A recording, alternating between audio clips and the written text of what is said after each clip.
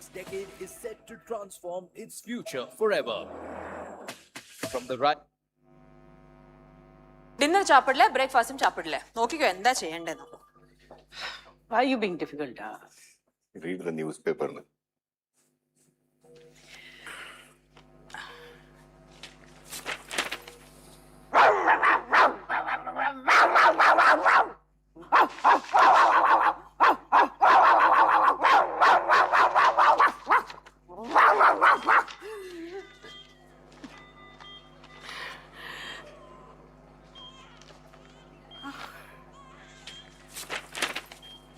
The Vice President-elect C.P. Radhakrishnan on Tuesday described his win as a victory for the nationalistic ideology and vowed to work towards making India a developed nation. Next newspaper. Shakkar Kama.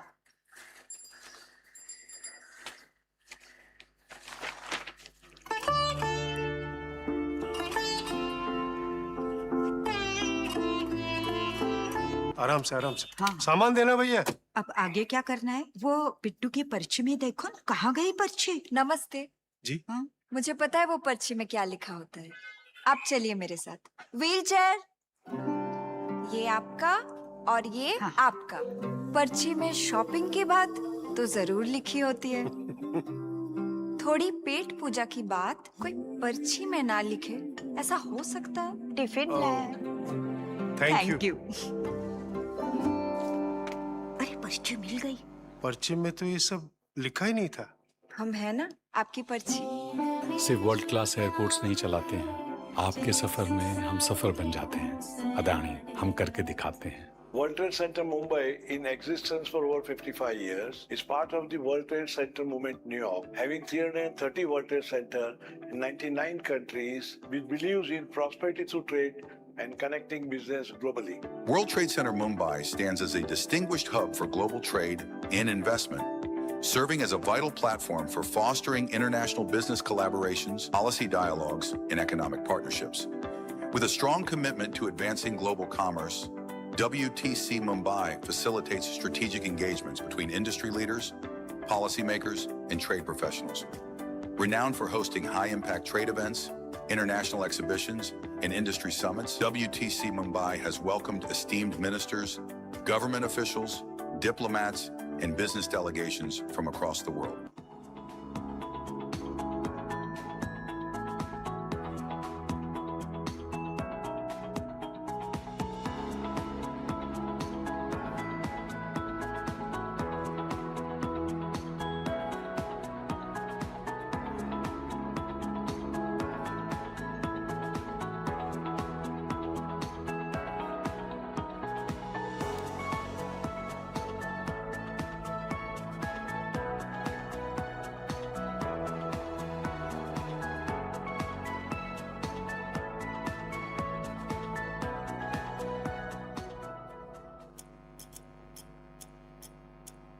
इस साल हमारा target है to rise from here to here.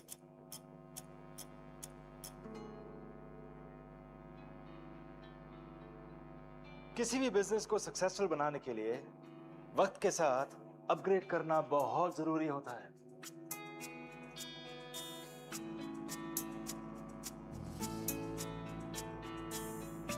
इस बदलती दुनिया के साथ अपने बिजनेस को अपग्रेड करना अब हुआ आसान। पेश है आपका अपना भरोसेमंद साथी bank of India MSME loan.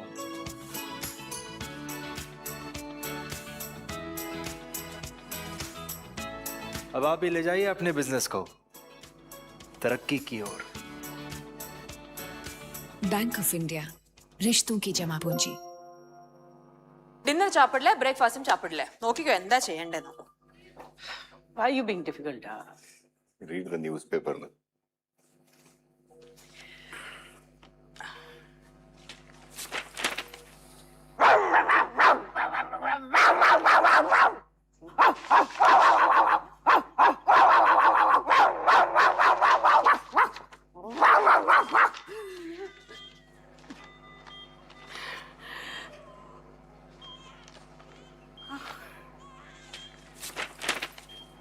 The Vice President-elect C.P. Radhakrishnan on Tuesday described his win as a victory for the nationalistic ideology and vowed to work towards making India a developed nation. अनेक newspaper शक्कर का मां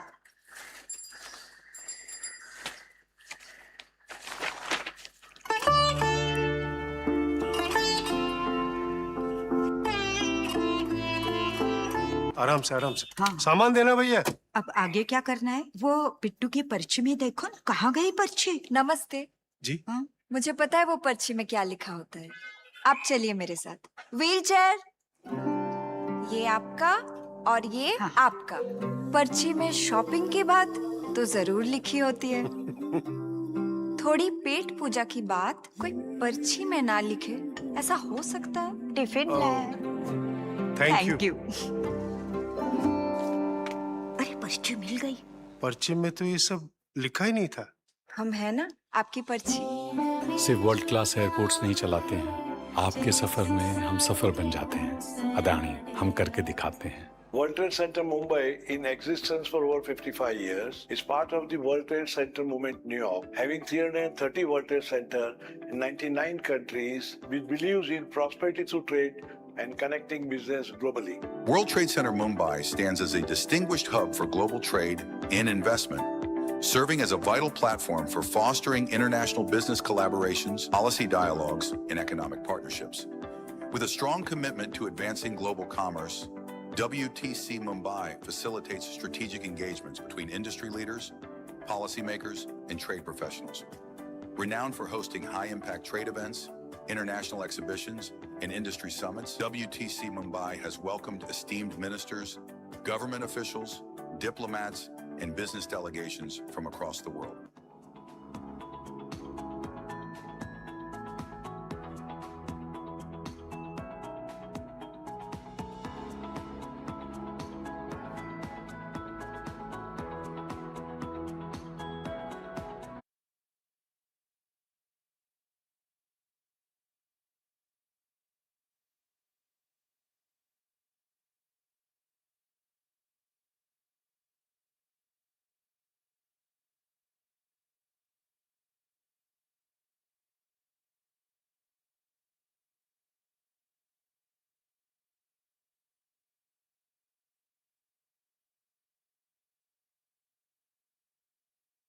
to rise from here to here.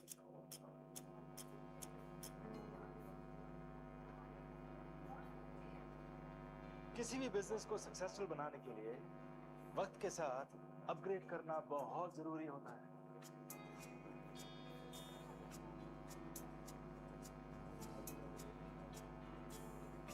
इस बदलती दुनिया के साथ अपने बिजनेस को अपग्रेड करना अब हुआ आसान। पेश है आपका अपना भरोसेमंद साथी bank of India MSME loan.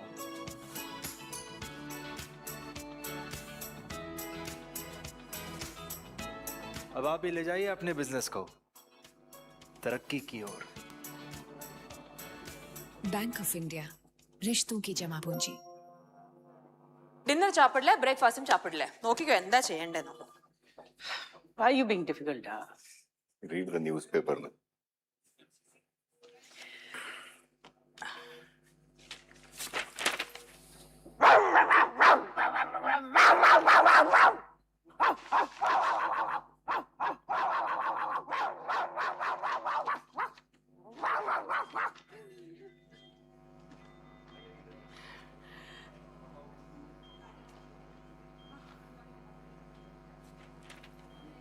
The Vice President-elect C.P. Radhakrishnan on Tuesday described his win as a victory for the nationalistic ideology and vowed to work towards... A very good morning, people. We'll be starting in few minutes. I request everybody to please settle down. We'll be quickly starting this.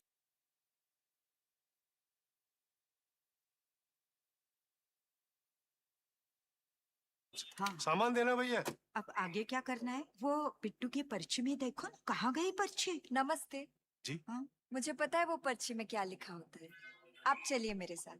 Wheel chair, ये आपका और ये हाँ। आपका। पर्ची में shopping की बात तो जरूर लिखी होती है। थोड़ी पेट पूजा की बात कोई पर्ची में ना लिखे, ऐसा हो सकता है? टिफिन लाए। Thank you.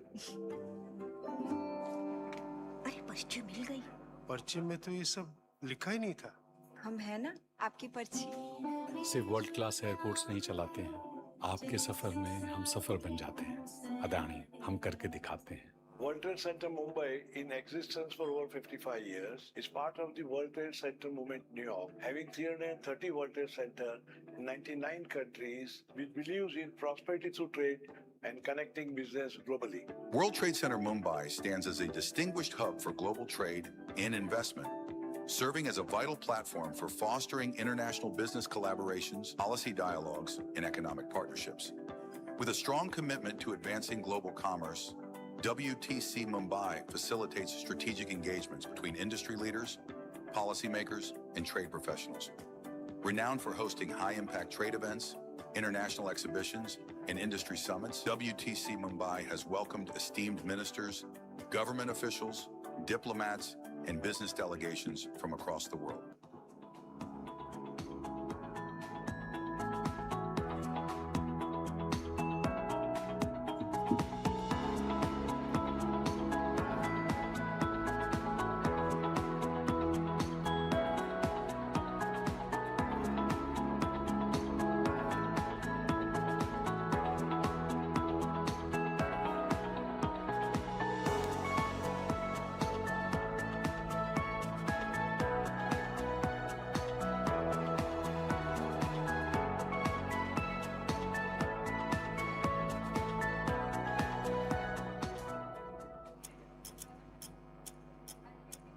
इस साल हमारा टारगेट है to rise from here to here.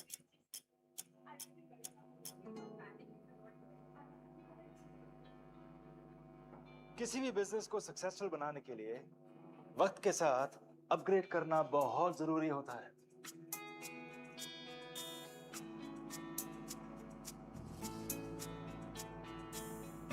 इस बदलती दुनिया के साथ अपने बिजनेस को अपग्रेड करना अब हुआ आसान। पेश है आपका अपना भरोसेमंद साथी bank of India MSME loan.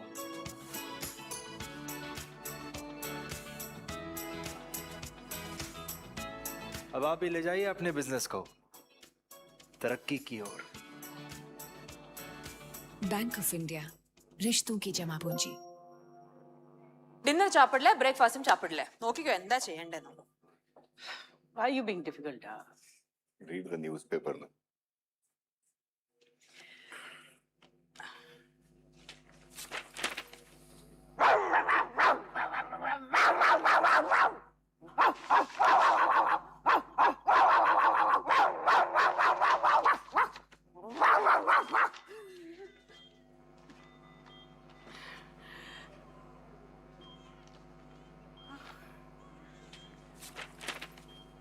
The Vice President-elect C.P. Radhakrishnan on Tuesday described his win as a victory for the nationalistic ideology and vowed to work.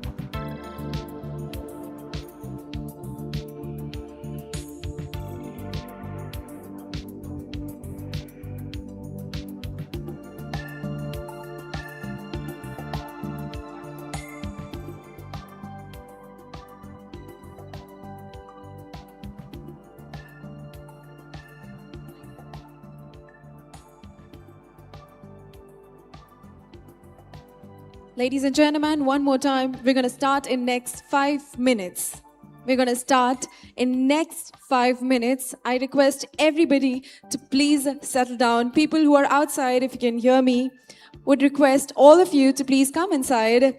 We really want to start this event, but we won't be able to do it without you all. Requesting all of you to please come inside so that we can quickly start this event. Thank you.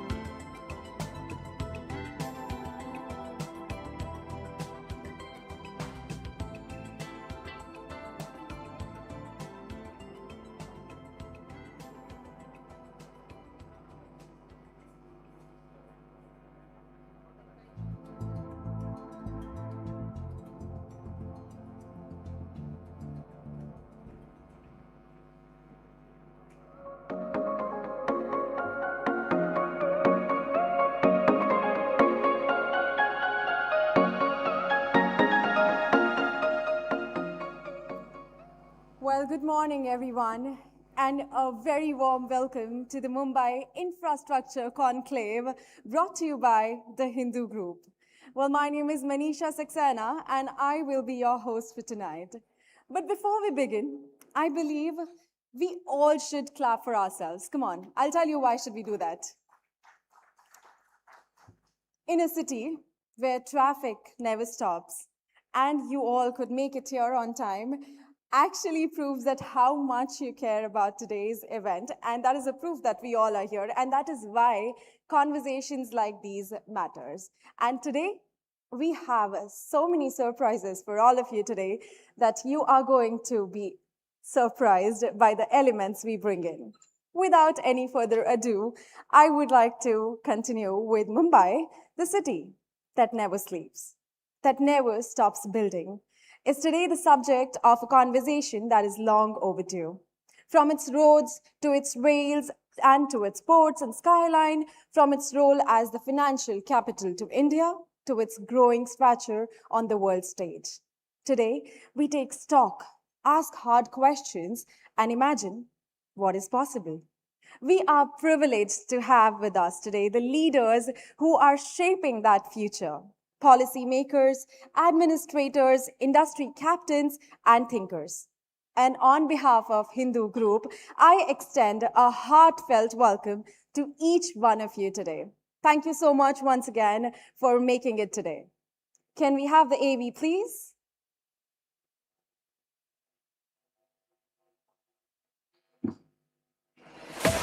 Maharashtra has always powered India's growth. Now, the next decade is set to transform its future forever.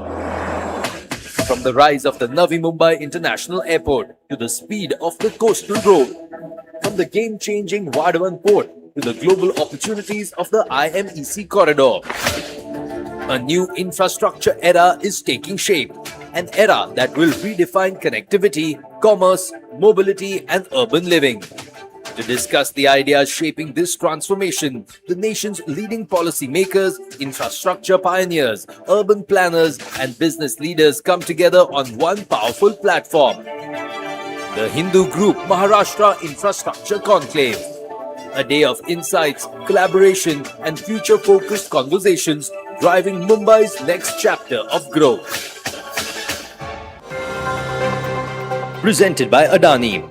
Associate sponsor World Trade Center Mumbai, Bank of Maharashtra, NBCC India Limited, Bank of India. Telecast partner Times Now. Well, thank you so much. And those visuals capture better than any words can the sheer scale and ambition of what is being built here. Now, let us hear from the people driving that transformation. Ladies and gentlemen, with that, our first conversation of the day is one of that goes right to the heart of Mumbai's everyday reality. Its infrastructure challenges and the bold plans to meet them. This is perhaps no one better placed to speak on this than the Commissioner of Brihan Mumbai Municipal Corporation. The women at the helm of India's richest and most complex municipal body. We are honored to welcome IAS officer Ms. Ashwini Bhide, BMC Commissioner, in conversation with our own Vinay Vilas Deshpande.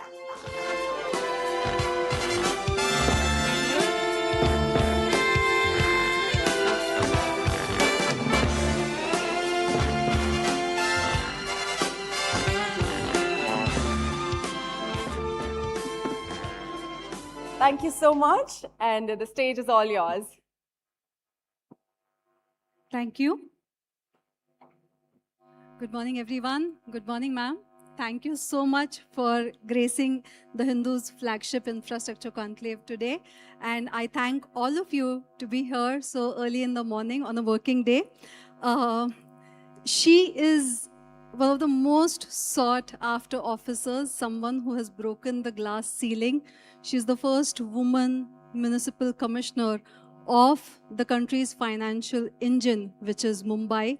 And she has helmed several key infrastructure projects. So, today when we talk of infrastructure and Maharashtra, there's no better person to start this conclave, because you have not just helmed the Metro Aqua line, you have also helmed the war room of the Chief Minister. You have held several key charges, and now you're sitting in a chair which I'm sure is the hot seat. So let me begin by asking you, soon after you took charge, we saw early morning visits, 5 a.m. visits, 6 a.m. visits, and you have been visiting the dump yards, some of the areas where litigations are going on. Tell us about your first observations and learnings as the Municipal Commissioner of the Financial Capital. Good morning. Thank you, Vinaya. Good morning, everyone. Municipal corporation is all about providing basic services to people. So while we do the glitzy mega projects, which are also required for the city, for smooth movement of traffic, for better connectivity, but at the same time, the day-to-day drill, which provides basic services to citizens, which is being carried out by municipal corporation as part of their mandatory duties. That is the most important thing, and these are the unsung heroes, the municipal workers who keep doing these things since morning till night and throughout the night, because our operations continue 24/7, but they are hardly in limelight. People hardly know about how municipal bodies function, how the basic services are delivered.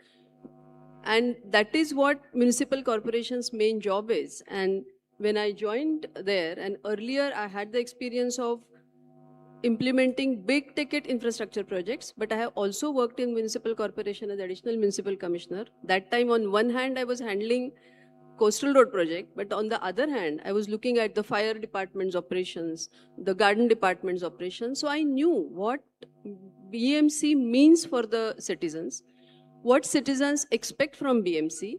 And that's why when I joined here, I thought my mantra should be go back to basics. Focus on the basic services which municipal corporations provides to the city. Because while we zip through the Aqua Line, the metro or coastal road, but still day-to-day reality is different. The cities need water, cities need their municipal solid waste cleaned, the sewerage needs to be flown properly, nalas need to be cleaned, and these are the basic responsibilities of a municipal body. All other things are built on that. And so that has been my focus, and the very reason for these early morning visits, because that is when BMC starts working. The SWM laborers, workers, they start collecting waste at 6 o'clock in the morning. The sewerage operation starts, they start working at that time. So I thought I must visit these places. I must see how they are functioning, what are the gaps in that, what people expect, how BMC actually functions. And that has been my focus, and that has been my first impressions of the municipal corporation's function. Ma'am, you told us the reasons, you told us, how the BMC functions, but what about the takeaways? You went to Kanjur, which is, one of the biggest dump yards. Citizens have been complaining for years about stench there, about the mountains of garbage. There's a litigation we saw, even the High Court judges visit the place. What did you see, and what is the BMC going to do there? The first and foremost thing is, it is not a dump yard.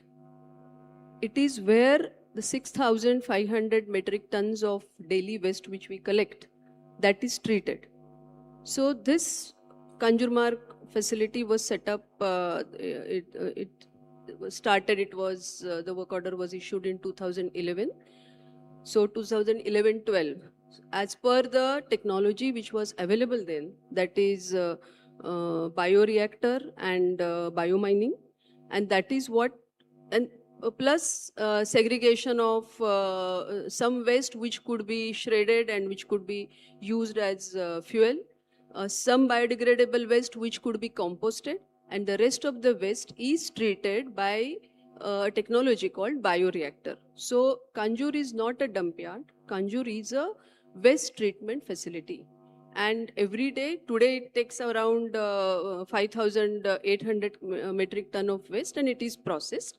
And it is as per, there may be some gaps in that process, but that is being processed. Of course, High Court is monitoring. High Court has given certain instructions. A technical committee of experts is looking into all those issues. And I have myself visited, though there are certain gaps, but that is what takes care of Mumbai's the municipal solid waste which we create on daily basis. So what is the message to those staying around and who have been suffering due to health reasons? I have not heard of people suffering from health reasons. Mainly the issue which was raised before Honorable High Court was about the smell, the stench, and that is being monitored. Because the facility will have, it's pretty inside. It is surrounded by mangroves on all sides. There are certain sections of that facility which are slightly closer to the human habitation or the colony which is thereby. And after due consideration, the committee has submitted a report to the High Court that certain facilities will be shifted inside, and that area will also be covered with thick vegetation. For past 3 weeks, throughout the night, on certain locations, the stench is being monitored, because the stench is generally created by hydrogen sulfide, which is one of the gases which are generated in this facility. And so far, I myself have seen those results. So far, those results are pretty mixed, and it is not that at one particular location you are getting that smell. So sometimes there are assumptions, there are optics, there are generalizations, but when you go down to the data, and if you see the actual readings, I think those readings will be presented to Honorable High Court. The technical committee will also look into it, and we'll have to see whether that stench, if people are getting, whether it is only because of Kanjur treatment facility or something else. As per Honorable High Court's order, even the citizens who are residing in the vicinity of that, they are also allowed and asked, rather requested, to be part of that monitoring team.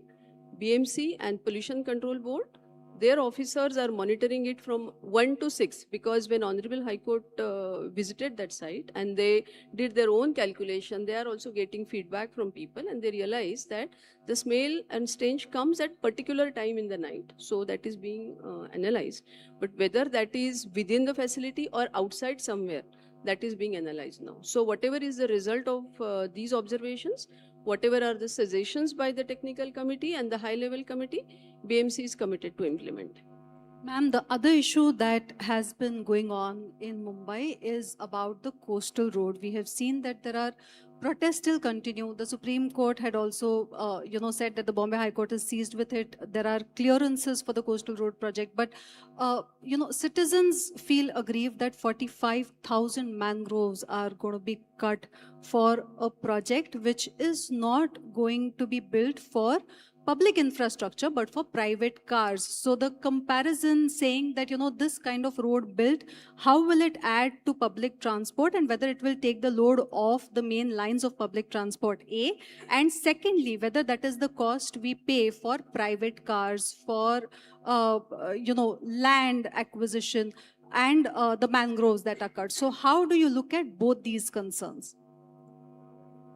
I think this is a very, very simplistic statement that road projects are built for private cars only, as if private cars are not part of the overall transportation in a city.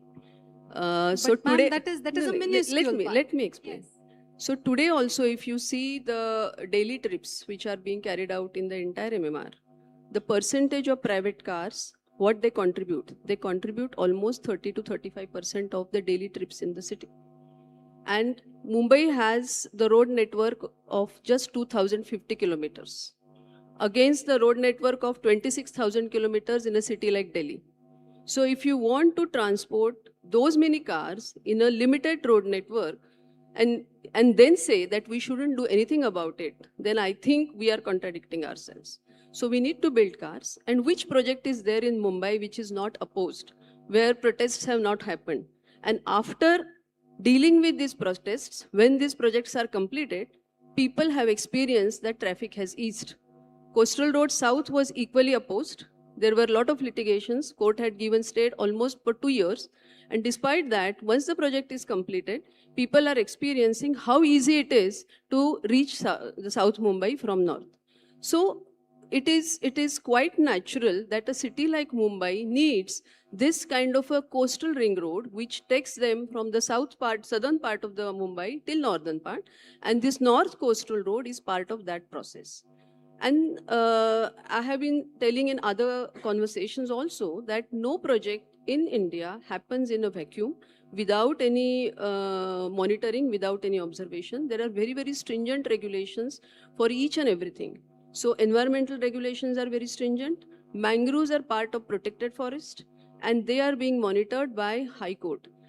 To get approval for any mangrove cutting, the process, it's a very multi-layered process which goes up to Ministry of Environment and Forest.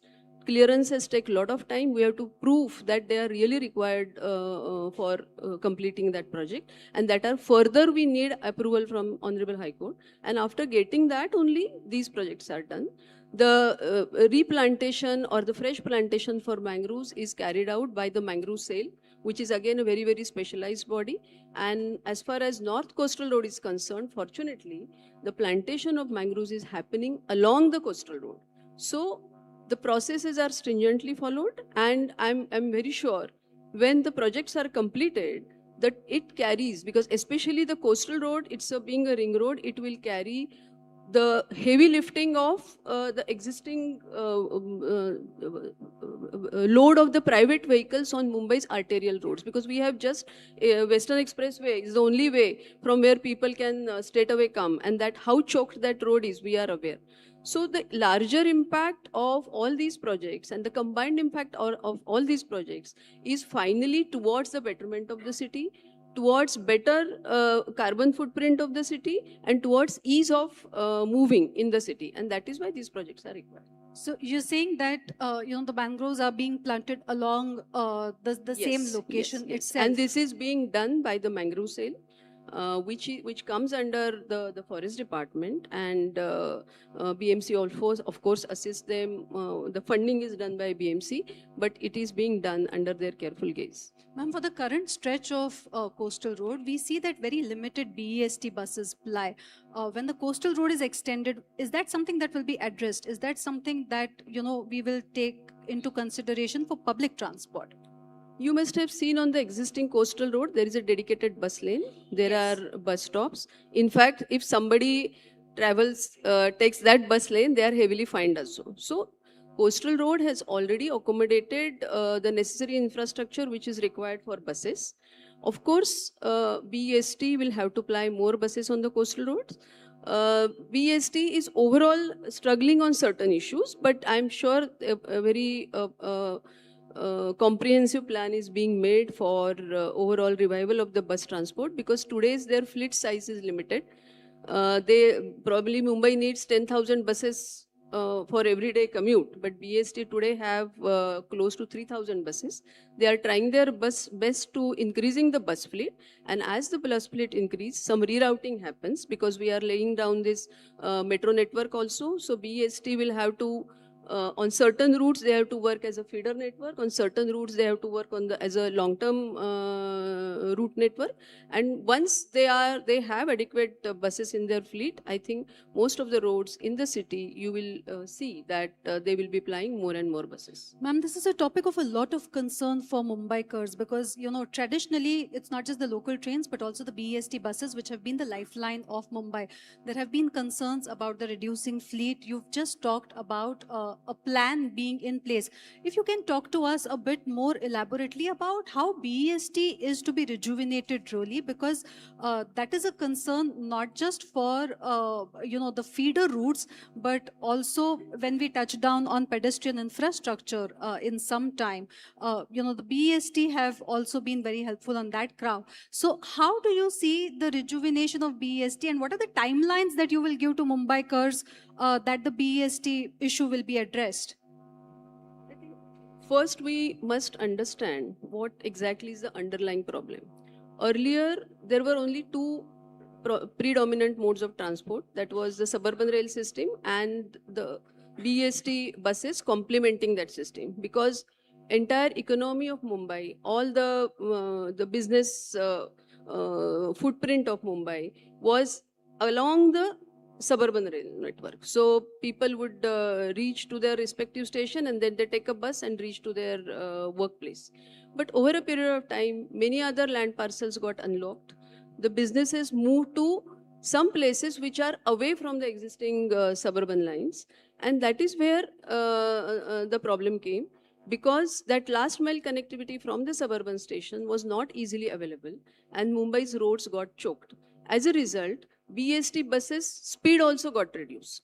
So earlier they used to carry equal number of passengers which we used to travel in the suburban rail network, but slowly that number started going down because BEST couldn't they couldn't move. Their average speed was not even 7 to 8 kilometers per hour. So if that is the case, then people started shifting to other modes of transport, either by their own private vehicles, taxis, autos, or the aggregator services, and that's why Mumbai's roads got choked. Now, in the current scenario, and slowly as BEST was earlier, the bus outfit was getting cross-subsidized by their electricity operations, which stopped later on. With the Electricity Act, both operations became independent, so that the loss which they were dealing with, that actually put a lot of burden on them, and slowly the bus fleet got reduced. If we have to revive BEST today, we'll have to, and the BEST management is of course looking into it, but we have to also factor in that a new rail-based public transport is happening in Mumbai. That is the metro rail network. Today that network is close to 80 to 100 kilometers and 10 lakh passengers are traveling on the metro.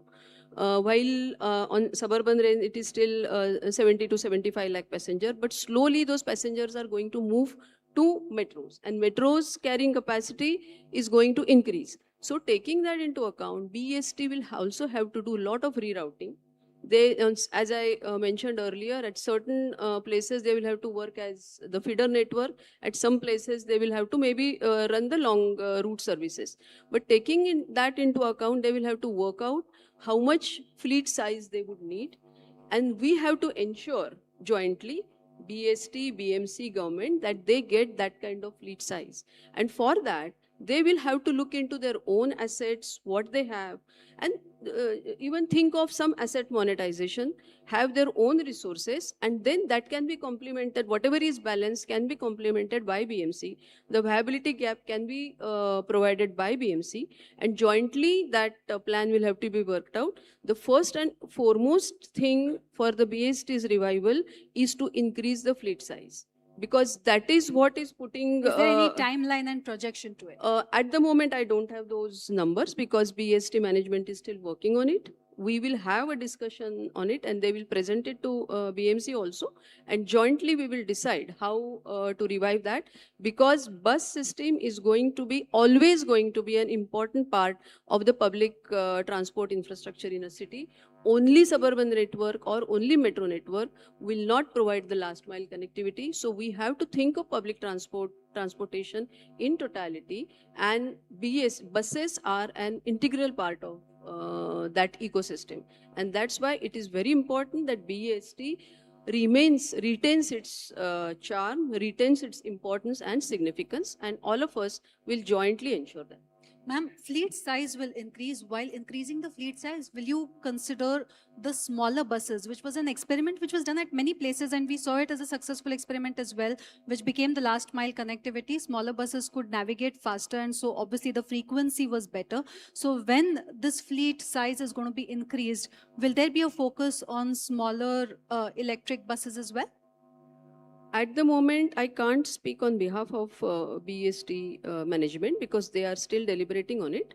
But as a person who has worked in transport sector for past many years, I think we will need smaller buses, especially electric smaller buses, because the earlier experiment of smaller buses, diesel buses, has not been very successful.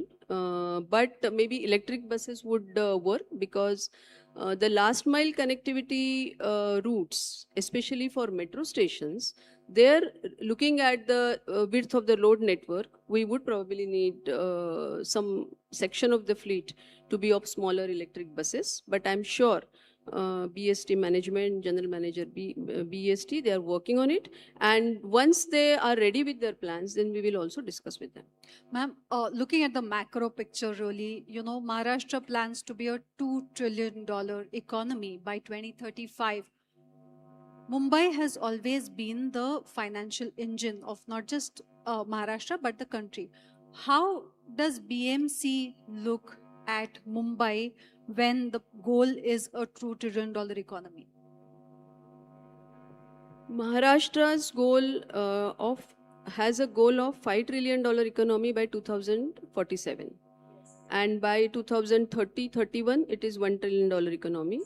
Mumbai and MMR would obviously contribute substantially to this incremental growth.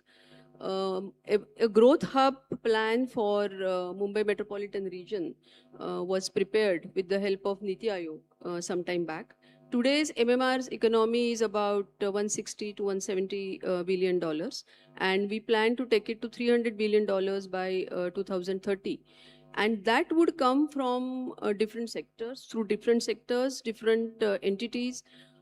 Construction sector will contribute hugely. Infrastructure sector will contribute hugely. Housing will contribute hugely. Tourism also will contribute. And all entities will play their role, right from MMRDA, MHADA, SIDCO, Tourism Department, they will play their role. But BMC will also play a major role in that, in terms of infrastructure development within city, in terms of designing policies to give boost to certain service sectors in city. Because Mumbai's economy today is mainly contributed by the fintech sector, which is there in Mumbai. But going forward, I can see there is a huge scope for tourism. There is a huge scope for GCCs in Mumbai. There is a huge scope for hospitality and IEC industry in Mumbai, and also education sector, higher education. Many foreign universities are coming to Mumbai. So all these sectors will ultimately contribute, and of course entertainment sector. So the growth hub plan has identified which are the areas which would be further progressing and contributing to this incremental growth in our economy, and how BMC has to support that. Those issues have already been identified, some short-term, mid-term, long-term kind of action which BMC has to take, and the city's economic development plan has been prepared, and we have detailed out the projects which were identified in the growth hub plan, which were to be done by BMC, and our team is working on that. Ma'am, can you identify a few of them for us? If you take this tourism, then huge scope. There are many forts in the city which are today not even in the visible sight for Mumbai. There is a lot of crowding, a lot of encroachments within that. There are many places, the entire heritage district of Mumbai could be easily revived. There are multiple things which we could do to increase the tourism potential and attracting more and more foreign travelers in the city. So that is one focus area. Till now, the Tourism Development Corporation only was looking at it. But now, BMC as the municipal body, as well as the controller of a lot of things, a lot of assets in Mumbai, has to play a major role. Then another issue is hospitality. So what is the number of hotel rooms today in Mumbai, and how much scope there is to increase that? All those things are being identified. And how do you do it? So what kind of incentives are needed? What kind of ease of doing business issues we need to address? So all these things are being identified. Ma'am, as you identify these, one of the challenges that has always been the top challenges for Mumbai is decongestion. Mumbai is expanding, the government is talking of Mumbai 2, Mumbai 3, but how do you decongest Mumbai? And, with it becoming polycentric, more and more polycentric now, how do you see the criticality of decongestion? I think we need to decongest Mumbai by just distributing the load across the city. And that process has already started happening. Earlier, whatever congestion or whatever densification which happened in Mumbai, that was along the existing public transport system backbone, that was the suburban rail system.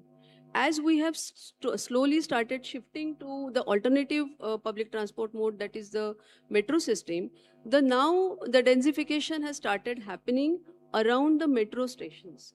And the transit-oriented development policy, which state government has already come up with, and that is applicable to the underground metro. So the policy is such that it leads to densification along those underground metro stations. If that happens, those many business districts, those many economic centers which we are creating, and that has started happening already. Worli has already become a very a densified kind of location in Mumbai.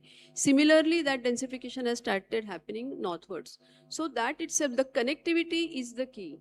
The places which are connected, they start getting the economic activity, and that process has already started happening through intervention of the public transport network, as well as the intervention which government is doing through policy framework. But ma'am, what is the stage at which we are for a unified transport authority? Because often these, networks that you're talking of don't speak to each other, and people end up spending a lot of time just to move from one network to another. Lot of things are happening.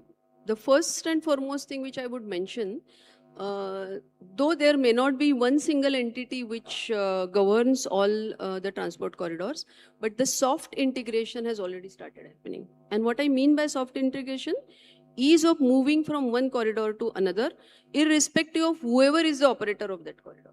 And that kind of integration comes through common mobility ticketing, common mobility app. So National Common Mobility Card, NCMC cards, is the key. So all our, these NCMC cards are issued by all transport outfits, and those cards are adequate enough for people from moving easily from one transport to another. Then there are this Mumbai One app and so many other apps which also gives that ease of movement, because we don't have, we have certain legacy issues. We can't straight away go for what Transport for London does or what MRT in Singapore does or Hong Kong does. But within our legacy issues of having multiple agency, lot of efforts are being done to integrate the efforts. That is one thing. And second is this, the concept of UMTA, which we have been toying for past many years. That is slowly now getting the legal backbone. There has already been a committee who have mulled over this, and a legal framework is prepared. That act is in the process. So once that is done, all authorities, they will work independently, but the common thread remains the same. In a city like Tokyo, there is a huge, almost 1,000 kilometers of railway and metro network, and the operators are all different. It's not that one single entity is running all the lines, but at some level they get integrated, and the common commuters won't even realize who is operating that corridor. The similar situation, equivalent of the same, we can create in Mumbai, and we are processing towards that. Is there any timeline to it? Yes, I also wish, but see, once because this is aspiration, and obviously this is something that I agree. We have been working, but sometimes when we deal with so many legacy issues and so many institutional challenges, it takes some time for that idea to get mature, and once it is matured, it gets implemented quickly. So UMTA for past, since I was in CM office also, so I know past 1 year, there has been a critical advancement as far as the concept of UMTA is concerned. The bill is already prepared, and that will go through the rigor of the legislative approval and final approval. So we are at a very, very critical stage where I think the reality of UMTA is not far away. Okay, thank you. But there's another question I want to ask about public transport itself. You are being hailed as the metro woman, particularly after the launch of Aqua Line. all those who take the aqua line would like to know two things from you, which are, some of the deepest concerns. I'm sure many of us take the aqua line, but one is that there's no mobile network, and that consistently remains to be a challenge. What happens in the times of emergency? And secondly, there are so many stations which are not directly linked to the local train network.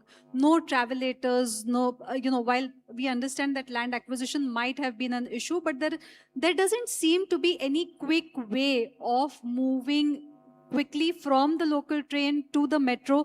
That seems to be the missing link, really. Is there anything that is going to happen on those lines? And what was the issue? Was it not thought of while planning, or were there any other constraints? The first question is about mobile network. Let me tell you, while building the metro, we set up a fully done, very robust 5G network inside that infrastructure, inside the tunnels and stations. Now, it was the responsibility of the mobile companies to latch on that and provide mobile services. They did that for initial few months, and then they withdrew for whatever reasons well known to them. It was also seen that the entire Telecom Act and regulation was changed after we started these services, and then suddenly the mobile services were made fundamental or the basic services to be provided by a government entity, and then the free availability of that transport, that network, which was created after spending 100 crores almost, was set up. So we were already in one contract where the aggregator was supposed to provide this, that network, the infrastructure to mobile companies, and which they were not ready to join. Blame, of course, is always put on the public entity, so we had that blame. Since then, we have been negotiating with them to finally we left all our whatever expectation to recover that cost, and we negotiated, but that took a lot of time.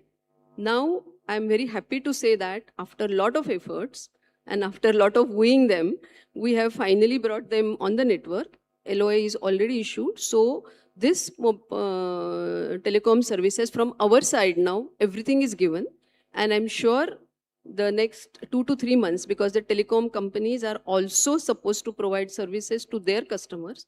So they will come up, though they have given us time of 2 to 3 months, but I'm sure they are also sensitive to the demands of their customers, and they will come up with these services very fast. The infrastructure is already laid down. Second point about last mile connectivity. Unfortunately, when the project was done, a lot of connectivities to nearby stations were planned, but as it always happens, people oppose to Churchgate station to the main Churchgate station by an underground pathway of 150 meters. We were supposed to connect our station and the other station by an underground pathway of 500 to 600 meters.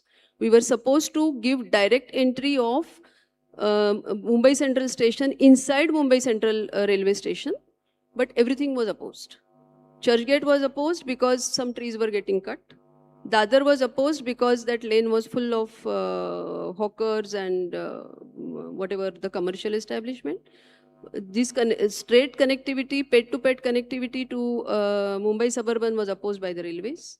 Now, I can't keep on fighting with them and leave aside the whole project. So we had to scuttle. We said, okay, 100-meter distance from the main Churchgate station to Churchgate, it's not that difficult to walk on the cross. Mumbaikars are used to walk. Same is, we managed to get a station entry done in the Mumbai Suburban Station campus only, though it was not a pet-to-pet connectivity. And the other, yes, there is a 500 to 600 meter walk, which people have to do. But everywhere you can't connect these stations to suburban stations, because the Mumbai Metro Line alignment is much away from the suburban stations at most of the locations, because that was the whole idea, to give connectivity to those areas where there is suburban train is not going at all. So you can't expect that everywhere this connectivity will be there, but I fully accept that there has to be a last mile connectivity, and which is to be provided by other complementary services. BEST is one of them. auto rickshaws is another of them, taxi is another of them, and services like Uber, Ola is another of them. We have created all necessary infrastructure for all these services to reach the station and start them. But everybody keeps waiting in the wings that when the ridership happens, then we will go there. So this is a process. So no new public transport immediately gets that traction. It takes time, but I am guaranteeing you that each and every station, something or the other is moving. People have been coming up with new ideas to provide the last mile connectivity. And maybe once our line gets connected to Metro Line 2, Metro Line 6, Metro Line 4B, then automatically that network effect will come and all other players will also start moving to fetch those commuters and take them to their last mile destination. So this is an evolution, this is a process that is still a work in progress, and I'm sure that will happen in another year or so. Ma'am, one of the last questions really, and this is about monorail. How do you assess the monorail? It was critiqued as a doomed project from the beginning, but we have seen that it connected regions which did not have connectivity earlier. The biggest problem was that it did not connect directly to many stations which it was supposed to do as the feeder line. How do you assess what were the challenges, and do you think it was successful at all? When will Mumbai see monorail running again? And clearly during the last monsoons, while there were a few accidents, as in there were a few stall-ups, it was also a line which saved people from the low-lying areas. So how do you see the monorail really? Sometimes the projects are perceived to have been failed because there is a complete information deficit.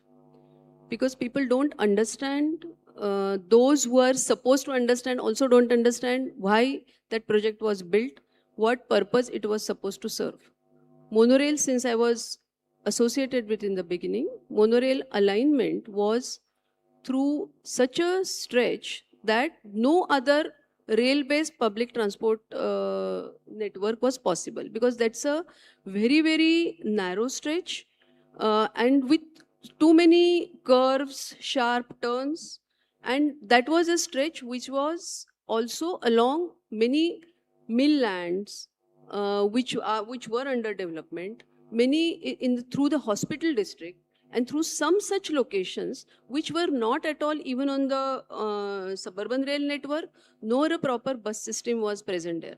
And that is why that road was chosen to build the monorail, which can negotiate sharp turns, which can negotiate sharp curves and provide that connectivity. But on the way, what happened?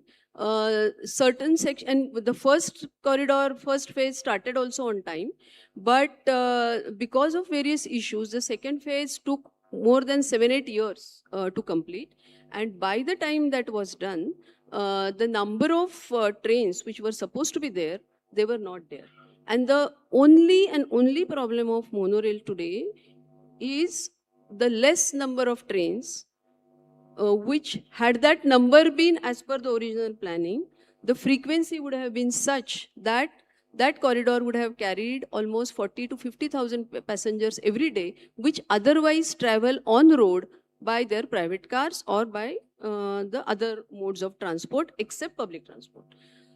Now, how that is being revived? So I think MMRD and MMMOCL have been working hard to revive that, and they have already in the process of getting a new fleet of trains. But when you get new fleet of monorails, then you need to also change the signaling system, and they have developed the indigenous CBTC signaling system, which is under testing.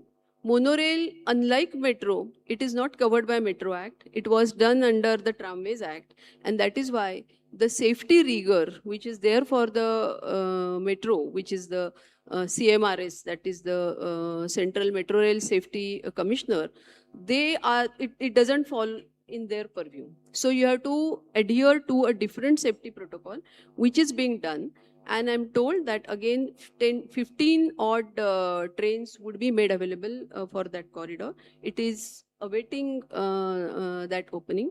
Once that is done, I'm very sure that that corridor is going to serve a lot of population living in that area, and also it will provide an easy access to the hospital districts, the Tata Memorial Hospital, KEM, all those hospitals will get a better connectivity by monorail. Ma'am, you've shown us what the nitty-gritties and the complexities of working a metropolis like Mumbai are. You know, we come towards the fag end of this and there's a rapid fire round for you. What is more challenging, running the war room or running the BMC? Of course, BMC. Hands down? Yeah. Because here you are in the doer's position. War room, you are observing and you are asking others to do what they should do. Ma'am, what do you tell those who try to influence you? I'm sure there are people who try to influence you. You've sat in positions where... I think whoever wants to influence me, I will always take the inputs or the positive inputs from what they are saying.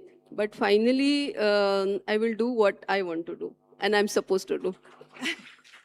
Can you tell us any one story of where there were clear efforts to influence and where you had to stop it? It's a daily affair. So and with the BMC, I'm sure it is. Yes. No, but see, those I take it as a positive input, because people try to reach out, people try to influence, because everybody feels that unless we reach the top, things won't move, things won't happen. And these are some of the shortcomings of our system, because it's a behemoth.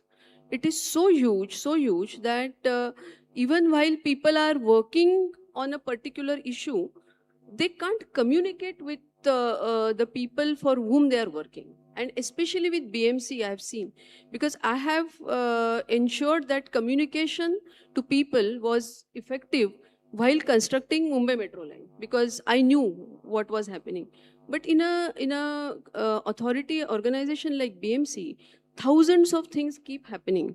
As I tell you, throughout the night, our groups are, because trees fail, fire, multiple, almost every day, every night, there are hundreds of small fire incidents which happen, and our people keep tackling with that. There are somewhere the pipe gets burst, somewhere the house fails, some wall falls. So these things keep happening and people are working through that. But the problem is what they exactly are doing, they can't communicate that effectively to people because they don't have time for that. And as a result, most of the things are assumed or perceived in a different way, and any organization's image is built through perceptions rather than facts and actual data. Because maybe that data in a very scientific form is not available to people, or people don't have time to do that. So that's the reason why people try to influence, because they don't want to take a longer or harder route to make your point, but they just want, okay, I know the commissioner, so just send a message. Sometimes I ask them, have you visited your ward office? Have you seen what they are doing? Have you raised your point to your local officer, local councillor? Because they are also part of this whole decision-making system. But yes, for me, I have to educate people also. I have to take those inputs from them. So I don't get influenced myself, but I ensure that whatever inputs I get, they are sent to the right entity on the ground, who that officer or the department of ours, and they ensure that that problem is solved or that issue is resolved. Can you recollect one of the tense moments of such interactions? Not now, after spending more than 32 years in the service. Now, that doesn't put me in, give me any stress, and I have learned my ways of negotiating through that and still handle those issues. So as of at the moment, I'm not recollecting any such thing. Okay, that's really cool to maintain that temper and to sit there. Toughest challenge while breaking the glass ceiling? I think it is more of a perception challenge. So on technically speaking, that glass ceiling should not be there. Women have been part of administration from times immemorial, and they have been doing a great job. But somehow it is perceived that certain jobs are not for women officers. So there are two things. One, because a women officer is posted, there are too many expectations. They suddenly feel that there is a magic wand and things will change. Some feel that as a woman, they can't handle situations which are meant for men, especially dealing with the political representatives, dealing with the general bodies and the standing committees. So it's a mixed basket. So I personally feel that I have not broken any glass ceiling, that I don't see that glass ceiling myself, because I have never constrained myself by the gender consideration.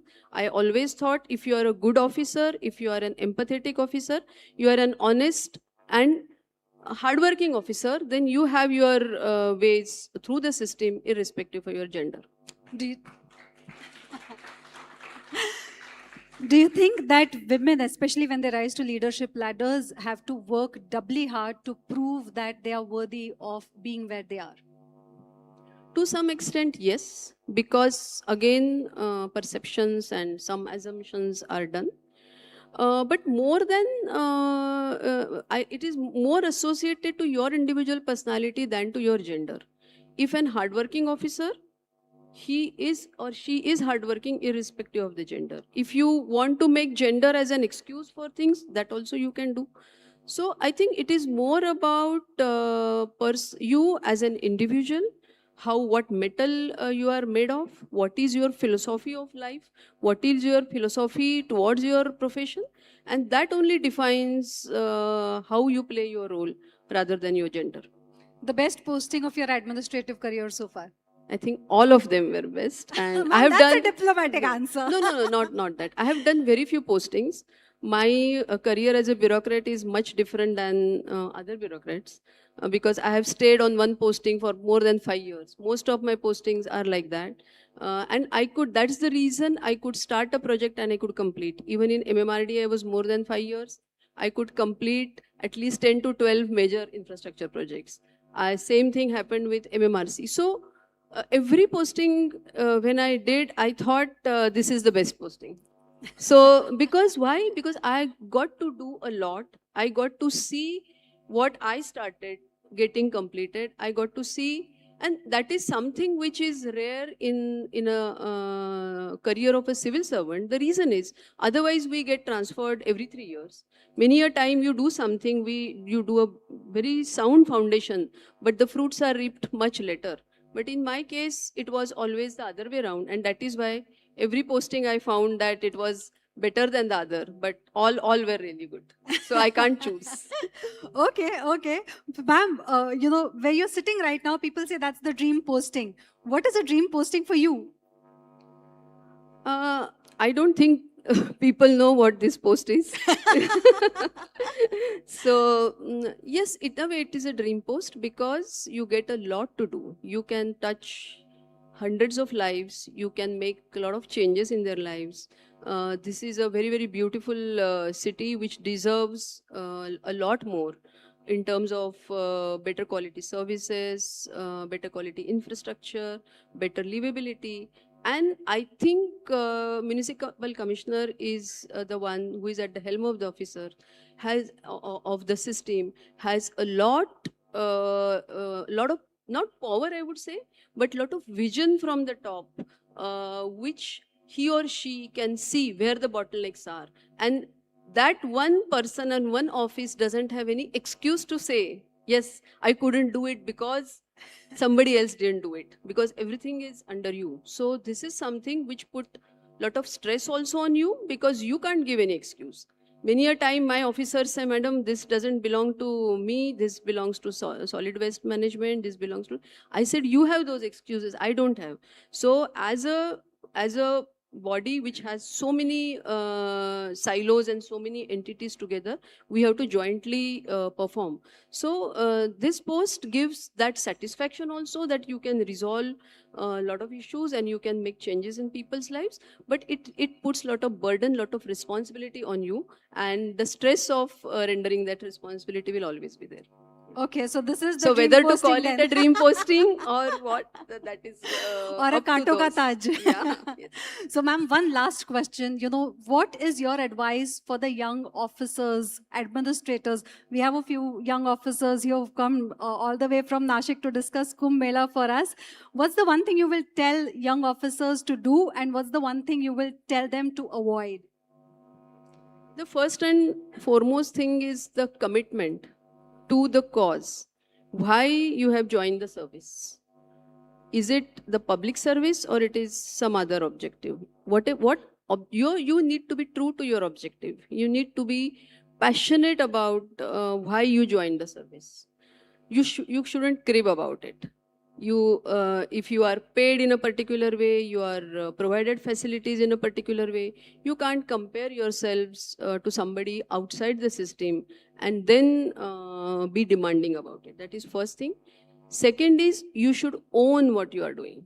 Once you have that sense of ownership, you yourself will work very hard to deliver it, because that is very important. So my advice, and many of these are my young colleagues who have been working very closely with me, and I've seen them working with that kind of passion and devotion. So passion, devotion. Another thing is transparency and non-partisanship. You need to be absolutely transparent. That transparency gives you a lot of power.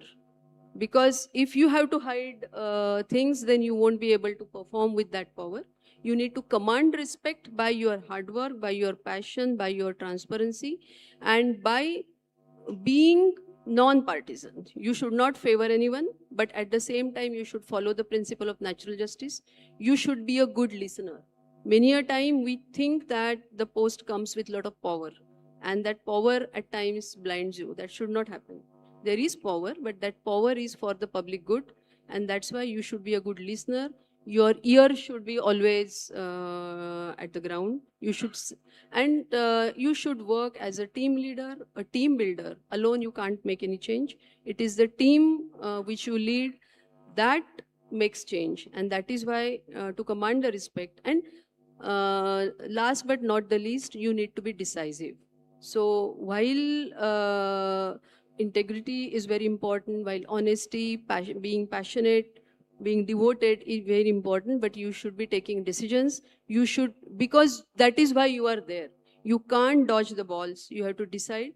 And if you follow these basic principles, then you will be able to deliver what you are supposed to do on sitting on a particular post. And then don't run after the posts. You will, whatever responsibility you get, you deliver it, and you will command the respect which the people will give you, irrespective of which post you are on. Because every department in government is important. It is serving to some purpose which is important from the public good perspective. Thank you. Thank you so much. A big round of applause.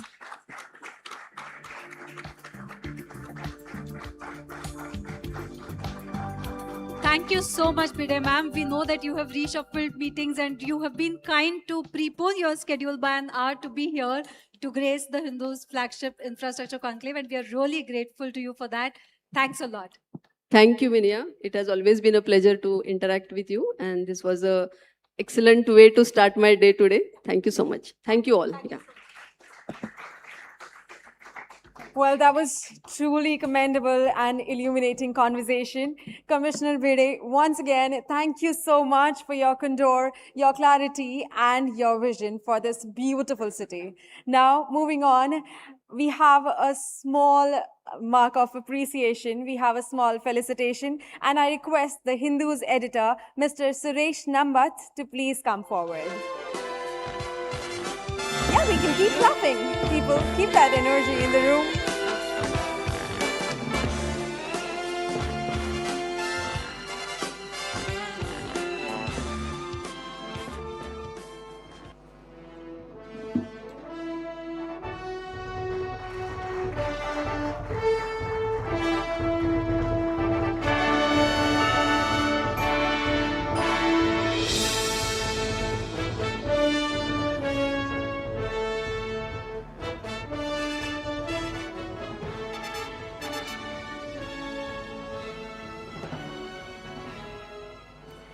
All right.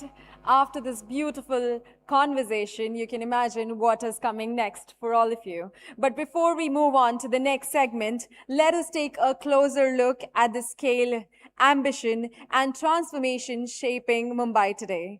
May we please have the AV on the screen?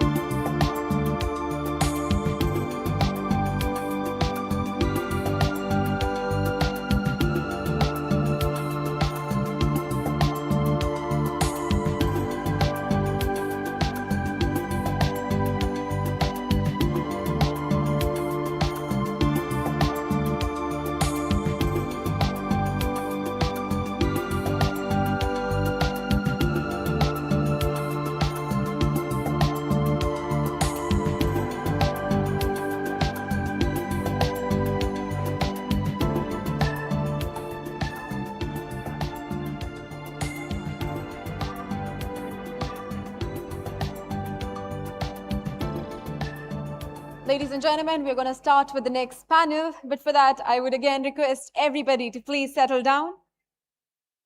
The next panel is going to be even more exciting because we're going to be talking about the Kumbh, the spiritual boost for a regional economy. I'm sure you'll have a great time. But for that, I would request all the gentlemen on my right to please settle down.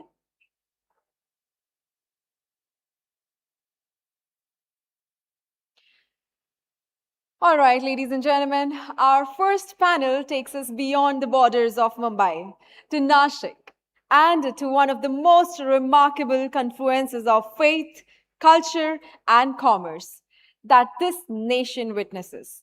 The Kumbh Mela is not merely a religious gathering. It is world's single largest peaceful congregation of humanity. And when it comes to Nashik in 2027, it'll be an event that tests and ultimately transforms the infrastructure, economy, and the identity of an entire region. For this conversation, we are very, very fortunate to have an exceptional panel. I request our distinguished guests to please take their seats on the stage. Ladies and gentlemen, please join me in welcoming Shri Shekhar Singh, the Commissioner 2027 Nashik Kumbh Mela, Government of Maharashtra. With extensive experience in public administration and governance, he has held key leadership roles in Maharashtra across urban development, district administration, and policy implementation. His work is focused on efficient event management, public safety, and large-scale civic planning. Ladies and gentlemen, please give it up for Shri Shekhar Singh. Thank you so much. Next up, I would like to call Ms. Manisha Khatri, IAS Municipal Commissioner, Nashik Municipal Corporation. Known for her administrative leadership and focus on efficient civic management, she has played a key role in implementing urban development initiatives, strengthening municipal services, and coordinating large-scale public infrastructure and city management projects. Ladies and gentlemen, once again, please welcome Ms. Manisha Khatri.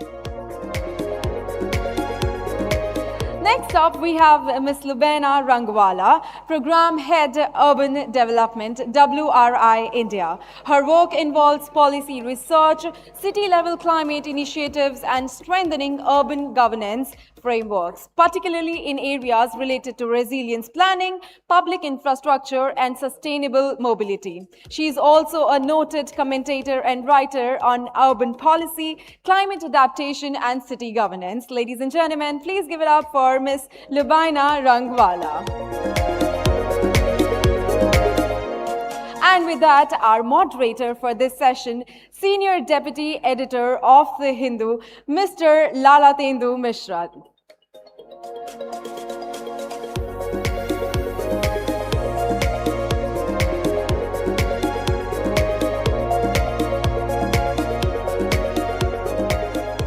Thank you so much, and the stage is all yours.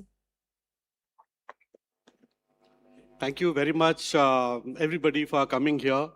And I welcome all of you, Mr. Singh, Mrs. Khatri, and Lubaina, for being our guest here. This is our flagship event. We are very excited about it. Our editor, Mr. Suresh Nambat, has come, and we have got all these distinguished guests. This is the first time we are at the Hindu are launching an infrastructure summit, and we are very happy that you all have come here. Firstly, just to put the context set, at an infrastructure conclave, why you are talking about Kumbh, which is a religious gathering. Mr. Singh, if I can ask you the significance of Kumbh Mela at Nashik. It is happening up to 12 years, and the significance and what has been done so far in preparation of that, if you can please tell us. So, I hope everyone knows Nashik is one of the 4 spots where actually Kumbh happens. Prayagraj, by now everyone knows, Haridwar, Ujjain, and Nashik. The Kumbh this time is quite different from the earlier versions, quite similar to the earlier versions. Of course, it's been something which has been happening for thousands of years in terms of what really the core of Sinhast Nashik Kumbh is. There are few really different things about Nashik. For example, the Nashik Kumbh is not just in Nashik, it's Nashik, Trambakeshwar both. And it happens at 2 places to that extent. One very different thing is that it happens in monsoon in Nashik, whereas all other places it's in dry season. So that complicates things a bit for us. That makes few things easier for us. And also with the whole, renewed focus on spirituality in general, and the renewed focus that various cross-sections of society had in the Prayagraj Kumbh, the number of people that we're expecting to troop into Nashik this time is almost increased by about 5 to 6 fold. So there were about 2.5 crore people who visited Nashik Kumbh in 2015. This time we're expecting about 12 crore people. And 12 crore is the planning number that we are keeping for ourselves. Frankly speaking, if you ask me, it could be anybody's guess what the final number could be. But we need to keep a number for ourselves as far as planning is concerned. And with regards to that planning, there are various facets. I can speak an hour also on that, but I'll try to be very, very short. And Manisha would also pitch in with regards to the Nashik Municipal Corporation. Overall, if you look at the broad buckets of planning, there is one planning which is for the hard infrastructure part. And in that, Honorable CM has been very, very clear that we are not just building Nashik for Kumbh, we are building Nashik for the longer term. And why we say that is that if you look at the overall outlay and the overall spend that we are doing for Kumbh, it is nearing almost about more than 30,000 crore if we club the central funds, the state funds, and also the funds that are coming through the Nashik Trambakeshwar Kumbh Mela Authority. And to that regards, majority of the funds are actually going for the long-term infra upgradation of the whole Nashik region. Nashik is also very well poised right now with various factors of connectivity, really putting Nashik at a very, very sweet spot, whether it's the Samruddhi Highway, which was inaugurated about a year and a half back, whether it's the upcoming Vadhavan port and the connectivity that you get from Vadhavan from Tawa Bharveer new expressway that is coming in, or whether it is with the Nashik-Chennai expressway. So Nashik is now at a very, very sweet spot of where it can really take off in terms of industrialization, in terms of economic growth. And it is also a city which has got all the tick boxes that you would require for a good ecosystem. It's got a good young population, education institutions are good, the weather is amazing. By the way, I always thought Pune was amazing. Now I think Nashik is better than Pune as far as weather is concerned. And the connectivity from Mumbai is absolutely great. So we are going for upgradation of airport, for example. We are increasing the capacity of airport by 3 times. A new ring road is being built, is being constructed about 65 kilometers, which is going to be the lifeline for Nashik for the next 15 to 20 years, maybe even more than that. And it will be very, very prescient. Nashik needs the ring road now, and it's being delivered as part of the whole planning for Kumbh. Otherwise, there is major upgradation of the roads. Manisha would speak more about the STP and how we are making the rivers more clean, not just in Nashik, but also in Trambak. So this is the hard infra part. And there are many facets to it. 5 railway stations are being upgraded. We are upgrading the water treatment plants, the water capacity of the city of Trambak. We are also taking up, another important component is taking up many, many spiritual corridors. For example, Ramkal Path that Nashik Municipal Corporation is doing. The Trambakeshwar Jyotirling, we are upgrading in terms of a new corridor in Trambakeshwar. A lot of temples and kunds, etc. from a cultural heritage point of view are being upgraded, are being restored. Places like Anjaneri and Brahmagiri, which are very famous for the Pradakshina, that lakhs of people undertake every year, not just in Kumbh, are being upgraded in terms of provision of the facilities for the pilgrims. And apart from that, there's a whole focus and preparation that we are doing for the temporary event part, which is the actual organization of the Kumbh. If we look at the Kumbh, overall this time the Kumbh is for 20 months. It starts, the flag hoisting is on 31st October 2026 and the Dhwaja Avtaran or the conclusion is on 24 July 2028. So that's about 20 months. The peak period of course is July, August, September 2027 and that is the time frame for which we are preparing the entire infra. This time, additionally, what we have also done is that not to have the total focus and pressure on the Amrut Snan or the Shahi Snan days, there are about 44 additional Snan days which have been declared, which are the holy days and where we are actually inviting people to not just come on those 3 days, but also come on this additional 44 days. And those start from 3rd July 2027. So it's a very elongated period this time. And I also see this as establishing Nashik very firmly as not just the spiritual capital of Maharashtra to that extent, but also the anchor for the entire spiritual cultural tourism circuit of Maharashtra, whether it is the 3 Jyotirling circuit, Trambakeshwar, Krishneshwar and Bhima Shankar, whether it is people wanting to come to Shirdi or people wanting to come to Nashik for Western Ghats, for Sayadris and for many other things. So I think Nashik is very well poised again as a really good mix of various kinds of tourism or paryatan. And there's a new term called Tirthatan, which is a spiritual tourism to that extent. And Nashik is very, very well poised with regards to that, both from a Vaishnav Panth point of view, which is core in Nashik, and also the Shaiv Panth point of view, which is core in Trambakeshwar. So I think this is the broad landscape. We can discuss further in details as well. Yeah, you're very good. All the questions that I wanted to ask you answered at one go. Very nice, Mr. Singh. If you can tell us, as you were talking today, Kumbh is only 5 months away. So what has been already done and what is yet to be done?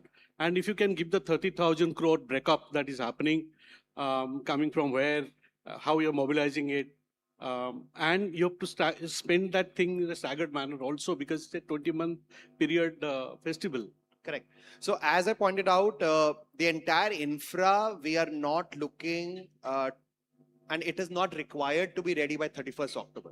31st October 2026 is the flag hoisting. Then there is a period till July where nothing much happens, because this time it's a 3-khand yoga. I might not go into the detail, but Nashik Kumbh happens when Jupiter planet enters the Leo constellation. And this time within the 20-month period, it's happening thrice. So it goes and comes out, goes and comes out, and goes and comes out. So the majority period that starts in July, August, September. And that is where the whole focus is. If you ask me for the breakup, I think roughly out of the 35,000 odd crore, about 9,000 crore is coming from the central government grants. The remaining around 26,000 crore is coming from the state grant. Some funding is being directly done by state departments. For example, there's a major power upgradation that we are doing in Nashik.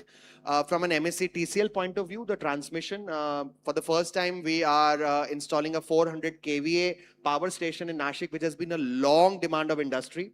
Up till now, 400 kVA was only in Chhatrapati Sambhaji Nagar, but now it will be in Nashik, and there are additional 3 220 kVA substations that we are building. And that fund directly comes from the state. Then there's an authority, and I am the commissioner in the authority. It's headed by the divisional commissioner, and there are about 21 other officers. Majority of the funding is getting routed through the authority. So the ring road is being funded by the authority from the state government funds. It's almost a project of about 8,000 crore, land acquisition plus civil costs including. Airport, for example. So there are multiple such projects, but about 25 to 26,000 comes from the state government, and about 9,000 odd is coming from the central government.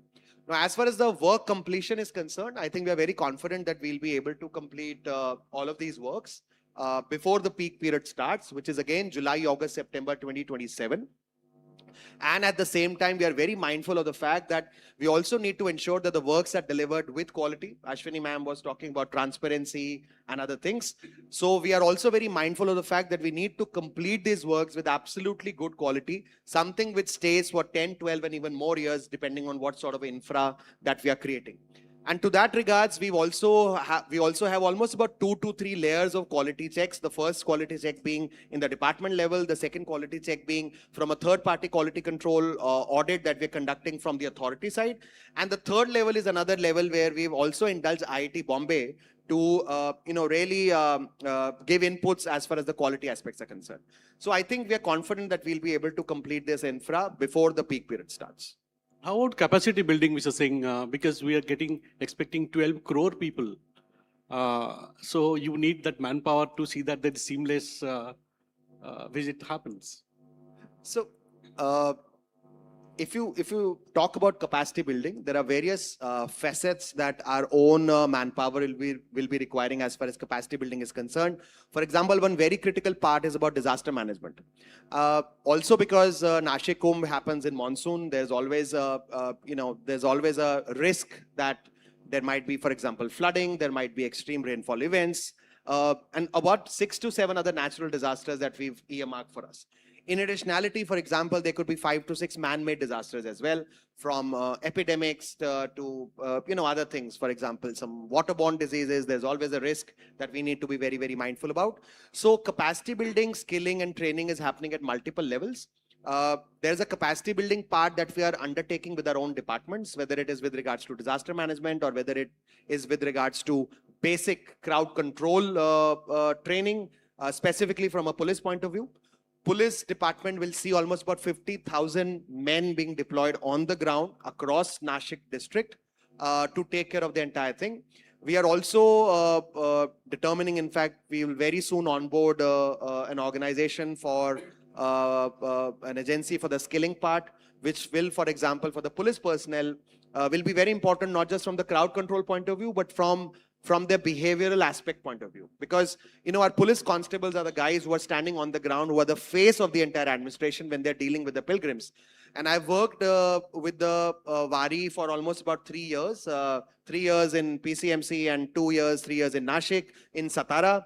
And we would always fold our hands and very politely tell them to please move forward or not gather, etc., etc. And those are the kind of things. And I think Prayagraj also set a very good example in terms of how police or how ground staff is dealing. So this sort of soft skill training is also very, very critical. And in addition to that, government cannot do the whole thing ourselves. Administration needs the support of the people. And it will not be possible as a success if the various stakeholders from the society don't come forward, whether it's the civil society, whether it is the NGOs, some other organizations, most importantly, the individual citizens. So we intend to create almost 15,000 volunteers. And we are starting a training of those 15,000 volunteers, first onboarding of those volunteers. We've divided those volunteers into 6 verticals, right from people working with the municipal corporation as Godavari Doots, working in cleanliness, to crowd control, to traffic control, to being deployed on the ghats, to being deployed on the routes. So we intend to create a whole team of about 15,000 volunteers. We've created a 6-day training module spread out across 6 to 7 months. Pune University, for example, has declared 2 extra credits for the students who want to, you know, really give their seva in Kumbh, and we are trying to coordinate our skilling plus those credits. So I think the capacity building has a whole downstream, upstream of the entire things. Thank you very much. You answered everything very nicely. Now, Madam Khatri, if you can tell me about the ground thing that is happening in Nashik right now, what you have been, as a municipal commissioner, what you have prepared so far, if you can please elaborate. Sure, thank you. First, I would like to take you back to January 2025. So today, while coming in the, I was thinking about the times how we started thinking of what long-term planning we need to do, the long-term infrastructure we need to do. So 17th January was the first brainstorming meeting that was held at the state level, where it was decided what all projects should be taken up, what should be done. So that is where we started planning.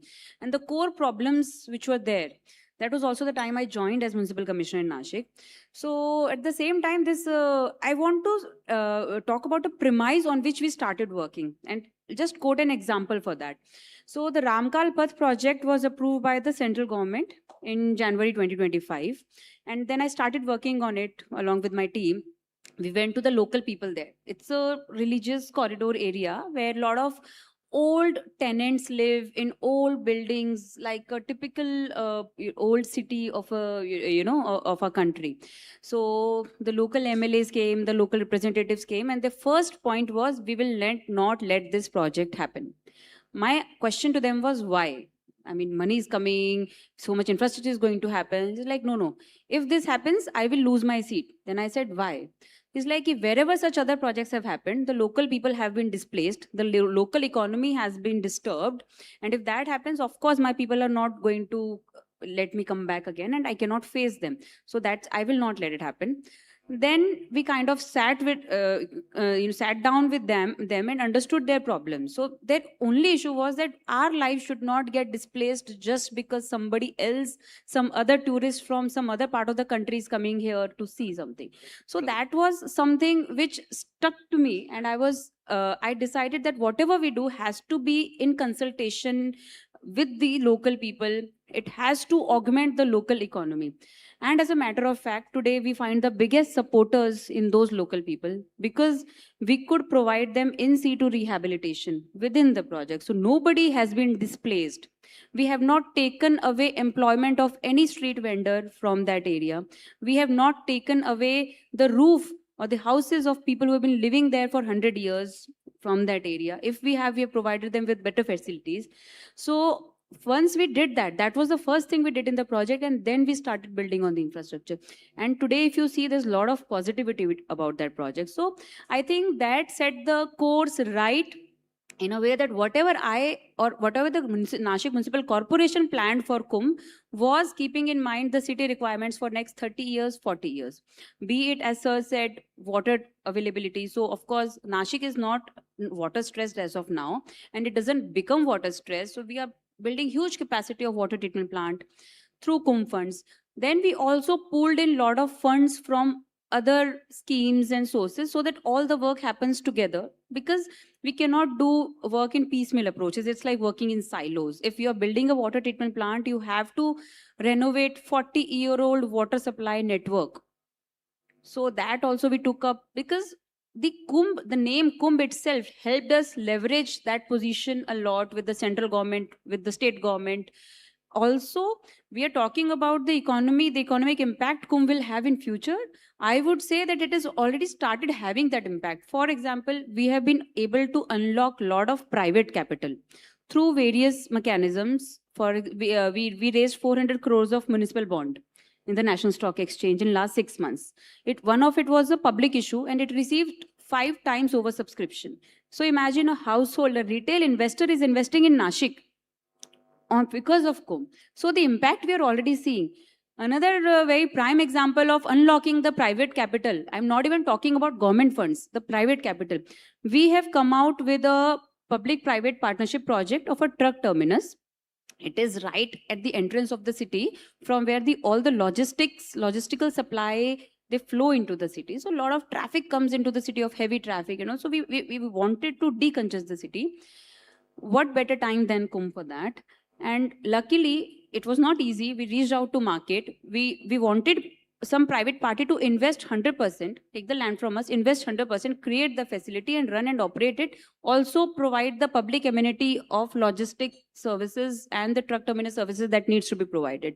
So we found a party. They are now investing 100 crores of private capital without even a single penny being invested by Nashik Municipal Corporation. So these are just examples, and we asked them, why are you doing it? I mean, it's a huge capital for a city like Nashik. We have never done any project in PPP. So this is our first project. It's quite huge for us. So we asked, why are you doing it? Because Madam, Kumbh is there. We'll finish this project in 1 year. Then Kumbh will help us kind of do well in business. Eventually, whoever is putting in money has to take it back. And for us, the aim is to provide services to the people. So both ends served. So I think Kumbh is already starting having that impact. We have been able to monetize our lands.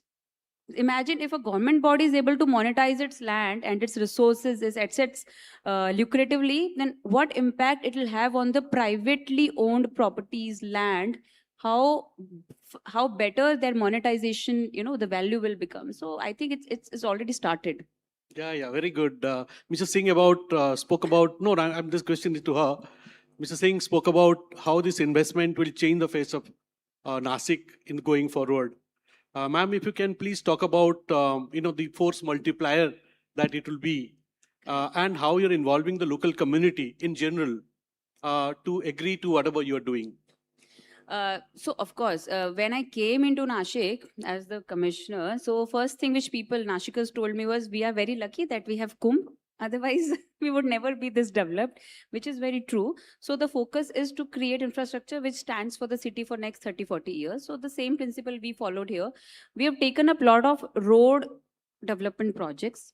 We have taken water supply projects. We have taken clean Godavari projects. So that was the most ambitious and the first project we started in January last year, wherein we created a model for cleaning of the river by treating all the sewerage that goes into the river, setting up the sewerage network, taking that sewerage to the sewerage treatment plant, setting up the latest technologically advanced STPs, and not only that, even the output that is going to come out, the treated water, that is going to be checked. And if it is not as per the parameters as required, our concessionaire will not be paid his payment. So it's a PPP HAM model. So we are not going to pay him until he delivers. And that is for 25 years for online to be monitored by each and every citizen of the Nashik. So I think that is where public transparency, public participation transparency comes in. So people, when they get to know about these projects, they are very happy. They kind of express their support in a lot of ways. Like Ramkal Path, we rehabilitated people, the vendors, the people living there. For Godavari, cleaning was the biggest demand in the city. We tackled it in a way that is going to make it very transparent for the people. So they have hopes. And we really are trying to work hard, very hard to kind of match their expectations. Water was the constant need. Road infrastructure was the biggest need. Another, just one thing, you're taking up the mic. One thing I want to mention. So the road infrastructure we did, the first point, and that happens in every city, is you will make roads now, then you will dig again. 6 months later, again you will dig it for something, then again, then it just keeps being dug and the road gets damaged. So this was again very ambitious. Through different schemes, through the help of NTKMA, through the help of state government, central government, we took up the case wherein we put in all utilities. There are total 8 utilities that are being put under the road that is being constructed for Kumbh Mela. So all my major arterial roads, internal roads, city roads that we are doing, all the utilities are going in now. In fact, they've gone already. We have done the works. Now we are starting the road works. So no road will be dug for next 20 years. That is the guarantee we are giving on paper to people. So I think that brings a lot of public support in itself when we deal with these problems. I'll just quickly interject a short point on the force multiplier effect that you talked about. I think Kumbh will also end up generating an economy, a private economy, a temporary private economy for a few months of almost about 35,000 crore. And that's a point that Honorable CM recently, we had a CSR conclave where all of us participated together in Nashik only. CM sir had come for that conclave and he really put that focus on the whole private economy that would get generated. The only impact and the dent in the sky that we are trying to make is to ensure that the majority benefit of that accrue to the local people of Nashik. So that the whole ownership with regards to Kumbh, not just from an infra upgradation point of view, Manisha was absolutely correct. I often keep joking that probably Nashik is the only water secure city in India. They have a water capacity now which will keep them in good stead for the next 10 to 15 years. I was in PCMC and I know every city is water stressed. So to that regards, I think, and 35,000 crore is a conservative estimate that I'm saying, that only takes care about 3 to 3,500 rupees spending per person. If you multiply by 12 crore, that is the number that I'm trying to tell.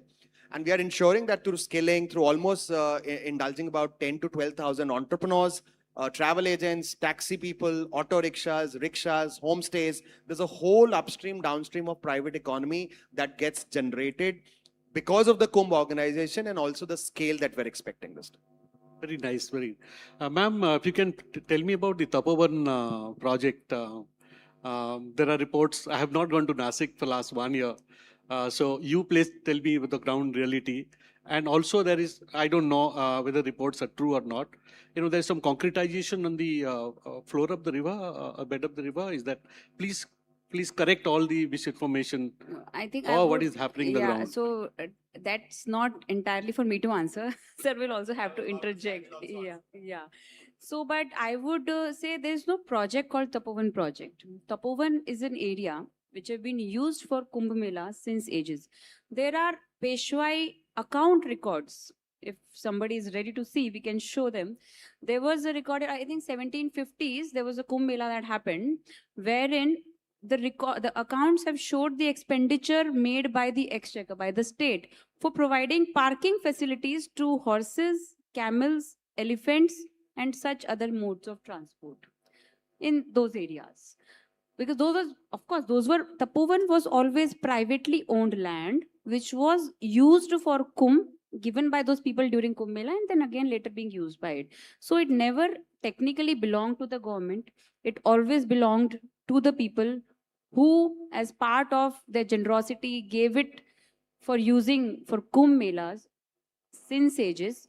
And sad part is that we could not, once we acquired it, I think 25 years ago, we were not able to protect it for the purpose that it was there. So now whatever the situation is that everyone knows about, I would not want to talk about it because the matter is still in court. So, but the main purpose of it is something which was entrusted to the corporation, and we were not able to kind of keep it. And also to that extent, you know, I would give a simile. For example, I don't know how good a simile it is. If there's a cricket ground, right, and you have a cricket pitch, and for example, there's no cricket match for 10, 12 years, And if someone ends up planting trees on the pitch, whenever you want to have a cricket match, you'll have to prepare the pitch, right? It's almost the same thing. The only thing is that it's been happening for thousands of years and almost the records that she's told already. See, one confusion that gets created, and that was created, was that the old heritage trees, etc., in Tapovan will be removed, etc. That was never the case. There's a whole confusion that was created. As she said, the matter is sub judice. It's for the Honorable High Court to adjudicate on that. I am no one right now to say what should be done, what should not be done. But it's a fact of the matter that that land was being given to organize Kumbh since many, many decades and centuries as an act of public seva.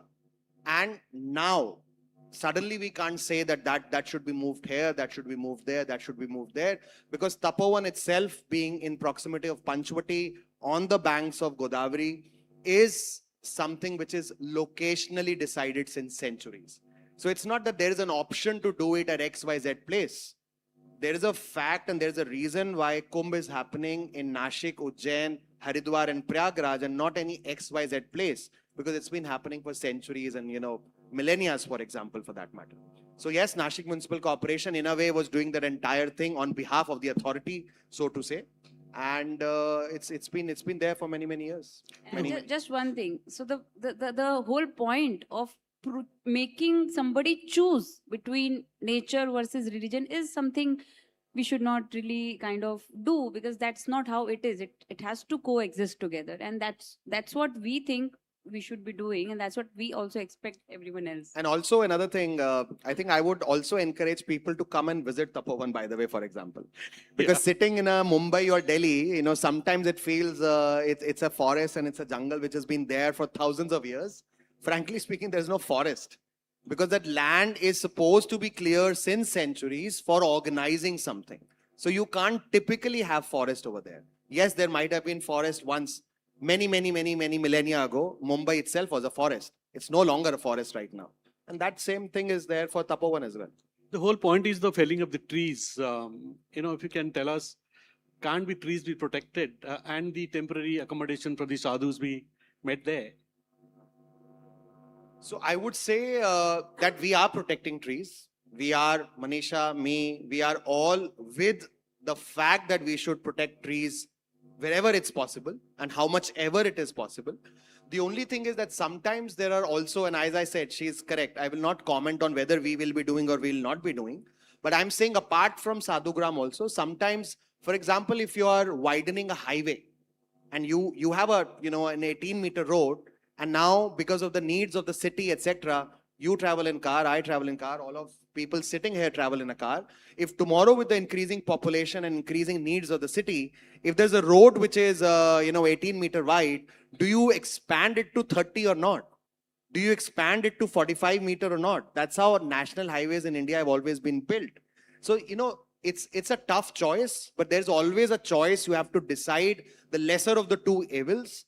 I remember Ashwini Bede ma'am was here in the morning, and I remember her entire thing when, the whole thing in Bombay was going on.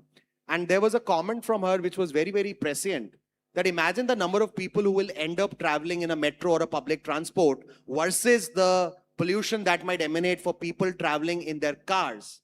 So you have to look at the whole integrated thing. And just one final thing that I often keep asking people, that are we using furniture in our homes or not? If we are using wooden furniture, that was a tree which was cut to make my or your wooden furniture.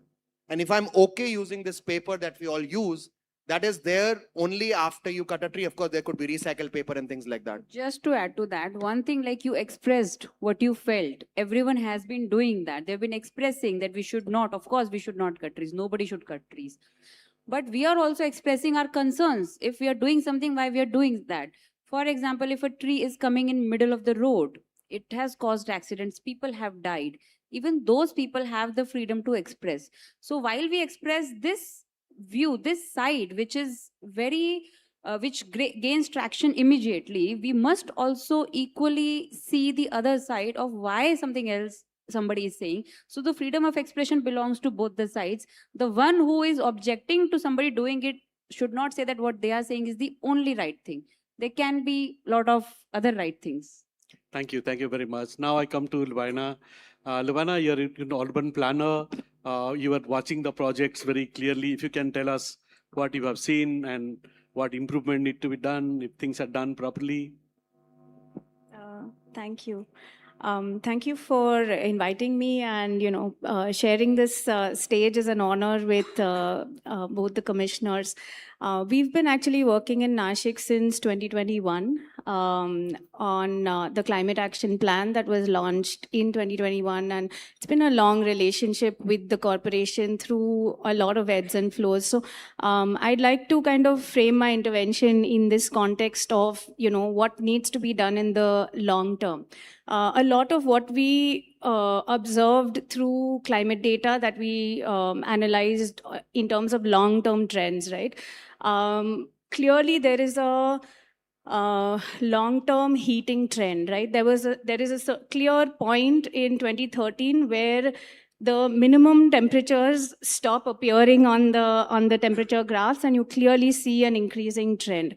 From 2018, one can, when we sort of ran certain climate models, you can see that there is almost a 0.9 degree difference in temperature, an increase in temperature every decade that the city will see. In terms of floods, the city has seen at least one extreme rainfall event, like a major extreme rainfall event in 2 years, and lots of sporadic erratic rainfall events. 23% of the city actually lives within 100 meters of flood hotspots that were analyzed by our team. So like every other Indian city, Nashik is also very climate vulnerable.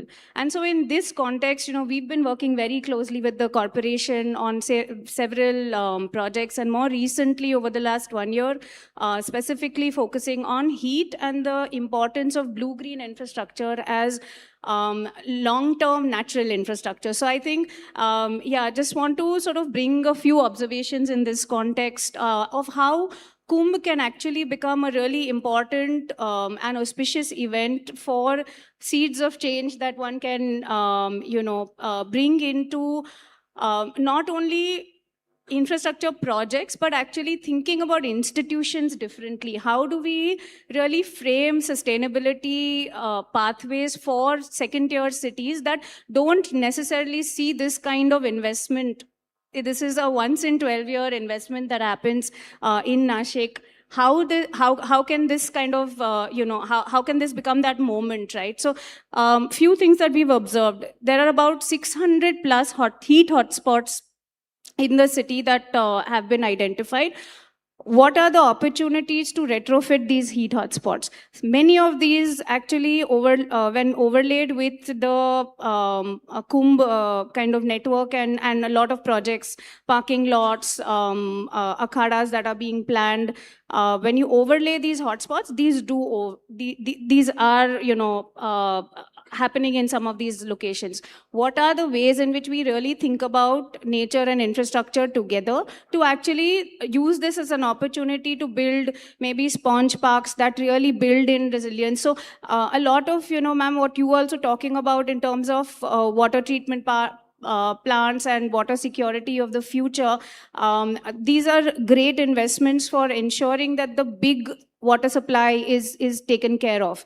There is a lot that one can think about and do in terms of small infrastructure and the basic sort of services, right? So sponge parks, climate resilient roads and streets, these are very small sort of interventions that can be made to really build in much more habitable and kind of livable climate conditions in the city. So that's one point. The second is there is definitely a distribution and a service issue in the city, right? We actually, my family lives in the outskirts of Nashik, so we're close to Nashik Road Station. And there are, certain patches of the outskirts that are still not very well connected with public transport, that still sort of, depend on share autos and many of these kind of temporal mobility solutions. Many of them are actually buying vehicles, two-wheelers, four-wheelers that are being invested in. How do you really use, again, the Kumbh, because it's going to be 12 crore people plus, right? How do you use this as an opportunity to really think about mobility as a very strong driver to connect some of these disconnected places in the city, and then make sure that there is a much more planned expansion that happens, because expansion is happening, growth is happening. Just 2 days ago, I was reading an article in the Times of India about mapping economic growth and fossil fuel expansion increase in cities. 35% of the what they call the richer and dirtier cities are actually in India, of which Nashik is among the top 10. And it's not the fault of the city, but the fact that we have actually not been able to really use sustainable development as a means to expand the ways in which cities grow. Economic growth is happening in places, but how do we really build these infrastructures? And the city has a climate action plan. I think the few kind of next steps that I would lay out, one is really thinking about the environment department as a very key kind of coordinating and incubator body to actually think about what these boutique projects can be. Alongside, some of the sort of religious corridors that are being planned, can we actually think about boutique projects that people can go and visit, and like think about it from a tourism point of view? Blue-green infrastructure projects, sponge infrastructure projects, like maybe EV infrastructure that is actually integrated into these corridors, and create almost like this kind of counter idea of the city that is really presenting what the next 10 to 12 years of a sustainable transition would look like.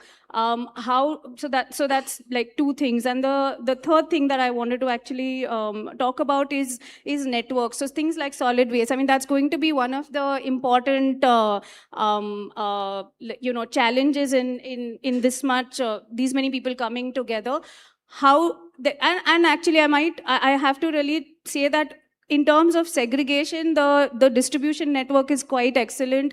They really, reprimand you if you haven't segregated your waste. They do not take it. But what happens next? How can we build that transparency into people understanding that even, when you segregate at your source, that it finally there are clear ways in which how that waste is getting recycled or repaired or recovered, and what that entire network looks like. This is again a great opportunity to showcase that, to pilot some of these excellent waste management solutions, especially in some of the poorer communities in the city where distribution is not happening, right? How do we use this again as and these are also areas of, we were in Koknipura yesterday, just looking at some of the sites over there. There are clear sort of challenges in terms of service delivery and infrastructure that can be brought into some of these poor neighborhoods. This would all be in the form of pilot interventions, innovations, and if these are successful, working with community, creating maybe very robust community bodies that can build a certain social contract with these communities, these could become models for other tier 2 cities to actually emulate. So I think these are some of the broad propositions that I'd put. Very interesting. Lubaina, what is your input on the Tapobana and the cleaning up the riverbed and facilitating the bath for the sadhus? If you can please throw some light, because there are a lot of people who want to hear. So as I said, I mean, our engagement in the city has been long term, and we are looking really at what are the ways to work with, and we've been working with Mumbai and with the BMC for the last 6 years as well, working with bureaucracies to actually set up good institutional capacities and long-term thinking is really the way in which we are engaging with Nashik as our deep dive city. And there is a lot that is happening and is going to happen around Kumbh. The position we are really taking in this is how can we turn the opportunity of Kumbh into a positive opportunity for the city. There is a lot that's going to happen that is beyond as what ma'am also and sir was explaining, beyond the control of people's ability. As a professional, I would say yes, natural infrastructure over concrete any day, but I think that is I well would- known. I have one question for Lubaina. I would just ask a very straightforward question. Okay, drawing from what you said. So we've used a lot of things like climate resilient roads, sustainable development, circularity. We have to, of course, work for all these things and mobility improvement. It's not like the question is you spoke very specific about the connectivity, say, of Nashik Road, and it's not just for Lubaina. The question is for everyone to answer and help me decide as a policy maker on what should be done. So the Nashik Road connectivity, of course, it leads to the outer skirts of the city. So we are developing a huge road infrastructure there, wherein we are widening the existing road from 24 meters to 45 meters. Once we do that, the traffic congestion, which is huge on that road, will go down. Of course, traffic congestion goes down, the gas emissions go down, the overall temperature of that area goes down. Of course, that I'm sure that traffic congestion is one of the major reasons for pollution as well as temperature increase on those heat maps that you're mentioning. Now, but for that, to widen that road, I need two things. I need clear land. Clear land, as in the title of the land should be with the corporation. People should be ready to give the land to us. Of course, we'll pay them whatever we can.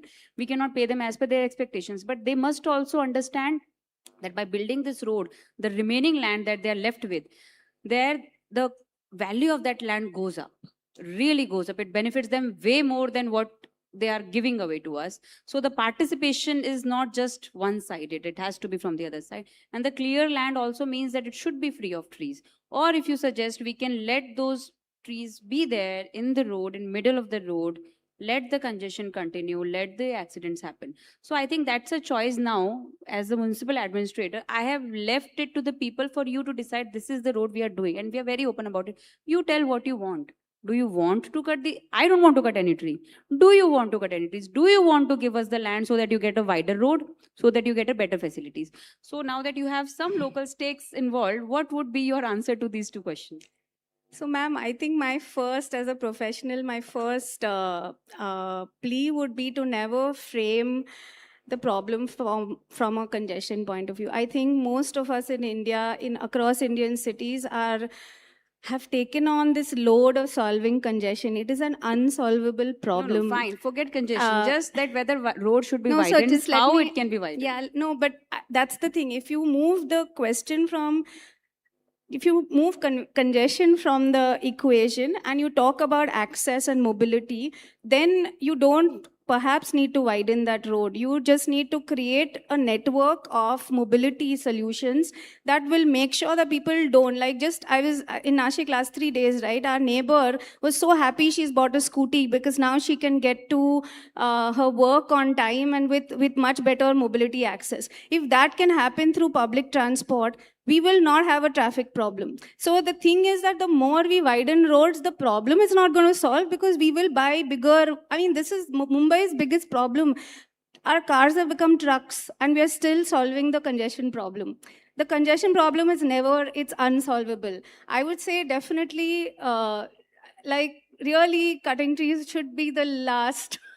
And you guys, you all know that. So yeah. So I think really thinking about service delivery as the primary motivation, right? How do you connect the most disconnected or low, places which have low connectivity? How do you improve connectivity there? There are the, MIDCs. How do workers travel there? What are their mobility? This thing. How do we build more standardization, safety, resilience in those existing networks without even thinking about, very, I mean, we're not even thinking metros and those kinds of infrastructures, just very simple bus, auto rickshaws, share auto systems that are safe and affordable for everyone. That's going to solve the problem. Just one more thing. I think Lubaina raised a good point about the blue-green infra also, and about how spawn cities we feel is a very, very new concept. It somehow has suddenly come from China and, things like that. And I was trying to do a similar thing when I was in PCMC. But I've really seen, and I was amazed to see the network of kunds and ponds in Trambak, for example. There are more than 20 of those. And that is I would say, one of the oldest example of a spawn city. And we're trying to revive those now, and also trying to understand the interconnectivity, because there's no map to understand how each kund is connected, but they're actually connected. And Trambak being such a heavy rainfall zone, it eventually helps to absorb that all extra water. So I think you raised an important point, and the models like Trambak present that sort of an opportunity. And in terms of, again, very important point with regards to, say, overall, if you look at the sustainability debate, whether it's carbon sequestration, whether it's improvement of the road network, which even for public transport would also be critical, whether it's creating a ring road which bypasses all the freight traffic outside the city, so that the entire freight which is now coming to the city gets bypassed. And I know it shifts the problem from Nashik city to Nashik rural, but at least the city and the heat island that we are discussing gets attention to that extent. And also the waste management problem is a very critical thing. I would give credit to Nashik Municipal Corporation for setting up a very nice PPP model as far as waste segregation and processing is concerned. And as for the Kumbh, the duration of 3 to 4 months, I think it's going to be a huge challenge for both Trambak and Nashik, and how we are trying to upgrade that, not just from a waste collection point of view, but also the ongoing, the forward waste processing point of view also. So, yeah. We are coming to the last round of the discussion. Mr. Singh, the Mahakumbh in Prayagraj was just over last year. So what is the learning from there? There are about 60 crore people landed, and there's so much of social media campaign happened, once in 44 years. So how you, so how we are going to, what is the learning from there? And there are stampede, people died there, a lot of disruption to the local people's life as well as and people drove down several thousand kilometers to be part of that. So what is the learning from there, and how you are involving the private sector? For example, now there's a great delegation from the Adanis is here. They had done some great work there at the Mahakumbh, offering food and managing crowd. So how you are involving the private sector, to make it more successful? So in terms of the quick learning, I think Prayagraj, by the way, did a great job in trying to manage. It's not easy to manage 64 crore people. It's the largest congregation on the planet. And you have cases where you have FIFA matches and cities come to a standstill. And I'm talking about cities, as Lubena was mentioning, very good public transport, very good last mile connectivity, still they become clogged. And we're talking about 12 crore people for Nashik. That's the planning figure. The planning figure for Kumbh, Prayagraj, by the way, was about 30, and they had 60. So that's why I said there's a planning figure and then there is the actual. So one of our learnings was that initially we had a lower bound with regards to the number of people we were planning for. Prayagraj sort of made us realize that probably it's a lower bound. We need to take a higher bound. Another learning is that the cross-section of people attending Kumbh has changed. Earlier, it used to be, typically speaking, senior citizens, so to say. Now it's the young crowd that is coming. It's people coming from all cross-sections of society, all economic cross-sections of society. And it has really thrown it a very, very interesting mix of the people who are attending. There are people, and I really like this word, कि लोगों की आस्था को ना शासन की व्यवस्था की जरूरत नहीं होती. तो majority people जो आ रहे हैं ना, वो they don't even want anything from you. All they want is their deep sense of spirituality, which gets connected to that dip in that river during a particular period. If you provide them something, that's great. If you don't, even then probably it doesn't matter.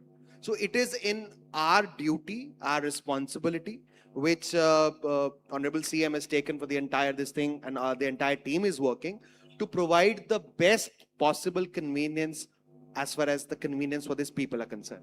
So of course, we've taken example from Prayagraj with regards to toilets, the cleanliness, how they've kept the river clean. There are certain things that Nashik did very well in 2015 also, by the way. It was a zero incidents Kumbh, no stampedes, no injured people, no incidents. And the sanitation paradigm in ecosystem that Nashik set for 15, it will not be too much of a hyperbole to say that Prayagraj Earthkumbh in 19 and 25 took some lessons from Nashik of 2015 as well. And I think we are trying to better ourselves from 15 and also better ourselves from 1925. As far as the private sector involvement is concerned, I think whether it is Adani or the other major industrial groups from the country, we have begun to indulge with them, and through Honorable CM and other this thing, we'll be indulging with them more and more in trying to see, for example, of what sort of conveniences that I was talking about. And one beautiful thing that I find about the whole organization of Kumbh is that it is not the Sarkar alone which can do it. What you say, Samaj, Sarkar, Bazaar, all three have to come together apart from media and other people to make and to ensure that the 12 crore people who come return back safely, 12 crore people who come return back healthy, they return back happier than they were, which involves providing a lot of convenience, which involves providing a lot of services, etc. And I think whether it's the industrial groups, whether it's civil society, whether it's other cross-section society, all of us have to come together to ensure that we are able to do justice to that one person who's coming with a very, very deep sense of spirituality, somewhere inside, trying to believe that that is something which is almost like a journey of lifetime for that one individual, and how we can ensure that all these individuals, we are able to provide justice to that. Ma'am, Ms. Khatri, if you can tell us how to provide a seamless visit to the visitors, the sadhus or the pilgrims who will be coming. A lot of people will come to London, Mumbai, from there they will go, and people come from all over the country. So what is the seamless facility you are providing them? And you I can think tell them from again this that's platform. a better question for the NTKMA Commissioner Kumbh Ayukt, because overall planning is with him. But just one thing before he starts is that the vision that Sir has set is what actually will bring in all the seamlessness. And seamless is not just about mobility; it's about cleanliness. It's about accessibility, as you said. So Sir is already, I think we're kind of planning to make it very, very disabled friendly, to make it accessible, of course, digitally, which is the vision of our Honorable Chief Minister, Sir, also. So maybe Sir would... So in terms of, the seamless mobility, I think there are many, many layers to that. First layer is the layer of infra creation, where, the airport, we are expanding the accessibility from the roads, highways point of view, the accessibility from the railway stations, for example. Railways is going to be one of our main bread and, butter with regards to that. Also, it's about communicating this entire plan. So people, someone coming from, let's say, MP should understand what is it that requires my planning. So if I'm taking my car, up till where my car will be allowed. So one very critical learning from Prayagraj was that you cannot have a situation where on the peak days, the vehicles are moving with the pedestrian traffic. Because A, that creates congestion, as she was talking about. B, it creates safety issues also. So the kind of mobility planning that we are doing, we intend to stop the private vehicles at a particular point, and from there we'll be providing shuttle services through public transport for everyone who wants to go from that route up till the ghat. So it's a controlled movement to that regards on the peak days, for example, and how best we can communicate. And as she very rightly pointed out, CM Sir has been laying a very keen focus on this being a digital first and a tech first Kumbh, and how we can integrate, for example, Google Maps in terms of understanding. If I punch in, Nashik from Bhopal a week before peak day, I will have to assume that that person is coming from Kumbh. So my mobility plan should be in conjunction with Google, what Google suggests. So it should take the route that I want that particular route of traffic to take. And we are utilizing all sort of data sets. We have about 4,000 CCTVs that we are installing. We have drone cameras, we have laser-based sensors, etc. All these data points need to come in together, fit it into my mobility simulation planning that I'm doing, and also provide me a dynamic recalibration of the entire mobility plan that I'm setting. So that at that time, that person is not inconvenienced, that suddenly there's a break and they say, go all the way around. Even for pedestrians, that should not be there. So that is the kind of thing that we are trying to make a dent as far as the real-time dynamics are concerned. So Nashik, apart from being the spiritual capital of this part of the country, is also the wine capital as well as the onion capital. Is there any way how to see that those two sectors also benefit? And several cities are also current. Once a trip or a traveler comes here to Nashik, he also visit other places as well. So is there any plan for that? So I really like this one line, and time is also up, which says that in any kitchen in India, you'll have at least one product from Nashik for sure. And that's the kind of kitchen basket that Nashik is, it could be onion, it could be some of the fruits, because Nashik is, I think, at that avant-garde, level of agriculture, driven absolutely at the frontier by Sayadri farms, and there are many, many examples to that regards. So I think in terms of the private economy that I was talking about, I think we can in Kumbh absorb everything that Nashik grows in the 2 to 3 months. So I'm assuming the onion farmers, etc., get taken care of. The other issues, what maybe you are alluding to, is not for something for me to comment. I think government is taking care as far as that is concerned. The other industry that you talked about is not my current domain. I would not really sort of say that I will integrate, but I think for any person who's coming from outside to experience Kumbh, the only thing that I will say is that it's not just spirituality. There are other avenues for people to explore, and Nashik provides that excellent opportunity for, because it's monsoon, the entire Western Ghats become absolutely dreamy, if I could say so. The lakes become really gushing with water, and then there are other things to enjoy, what you just mentioned. Lavina, is there anything that you can suggest to Mr. Singh? And on these two things, as you said, so sir restrained a little bit, but any industry, be it agriculture, be it wine, be it any other export oriented, any industry needs connectivity and mobility. So, and also a lot of logistical support. So, just one example, the whole idea, the problem with the congestion problem is also there in Nashik city, specifically in market areas, the APMC market yards, where all the, because historically it has been the trading center for, these agricultural producers. So that's situated in middle of the city. We are trying to decongest the city by building these concentric ring roads, inner, middle, outer, and the final ring road, which the Kumbh has also approved. That plus the truck terminus, the logistical services we are preventing. What happens right now, Nashik also has a huge industrial area, more than 400 acres area. So all the big trailers and trucks, they come inside the city, they park there on the roads to go into the industries, they wait for their turn. So there is no infrastructure for them. There's no infrastructure for the APMC farmer produce to get unloaded other than coming in the city area. So that is what also we are planning through widening of the roads, through decongestion. What we mean by decongestion is also this decongestion, that the heavy trawlers that don't need to come in the city should not come in the city. So through truck terminus, through ring roads, and every other initiative that we have taken is kind of planned long term for overall mobility of the industry. Lubena, sorry, just one more minute. So a quick example of what Manisha said. There's a railway station called Odha railway station that we are expanding along with Indian Railways for Kumbh perspective. And now because the infra is, as it is getting expanded and it is something which is outside the city, the railway is very seriously considering making it as a station for transporting agri-goods and also creating a spur from Odha up till the Sinnar MIDC. So already the infra that is getting created is creating these spurs as far as the economic transformation is concerned.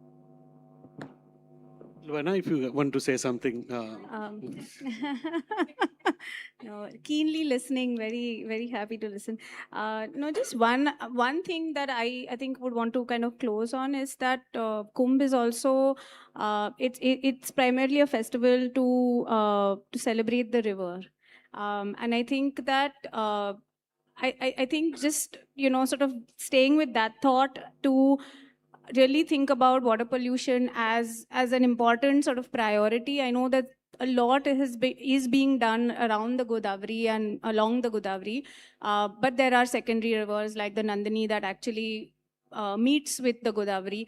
Understanding and working, and because we're discussing industries and the private sector, working with them to understand what are points, critical points where outflows can be intercepted, bringing in that infrastructure even in the secondary rivers, which are actually the big kind of pollution channels into the Godavari, are additional sort of infrastructures that can actually be laid out. And I know it's very difficult to do this within a span of a year. These are long-term projects, but again, just double ticking on the fact that these are seeds of change that can be, put into DPRs and tender documents this year to be able to start incrementally this whole process of really celebrating the river. So that is actually very good of you, and you are sensitizing people. So to be I mean, on this thing, very well made observation, the observation that she's made,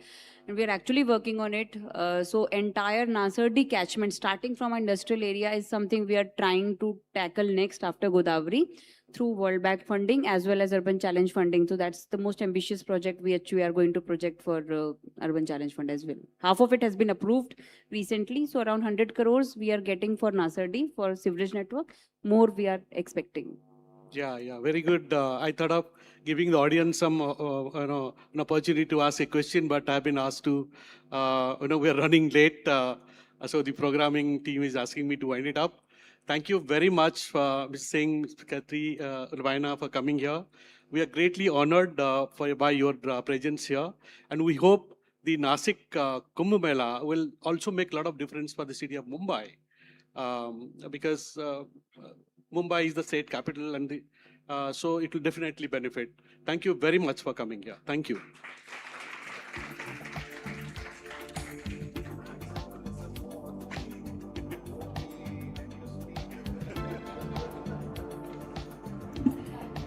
Thank you so much, Mr. Lalatendu, and a very warm thank you to our entire panel for a grounding conversation about a sacred event in the very practical realities of planning, infrastructure, and economic opportunity.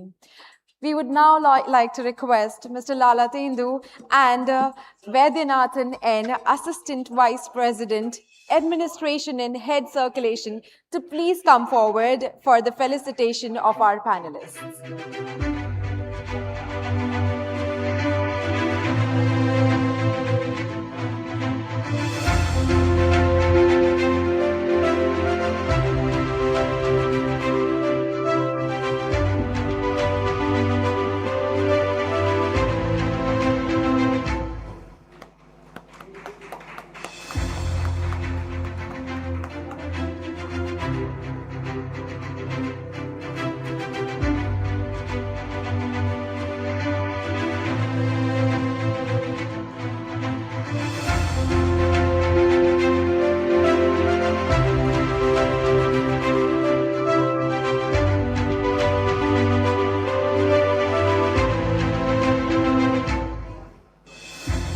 Requesting for a picture.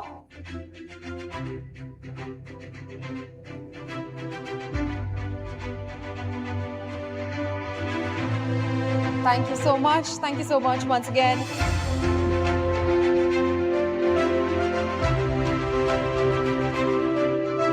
All right, with that, ladies and gentlemen, we will take a short break for a very good networking lunch. Lunch is going to be served outside. I'm going to see you all super soon. Thank you so much. Session will start sharp again at 1 p.m. I would request everybody to please come back, not at or around 1, but exactly sharp at 1. Thank you so much.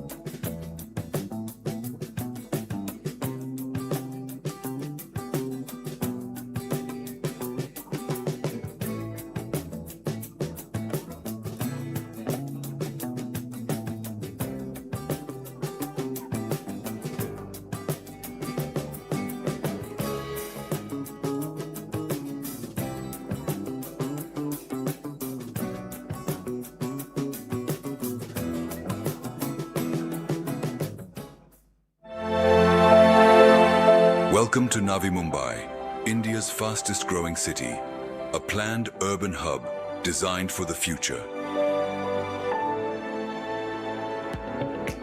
In close proximity to India's financial capital, Mumbai, Navi Mumbai can be reached under 30 minutes through the newly built Atal Setu,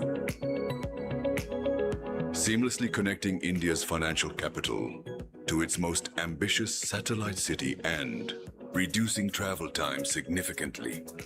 Navi Mumbai is at the forefront of what a modern world city should be.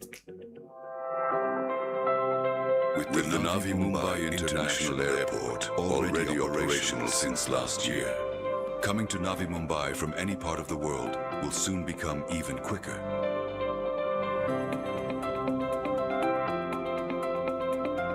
Wide multi-lane highways, train and metro connectivity, 18-hole golf course owned by Sidco, Center of Excellence,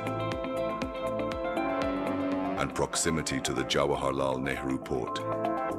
Entertainment, shopping, security and safety. Navi Mumbai has all of this and more. And at the heart of this visionary city lies an idea, an Edusity, which would cater to the ever-growing needs of the Indian student population. Edusity will provide you direct access to India's untapped reservoir of youth population. It will also connect you to India's economic powerhouse, home to multinational industries, offering unlimited research and collaboration opportunities. Edusity is within the 5-kilometer radius of the Navi Mumbai International Airport and adjoining the multimodal corridor. Giving Edusity Company are the upcoming Sports City, Medicity, Aerocity, and the International Corporate Park, making Navi Mumbai an ultra-modern growth cluster for the country. With great foresight and planning, all these elements give Navi Mumbai an edge over any other upcoming city in the country. It's the perfect time for you to take advantage of this opportunity. Join us at Edusity, where your university becomes a part of India's story and enrich your legacy of excellence.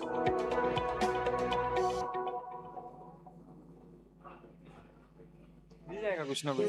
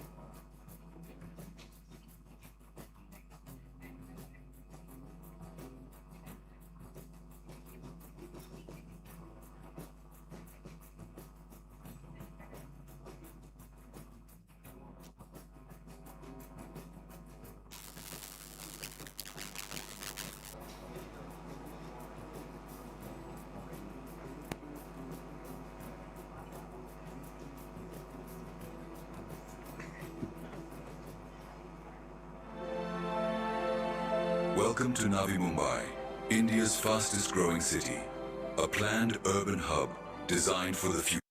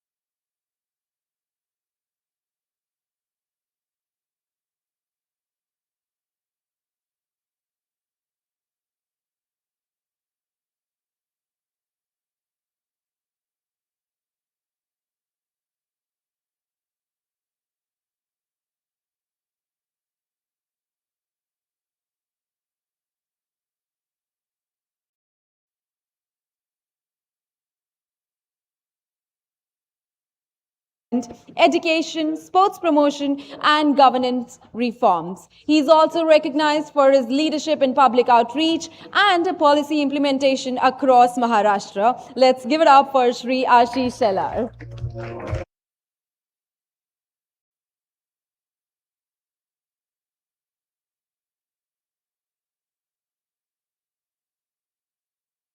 Chief Executive Officer and Officer on Special Duty, Dharavi Redevelopment Project. He is widely recognized for his tech-forward approach to governance, having championed digital transformations that streamline civic applications and public schemes. His performance has earned him several state honors, including the prestigious Rajiv Gandhi Administrative Dynamism Award for the Operational Excellence. And our moderator, Shri Pankaj Joshi, Principal Director, Urban Center, Mumbai. Shri Pankaj Joshi is India's most prominent conservation architects, urban planners, and civic advocates. He currently serves as the founder, trustee, and principal director of Urban Center, a not-for-profit organization focused on creating inclusive, participatory models for city planning, public policy, and urban governance. Pankaj ji, stage is all yours. Hi, welcome everyone. This post-lunch session definitely will not be a session where people will sleep with stalwarts here talking about Mumbai. I want to throw light on some numbers just to contextualize for us what is the Mumbai region that we're looking at. India is projected to be a 5 trillion economy by FY29, and Maharashtra will become the first $1 trillion subnational economy within this decade, with the ambition of nearly $5 trillion by 2047. If Maharashtra has to be a $5 trillion economy, we are talking about the Mumbai metropolitan region roughly looking at 1.5 trillion economy by 2047. That's 3 times what we are right now. And Mumbai metropolitan region will be carrying the major share of the load or the thing of the GDP. To put that in perspective, Mumbai metropolitan region by then would be something like 30.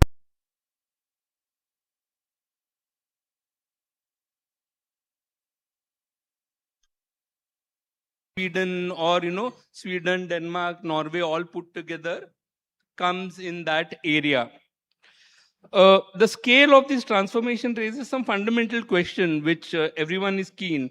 Can infrastructure of Mumbai region keep in pace with this kind of growth projection? Can mobility become seamless and equitable for everyone? Can housing become dignified and affordable? And can development remain sustainable, inclusive, and livable? Because the scales are too huge and too fast. And because urban infrastructure is no longer about road, bridges, it's about quality of life, it's about economic productivity, and ultimately it's about Mumbai and Mumbai metropolitan region, which can evolve into a truly global metropolitan region. And to discuss exactly that, we have an exceptional panel.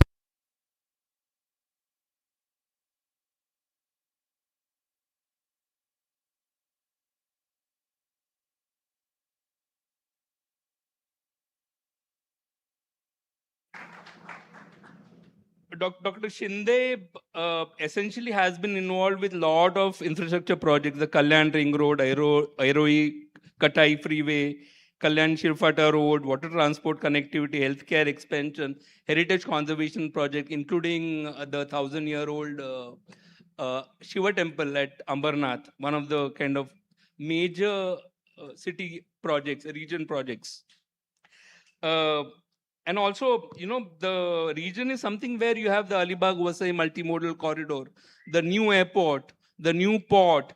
You have, emerging growth centers which have been defined by the government. And now third, Mumbai. So essentially, a region is where all the action will be from now till 2047. City is more to kind of cater and to preserve what is there. A region is where we'll see the kind of growth. And we are seeing the kind of shifts where you are finding data centers coming in, logistics hub coming in, Bhiwandi, Navi Mumbai, all these areas are growing faster. So the first question is that, what is the larger vision? Like all these projects, these larger projects, do they weave into a larger picture? And what do you, as a elected representative and one who's been here in the center of action, how do you see this vision of the region to be? Just 2 words, 2 minutes on that. What is your vision of Mumbai metropolitan region? First of all, I'll thank the Hindu group for having us here, and also thank you, Pankaj, for such an elaborative explanation with all the facts about the MMR, where MMR will go in next 20 years. As you rightly said, Mumbai MMR will itself contribute to 1.5 trillion economy by 2047, which is Vikasit Bharat. So Mumbai metropolitan region will play a very significant role in coming time. And as you see, we are kind of decentralizing Mumbai. We are kind of taking data centers, jobs, which are now accumulated at one place, say South Mumbai. So on north, we are coming up with the major port, which is Vadhavan, which is 70,000 crore project, which will give employment to lakh of youth. Then on the right side, as you rightly said, Navi Mumbai is there, data centers are coming up, Alibag, this, and on the third side, you see my constituency, where MMR is growing at a faster pace. You enumerated a couple of projects, Kalyan Ring Road, then Airoli Katai Freeway, water transport. So I think your question was, how will you keep up with the pace? As you see Mumbai growing, as you see coastal roads, as you see the coastal road is being taken to Vasai and then to Vadhavan. Then you see for Thane, Borivali, Thane Twin Tunnel, which is coming up, which is a ongoing process, which will connect to the coastal road. Then you have coastal road itself of Thane. Then you have the freeway, which is existing. Then you have a tunnel again coming up underground, which is connecting the coastal road and the Orange Gate. So the pace, and also the metro, which is 377 kilometers of metro, which is going on in Mumbai MMR. It is the largest network in itself in the world, which is going at one time. As you see, Aqualine, which has been open up now. We started with line 2A, then we are now line 14. My constituency itself has line 5, line 5A, line 5B, line 12, line 12A, line 12B, line 14. So the concentration of the infrastructure development is on the periphery now, where we can give jobs, give employment in the city itself. As you said, the data centers. Government of Maharashtra, our Honorable Chief Minister and also the Deputy Chief Minister concentrating on bringing more and more data centers here. So data centers will create more and more jobs. Navi Mumbai will have logistics centers, Bhiwandi will have logistics centers. So I think going with the current speed, MMR is progressing at a rapid speed, and keeping in mind the you said it is around 6,800 square kilometers, which is more than any country, a lot of countries together. So I think we have a holistic plan. We are doing infrastructure at a greater speed. Then we are into transportation, where people can commute easily, and also most importantly the housing. So it is an inclusive approach where all the strata of people will be progressing at the same time.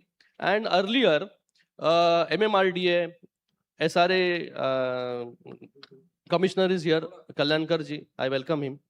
Sir, welcome.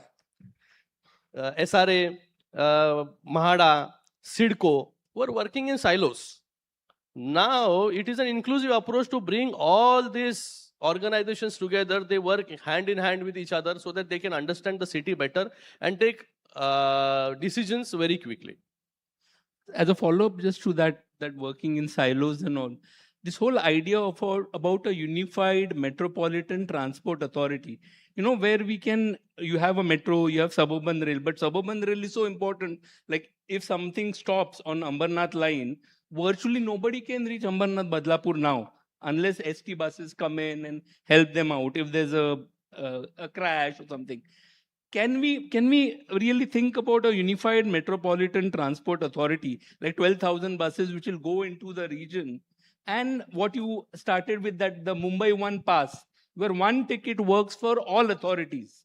You started with the software, but if that pass, like Octopus Pass in Hong Kong, or passes across the world, where you have only one pass which goes through multiple transport networks, can we have a transport authority which can be unified? And it has been already, the decision has been made, and also the work is in progress, where these corporations, Kalyan Dombivli Municipal Corporation, Ambernath, Ulhasnagar, have come together. They have formed a body where the transport is unified.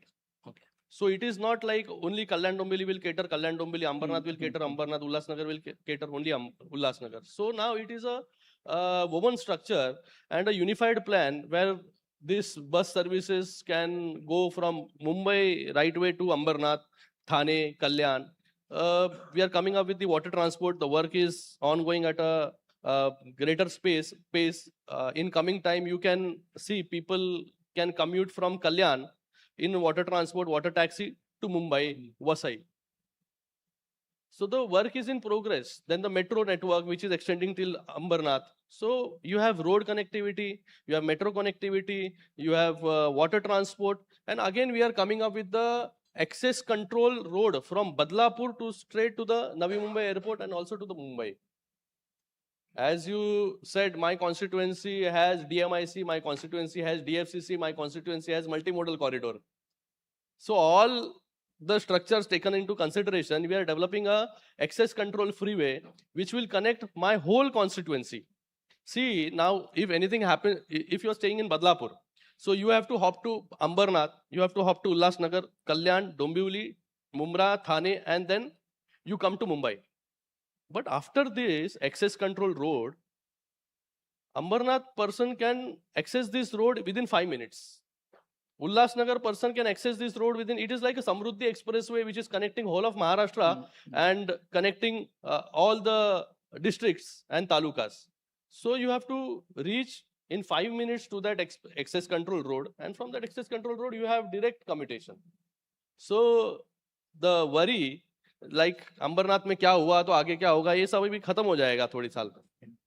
Like water transport you mentioned, I think it's one of the most underutilized stream of transport. Many cities have connections to the region and to this. So can you just elaborate further on this Kalyan, Mumbai? Water transport is like, it is the part of 101 national waterways, which was the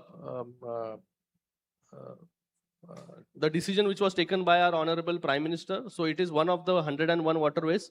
So it starts from Kalyan, it comes till Kalwa Creek, and then it goes to Vasai, Virar. And on the other side, it goes to Navi Mumbai and it comes to Mumbai. So we have a large creek which is engulfing the whole of the, say, you can say MMR region. So the jetties are being built there.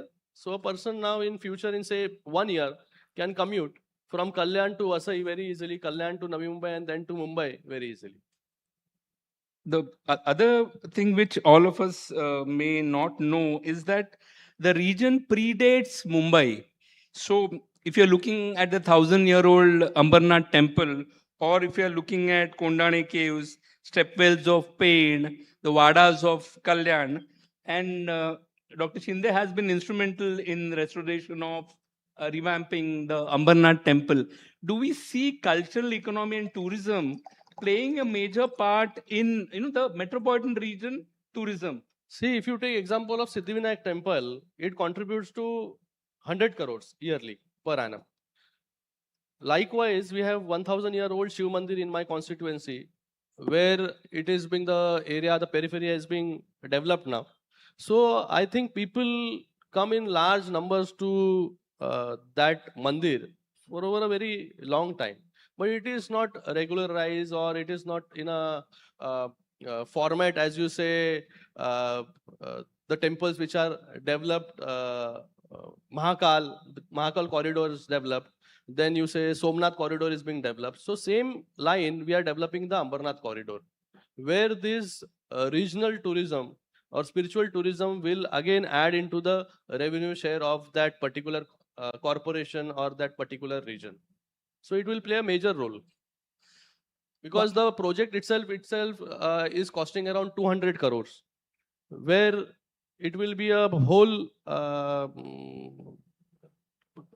one of its kind, you say. So a large number of people will come to take darshan, and also to feel that it is an experience. Oh, okay. The final question is that, you know, there has been till now substantial criticism that Mumbai has been the big brother and everything else is the dormitory town. But with the whole new kind of growth centers coming all over, new centers of jobs, we are seeing a substantial change in last 10 years. What we've seen is splintered urbanism, where you're seeing different centers growing all over the region. How do we really now see in terms of allocation of funds? Do we really see there's an uptick in region getting its due rather than, you know, the focus being Mumbai? Mumbai MMR region, the fund allocated and the projects ongoing are 4 lakh crores. MMR region, which contributes of Mira Bhainder. Now you say recently, our Honorable Chief Minister inaugurated the metro in Mira Bhainder, which is the first metro outside Mumbai. Thane internal metro will be inaugurated very soon. Kalyan metro work is going on. So we are investing a lot in the peripheral cities. As I said earlier, it is like decongesting Mumbai and giving jobs. As you rightly said, they were the dormitory towns. My constituency person is traveling every day to South Mumbai for jobs, because all the jobs are like situated in the South Mumbai. But we do have MIDCs there. We do have Amarnath MIDC. We do have Kalyan Dombili MIDC. But now we are coming up with the data centers. We are coming with the logistics centers. We are coming up with the skilled development centers, which are working in alliance with the MIDC. We are coming up with the other extended MIDC part in Taloja, in Kalyan, in Dombivli. And why we are developing Vadhavan port? To decentralize this and so that people can get jobs in this peripheral city, and also the development of these peripheral cities will again contribute to the GDP. And again, this development, see, my constituency, when I got elected in 2014, it did not have a major developer there. Now all the developers are there because of the infrastructure, because of the money put in by the government, by the state government, by the central government. Central government, under the leadership of Modi ji, also a lot of transformation in the railways have happened. 5th, 6th line have happened, 3rd, 4th line have happened. Lot of infrastructure, lot of money has been poured in. So it is a holistic kind of approach where the city is spreading into 6,200 or 800 acres. Advocate Shelar, I have a question with you, being the guardian minister of Mumbai suburbs. I think one of the most kind of basic question which comes to our mind, that we have a pedestrian first policy for Mumbai. However, what we find is that all the infrastructure projects which are happening tend to be vehicle first. And especially Mumbai suburbs where we stay, we really don't find wide enough footpaths like you have in South Mumbai. The open spaces are lacking. And of course, a long pending SATIS, station area traffic improvement schemes, has been going on very slowly. So can you throw light on this pedestrian first policy? How do we improve that? And the SATIS schemes which need to kind of transform Mumbai suburbs. To begin with, let me first express my gratitude and thankfulness to the Hindu group for having us over here. And I must say that what Shrikantji has just mentioned has also thrown a light, even somebody like me, to know many more things which in MMR region actually the government is doing. And I must congratulate Shrikantji and his team for doing that wonderful job. Now let me come to the question which you have asked me. to begin with, let me say that there is a challenge to a holistic development of the city. One has to understand that fact very clearly. That 437 square kilometer of Mumbai, when we say that we are entering into an area where we need to develop this city at a next level, then obviously there are certain challenges. And these challenges cannot be overcome within a day or a night. Obviously, the stakeholders are demanding rightfully for their all claims. The first thing which the Mumbai city has been able to do under the able leadership of our Chief Minister Devendra ji and obviously Urban Development Minister Eknath Shinde ji, Sunitra Tai and all, is that how we can minimize the carbon immersion. Your next question would be about environment. Yeah. As the importance is about the tree plantation, which is absolutely correct, because there is no other mechanism which can produce the oxygen except the tree. That is the most important issue. At the same time, what is most important is that we have to have a system where there should be a less carbon immersion or no carbon immersion. So what has been explained just now, that vehicles creates a more carbon immersion. So how can we give an alternative to it? Then the ring road, coastal road, cement concretization of the road, potholes free road, seamless traffic, this all which you have mentioned, that is a vehicle first approach. This is not only a vehicle first approach. This is a city's environmental betterment approach. And therefore, these are the works which is going on, number one.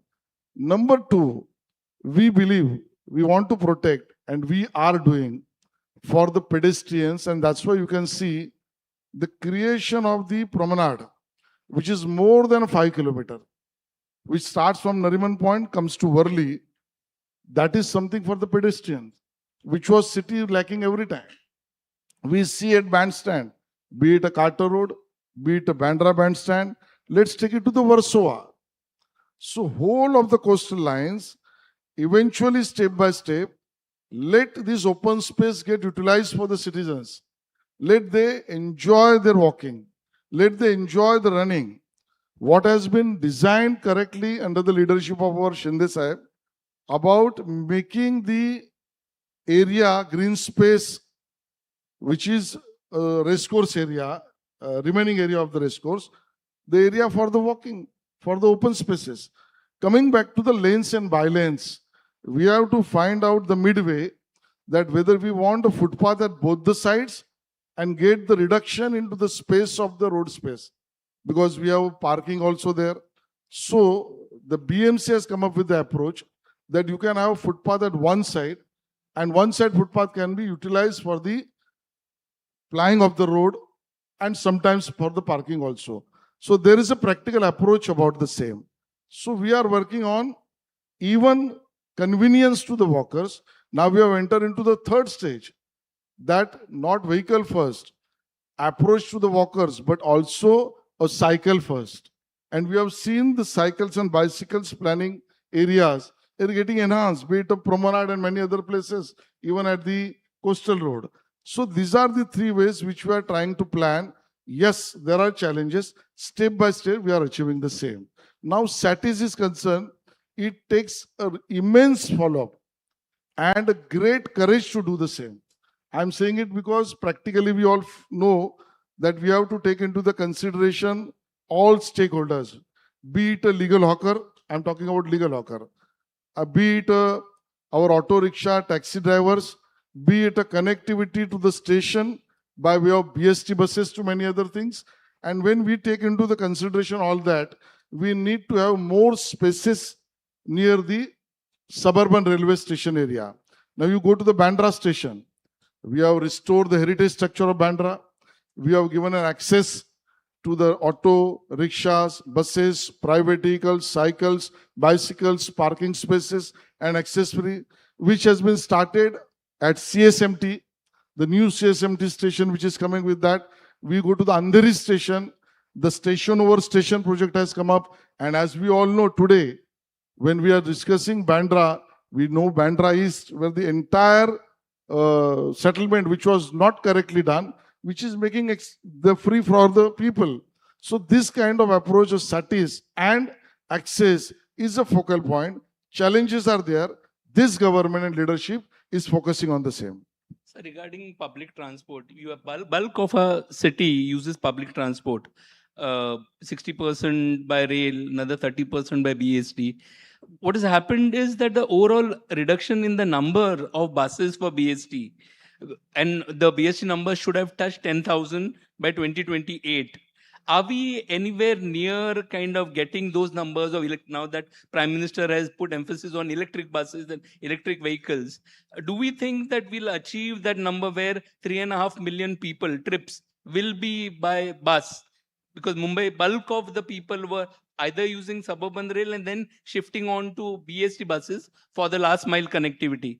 Do you think it's feasible that we'll be achieving the numbers in another 2-3 years?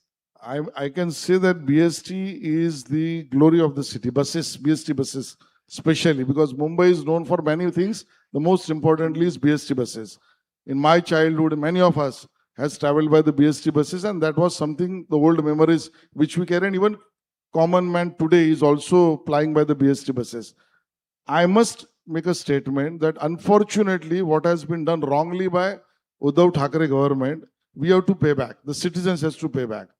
The privatization, the VRS policy, making the BST staff to resign, make them voluntary retirement scheme, reducing in the number of the BST buses, and even the staffing. That has caused immense loss in that tenure. But okay, we are not here to only passing the buck. We have started with a great effort. One, by giving more number of funds from BMC and from Urban Development Department to the BST department to get their transport administration correctly done. Number two, how can we reduce the number of human resource per buses? That will give the space for the BST transport department to breathe correctly. Otherwise, there was getting overburden. Number three, remapping of the city's transport plan, because what was old typical transport plan for the BST buses will continue, but the new challenges has come, as rightly stated, the 4th, 5th line of the railways, then the metro stations newly came up, the growth center has changed from Kanjurmarg to BKC to South Mumbai to the new Mumbai, even to the new Mumbai which is coming to the Oran. So remapping of this connectivity of the BST routes to the destination. Number four, there is a huge number of redevelopment, be it a slum redevelopment, be it a cluster redevelopment, and then map the requirement of that redevelopment residential areas to connecting to the metro and suburban railway. That mapping has been concluded. The EV buses, the process has already started. More than 1,000 buses has come. To reach to 10,000 buses, it takes it step by step. But we are here to commit to the Mumbaikars that we'll see that old glory of the BST buses, EV buses, last mile connectivity, new growth center connectivity will be completed within the 4 years, and that is the challenge. Will complete the same. You have been associated with sports and sports administration. Mumbai is the only city where the per capita open space is less than 0.9 meter per person, where even the central government has been prescribing 4 square meter per capita. Is there a way where we can kind of take up this challenge, maybe create built up play spaces, both you can also answer, where play spaces can be constructed on higher floors, where we augment the per capita open space by creating maybe basketball courts at a higher level if you don't have land which can be brought into open spaces. Is there a possibility of growing sports where our kids have spaces to We are very much concerned about the open space.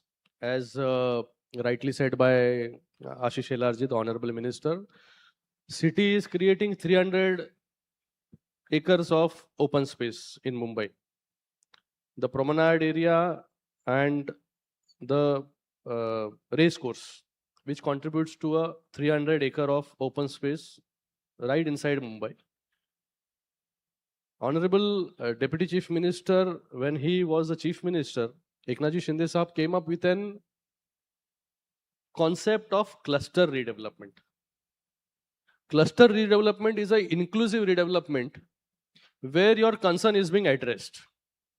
Earlier, you had redevelopment of a particular building where a private player used to come, developer used to come, and he used to redevelop that.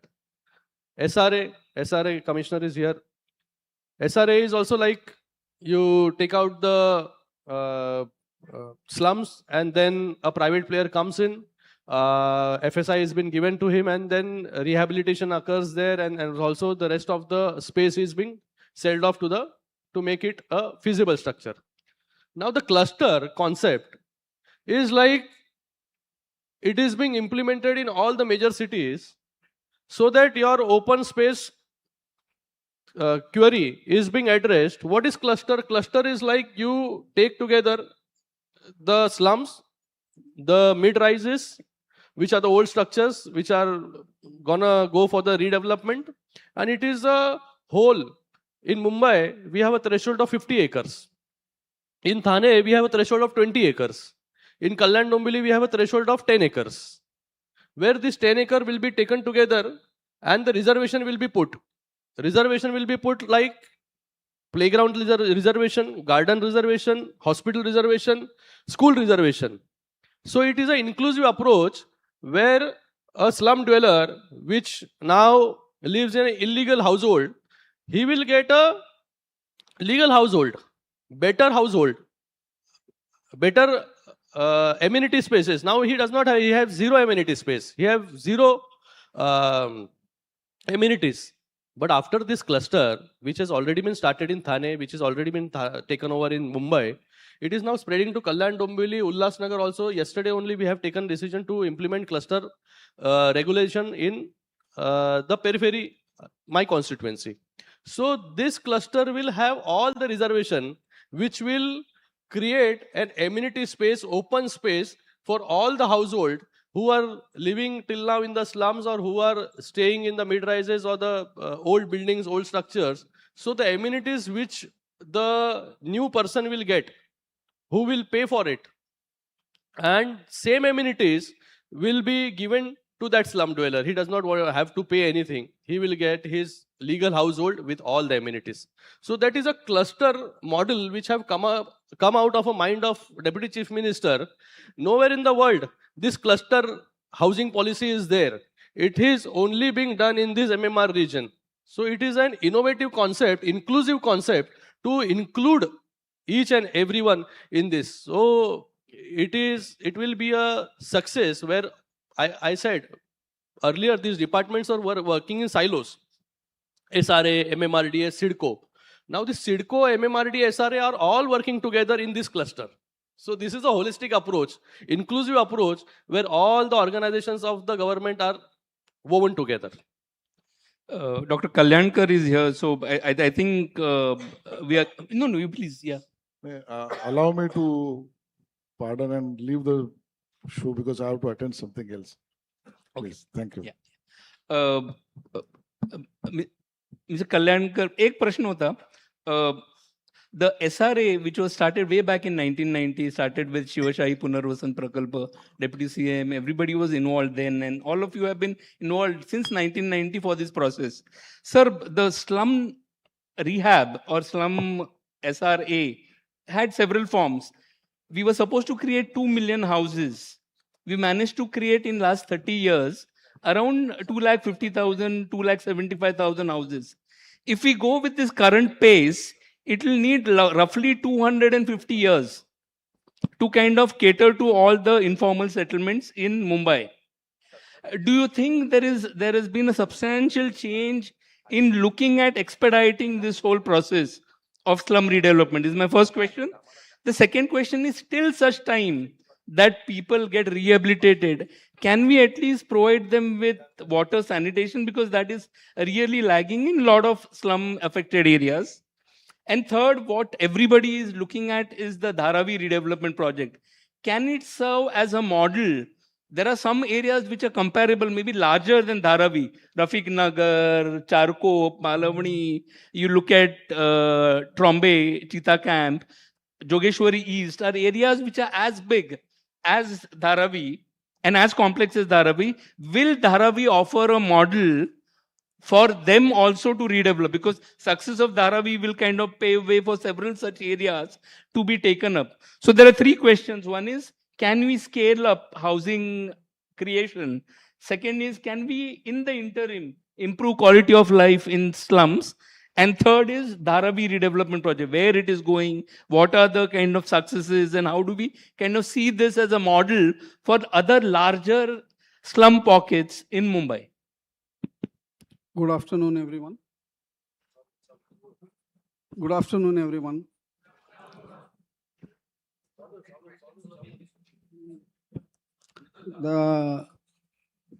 I thank Pankajji, the Hindu team, as well as the sponsors for inviting me here and providing an opportunity. And that too in front of the visionary leaders who are present on the dais, who are shaping and reshaping this Mumbai and Mumbai suburb and MMR. Coming to the point, the screen shows that time is up. But I was told that I had to come here by 2 p.m. But later when I reached here, they said 2 p.m. is the ending time. So they had preponed the function. In any case, the three questions raised, I will try to answer it in a way which will be integrated. Way back, 29 years back, Bala Sahibji Thackeray initiated this scheme of Shivshahi Punarvasan Prakalp. And this is how the Slum Redevelopment Authority started to provide rehab houses. And this was one of the unique kind of providing houses to slum dwellers, that too free. And I think this has not been done in Spain or Brazil also. This is the only country and perhaps the city or state where we provide 300 square feet houses free of cost to the slum dwellers who are eligible. Though there is a lot of gap of formulating this scheme, I always say it's like an evolution of mankind. First, like a monkey, we had tail, and then after evolution, now we are here today. Similarly, SRA authority and we planning authority work in same way. Honorable MP Srikanji rightly said that we used to work in silos. Now, we are jointly working, and there is a concept called Growth Hub also. So by 2030, we are planning for that. And Viksit Bharat for 2047, we are planning for entire this thing. Different level planning is there. So we will be providing 5 lakh 9 houses till 2030. So 2030 is the time limit which SRA has planned to provide 5 lakh almost houses for rehab units. While if we consider all these 29 years, SRA has provided only 2.97 lakh rehab units. But now, what we have done is we know how many schemes are in progress. Right now, 1,000 plus projects are in pipeline. We have given permission for at least 6.25 lakhs of rehab units till today. So likewise, also we have planned for joint venture. Joint venture, we had given 228 schemes to BMC, to Mahada, but this could not work out because of other work. And so now, right now, Mumbai Mahanagar Palika on their land are working on 39 rehab schemes. So what will happen is, BMC will give different portfolio of rehab units, and they can be utilized for rehab of slum dwellers as well as PAP where different projects, vital projects are going on. If you consider what SRA or Shivshahi Punarvasan Prakalp has given to MMRD or this Mumbai PAPs, that is almost more than 50,000. So it is not, nothing is happening, but only things what you rightly said is the pace was not proper. And just now, also MP Srikanji had mentioned that cluster approach has been initiated by this government. We have identified 19 clusters in Mumbai wherein the land will be unlocked, the potential will be increased. And out of these 19 clusters, we will be able to provide 7 lakh rehab units within a span of 4 to 5 years. Maybe by 2030, additional 7 lakh rehab units will be created. Likewise, we have almost 600 acres of government land which belongs to central government. So government is in a process. Honorable Guardian Minister has also returned, Honorable CM has also returned, erstwhile our today's Housing Minister and erstwhile Chief Minister has returned to central government and Niti Aayog for unlocking this potential of 671 acres also. So there is a process going on wherein we will be able to develop in coming years cluster of 19 clusters which comprises of almost 1,000 hectares, more than 1,000 hectares, which will ultimately give us 7 lakh of rehab units. So definitely there were certain issues like there were stalled schemes. Why they were stalled schemes? Because of CRZ, because of central government land, because of the funding capacity of the developers, because of the different policies. Now we all have integrated this and we are in a process to see that amalgamated and integrated city and urban infrastructure comes up. So I don't think that this Viksit Maharashtra by 2047 Mumbai will have any slum existence. Also, SRA has developed a portal called Netram, which rightly specifies and tells us how many additional encroachments are there. So soon there is a meeting with Honorable CM, which in the whosoever is the landowner will be getting data from us, from the Netram app, which we have developed from Baisakh, Ahmedabad, and which we will be able to tell them that these are the new huts which are ineligible. So the landowning authority like BMC, like MHADA or Collectorate can go and dismantle that and remove that encroachment. Recently in Bandra also on railway land, under the guidance of Honorable Guardian Minister, the MMRDA and railway authorities have demolished this illegal structure which was in existence since 20-25 years. And we all are struggling to see that from Honorable High Court to Supreme Court, we get a clear mandate on this. Also, there had been a suo motu policy from the Supreme Court to High Court, wherein High Court has definitely appreciated the authorities' work. But in addition, they have told so many things to do.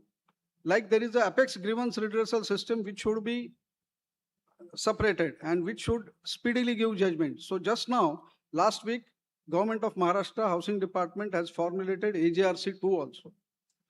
One should definitely understand that slum dwellers, they don't vacate the land until the rent is given to them, until a proper agreement is given to them, and they definitely carry a weightage of thinking atmosphere that they should get some more land, some more money. So developers are also not in a position to see that they do all this time in time, and litigation is up to the topmost this thing.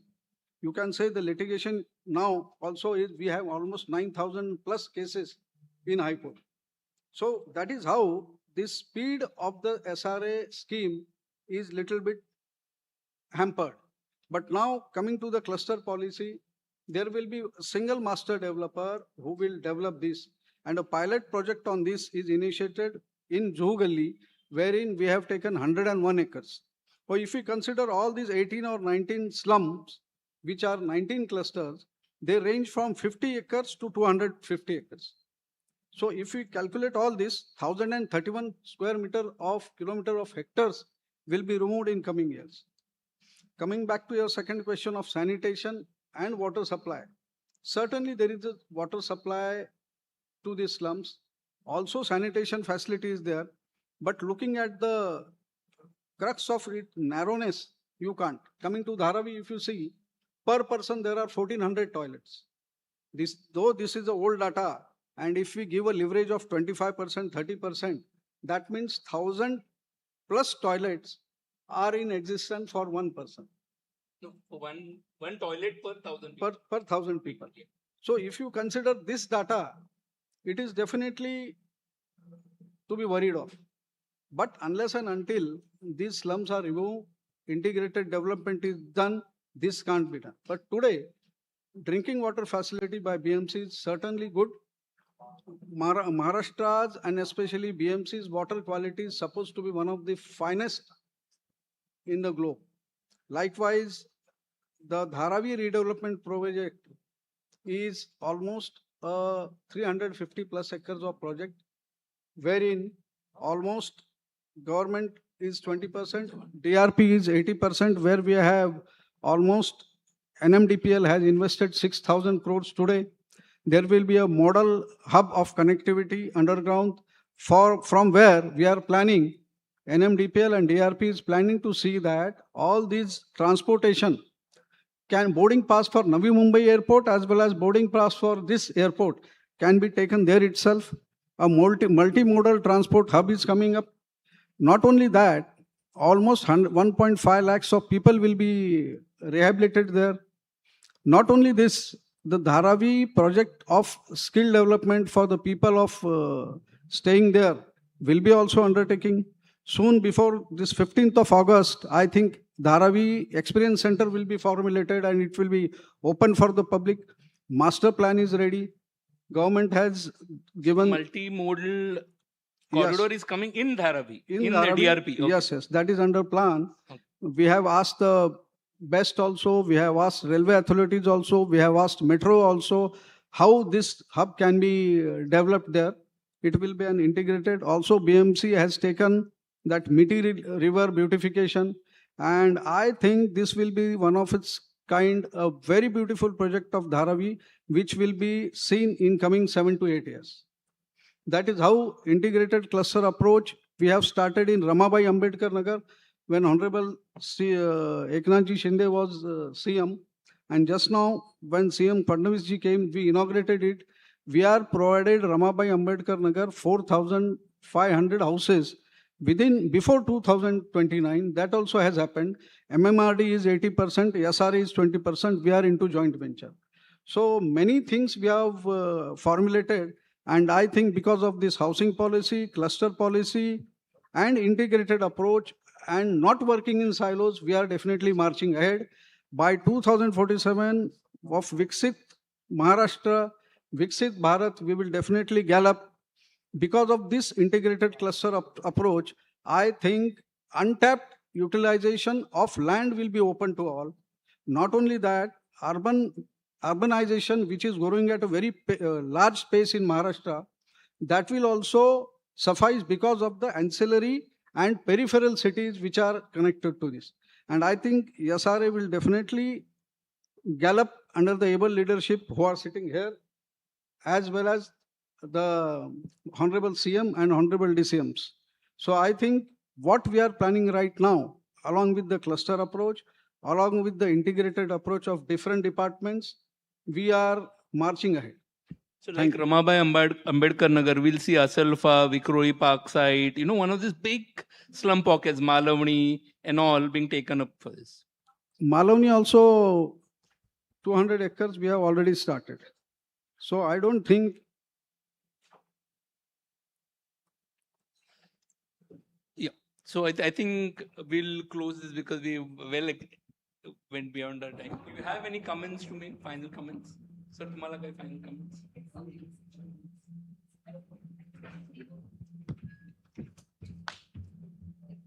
All right, thank you so much, Mr. Pankaj. It was really wonderful. Can we do that? Yes. Thank you so much. And also, without forgetting, thank you so much to each one of you, each of the panelists present here. The ambition on display today gives us every reason for confidence in Mumbai's future. Ladies and gentlemen, I now request Ms. Vinaya Deshpande to please come forward for the felicitation of our panelists.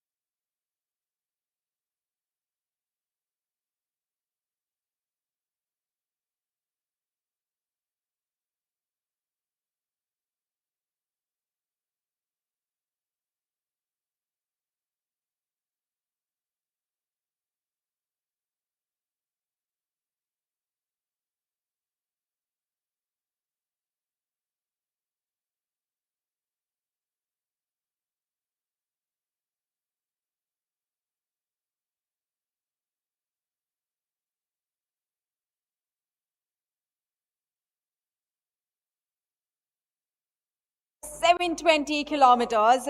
Its ports from JNPA to smaller coastal harbors are among the busiest in South Asia. And yet, many argue that full potential of Maharashtra's maritime economy remains untapped. For conversation on what it'll take to unlock the potential, fisheries, shipping, port-led industrialization, and coastal connectivity, we are privileged to welcome the Honorable Minister for Ports and Fisheries, Government of Maharashtra.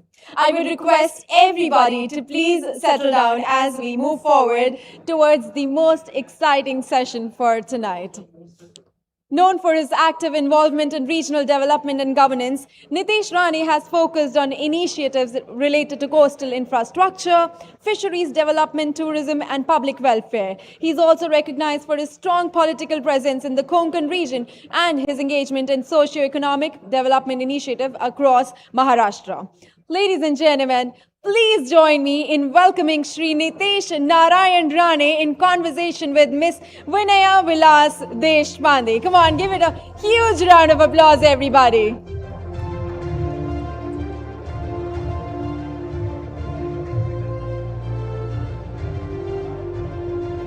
I would request people to please settle down because we have a lot of things kept for you all. I understand your excitement, but at the same time, I would really appreciate if we all can settle down and move forward.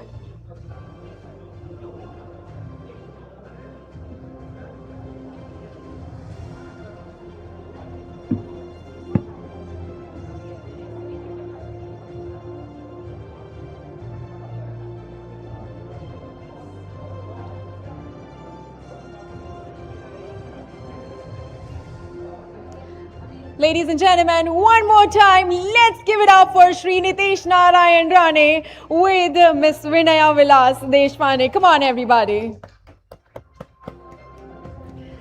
And thank you so much, sir, here for making it today. We really respect your time today. We appreciate it. Thank you.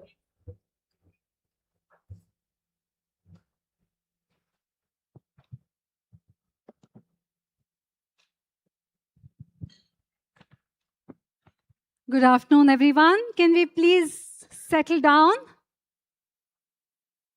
Thank you so much. It is my honor and pleasure to welcome Nitesh Rane ji for the Hindus flagship infrastructure conclave. Thank you so much for sparing your precious time and for coming on the Hindus platform. Thank you again, and I'm glad Hindus actually come together for this conclave. It's a new start, and it's a fresh start, and I give all my best wishes. Thank you so much. So, let us, Nitesh Rane ji, you are handling a portfolio which is full of opportunities.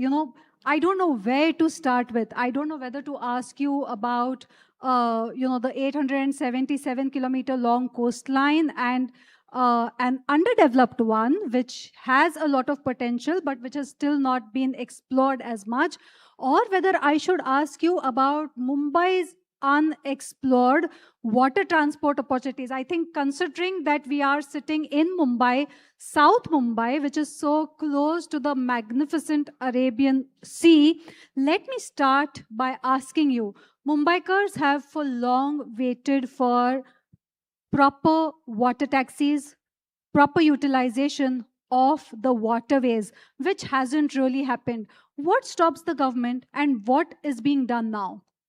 See, I think you asked me two important questions, so I'd like to answer you one by one. First is in terms of looking at the entire maritime sector. As India as a country, we need to understand where we are standing right now.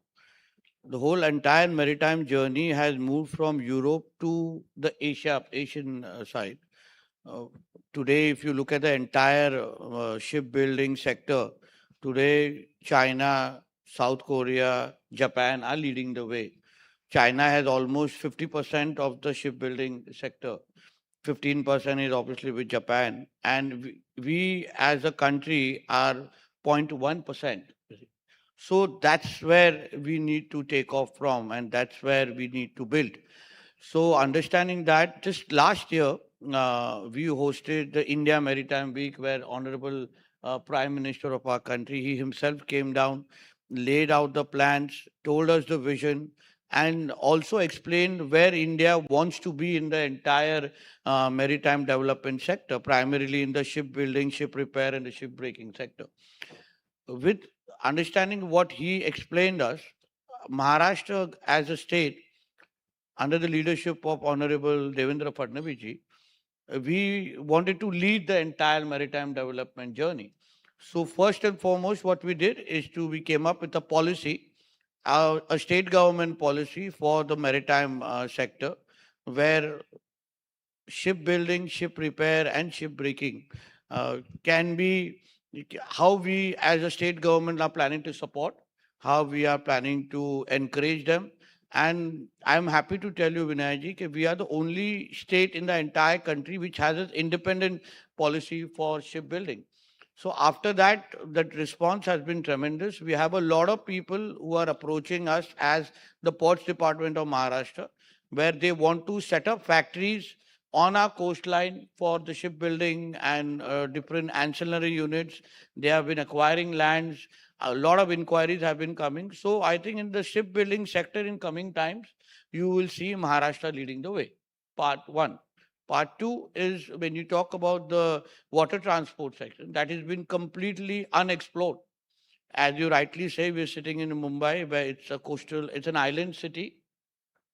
If you travel all around the world, if you look at other island cities or cities that have been covered by water also, they have an excellent water transport system. Where, I visited Sweden few months back, and their primary mode of transport is the water transport system. Then I went to the Netherlands. Netherlands has also an excellent water transport system. So we as Mumbai, we as country, we as having the entire coastline of 877, we have been lacking behind. So Honorable Chief Minister Devendra Fadnavis ji and all of us got together. We prepared a roadmap of how we can connect Mumbai and the MMR region through the water transport system. We all have traveled through our metros, an excellent international kind of infrastructure we have for the metro system. On the basis, on the same lines, we are coming up with the Mumbai water metro system, which we are going to connect the entire MMR through the water metro system. We have around 21 to 22 stations where people can land, people can get down, and we have connected the entire MMR region through this water system, water metro system, which is going to start as early as 2028. We are already in the DPR has been submitted. We are working on it. We are acquiring boats now. We are also approached different shipyards which are ready to give us boats in no time. Electric boats have been planned. So I think a lot of things are happening in the entire coastline, which you will see in the coming times. Nitesh, I'm glad that you're putting to us the pipeline in which Mumbai's water transport system is right now. But when you say that this is going to happen as early as 2028, we are in 2026. You're talking of over 250 boats being available in no time. Take us through the details and the nitty-gritties of this timeline. How is this going to work? Because we don't see those many boats being constructed as of now. Which countries are you collaborating with? Which models are you taking up? How is this going to be an achievable goal within a year and a half? See, I like the fact that you're curious about it and you asked me the right question. The whole point is that's going to be a phase one till we start 2028. There are going to be 3 phases. We're going to begin with 3 stations where people, water metro will be connecting Mumbai. Those 3 stations will be opened by 2028. Which are they? That shortlisting is happening either to Nariman Point to Bandra, Bandra to Warsaw, Warsaw to other part of any part of the MMR region. That is, we are waiting for that to get finalized and whatever is feasible for us. When understanding the demands for boats, we are already in talks with Netherlands, Sweden. There are good companies in the Make in India, Make in Maharashtra sector who are ready to supply us those many number of boats. Obviously, we are going to make like a buffet of them where all of them come together and, those opportunities can be explored. when we talk to the Netherlands, when we talk to Sweden, our only one condition is they have to set up a factory in Maharashtra so we can boost employment here. So I think there's a lot happening in this sector. So We are how ready far to, are those talks? sorry? How far are those talks? Are any setups happening right here? What are the We have already timelines for signed that? the MOUs, the shortlisting of lands are going Yes. on. We are identifying the lands. We are, in process to give them, DPRs have been framed. We are in process to give them permissions. So you'll be rest assured that by 2028, you will be traveling from Nariman Point to Bandra in a boat. And also Navi Mumbai Airport? Yeah, definitely, because the Radio Club jetty that has been the most talked about, from the Radio Club jetty to the Navi Mumbai airport, you will be able to travel in mere 16 minutes. The Radio Club jetty is not just the most talked about, it's also the most stalled, it's also the most controversial, it's also the place where the legal battles are being fought. So tell us now, what is the status exactly about this, and what is the realistic time frame when that jetty is going to come up? And what about the concerns? See, the whole point why it had to face hurdles was because there were concerns raised by the residents around. See, I think all the concerns were addressed. We went to the High Court, then we went to the Supreme Court. Supreme Court has honored the citizens' request and their concerns, and we have got a very nice judgment where it's a very pro-development judgment where citizens are also seem to be satisfied now because we have taken everyone in confidence. See, it's something that Mumbai needs right now. That particular area around the Gateway of India has a lot of congestion, traffic issues. So we have just planned to decongest it, and that will only help the citizens who are living around there. So I think all the issues are solved right now. There is nothing that will help you to get tomorrow's news from this entire conversation. No, I think we are all at least set, for this, and I think I hope there will be good news for us tomorrow. Definitely. Because see, there is no doubt that there was sluggishness on the part of the contractor. There is no doubt that you had to throw him out, and that with me, you understand, my style of working. So I'm a nonsense kind of a guy. So anything, Like anyone your who will father? waste my time. Like your father? Yes, the same genes, right? So I think anyone who will waste our time will not be in the system. We want to deliver in time because we have a lot of people waiting, and it's a connecting to a lot of different things that we have already planned. So everyone who wants to work and wants to understand, they need to meet timelines here. So what is the timeline for the Radio I Club think by jetty early now? next year, we should be able to start with the Radio Club jetty. One of the points is also, now we have spoken about Mumbai and Mumbai's waterways, but Maharashtra has a beautiful coastline, destinations which take hours and hours on road, pothole-ridden roads, people complaining for years, and unexplored sea. As the Ports and Maritime Minister, Nitesh ji, your own constituency is on that path. How are we going to explore this? How are we going to address this? Because every year I see you organizing special trains for Ganpati. I see you taking that pain so that people can travel back to villages for festivities. But the suffering is also quite real. We did give it a try, Vinayji. We started with a Ro-Ro service from here to Sindhudurg. But obviously it hasn't picked up. Yeah, because, it came across the fishing season. And, we couldn't there was some damages to the boat, and understanding the entire war-like situation around the world, we couldn't get the parts in time. But I think the parts have come, and by the next season, that boat also should start. But we are not just depending on that one. We have got other operators who are ready to run on that route now from Which will be more reasonable, because Yes, this one is not reasonable. See, I'll understand. I'll tell you one thing. When you would have sat in that boat, you would have understood why the ticketing was at that rate. And it was also to boost tourism, also to take people in less time to Konkan, Ratnagiri, Sindhudurg, and those parts of the state. So I think everyone who went on the boat understood why those ticket price and justified them. So, but are you telling me that over the next 1 year, there will be viable options, not for foreign tourists, but for people who live there and who want to travel from different Definitely. parts? I'll tell you one thing, as I'm telling you from the beginning of this entire discussion, is we are looking to explore the 877 kilometers of coastal line. We want to connect Maharashtra to the coast. We want to start different water transport systems. We are talking to a lot of operators. Candela is one company that we are talking to. Their boat is arriving as early as the 25th May night. And by the first week of June, we are going to start with the trials. It's an electric boat, a 30-passenger boat. So all those, we are talking to different companies. We are talking to different companies in Norway who are ready to give us 100 passengers and 50 passenger boats. I think the next few years, you will see a lot of changes in the coastline where you will be able to travel in a much more comfortable manner, where there will be no issues of potholes and a lot of time will be saved. I urge you to elaborate a bit on this electric boat, and you are saying that trials are soon to begin within the next few days, because we are on the 22nd. Yes, You're saying trials yes. will begin in June. Give us the timeline, give us an understanding of how an electric boat, which route is it going to cater to? What are we looking at?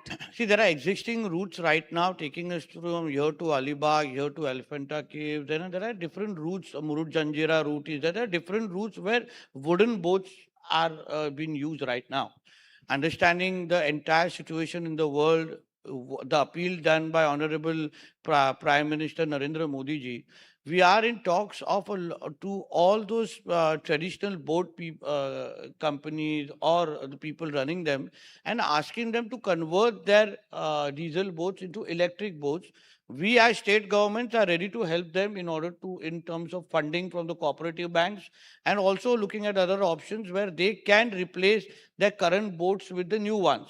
So I think electric is the way to the future. Electric is something that Honorable Chief Minister Devendra ji wants to promote a lot. So I think in the coming time, if you look at the entire gateway of India, the view that you get right now, where you see a lot of wooden boats, old wooden boats, in coming times you will be seeing them all replaced with very modern electric boats.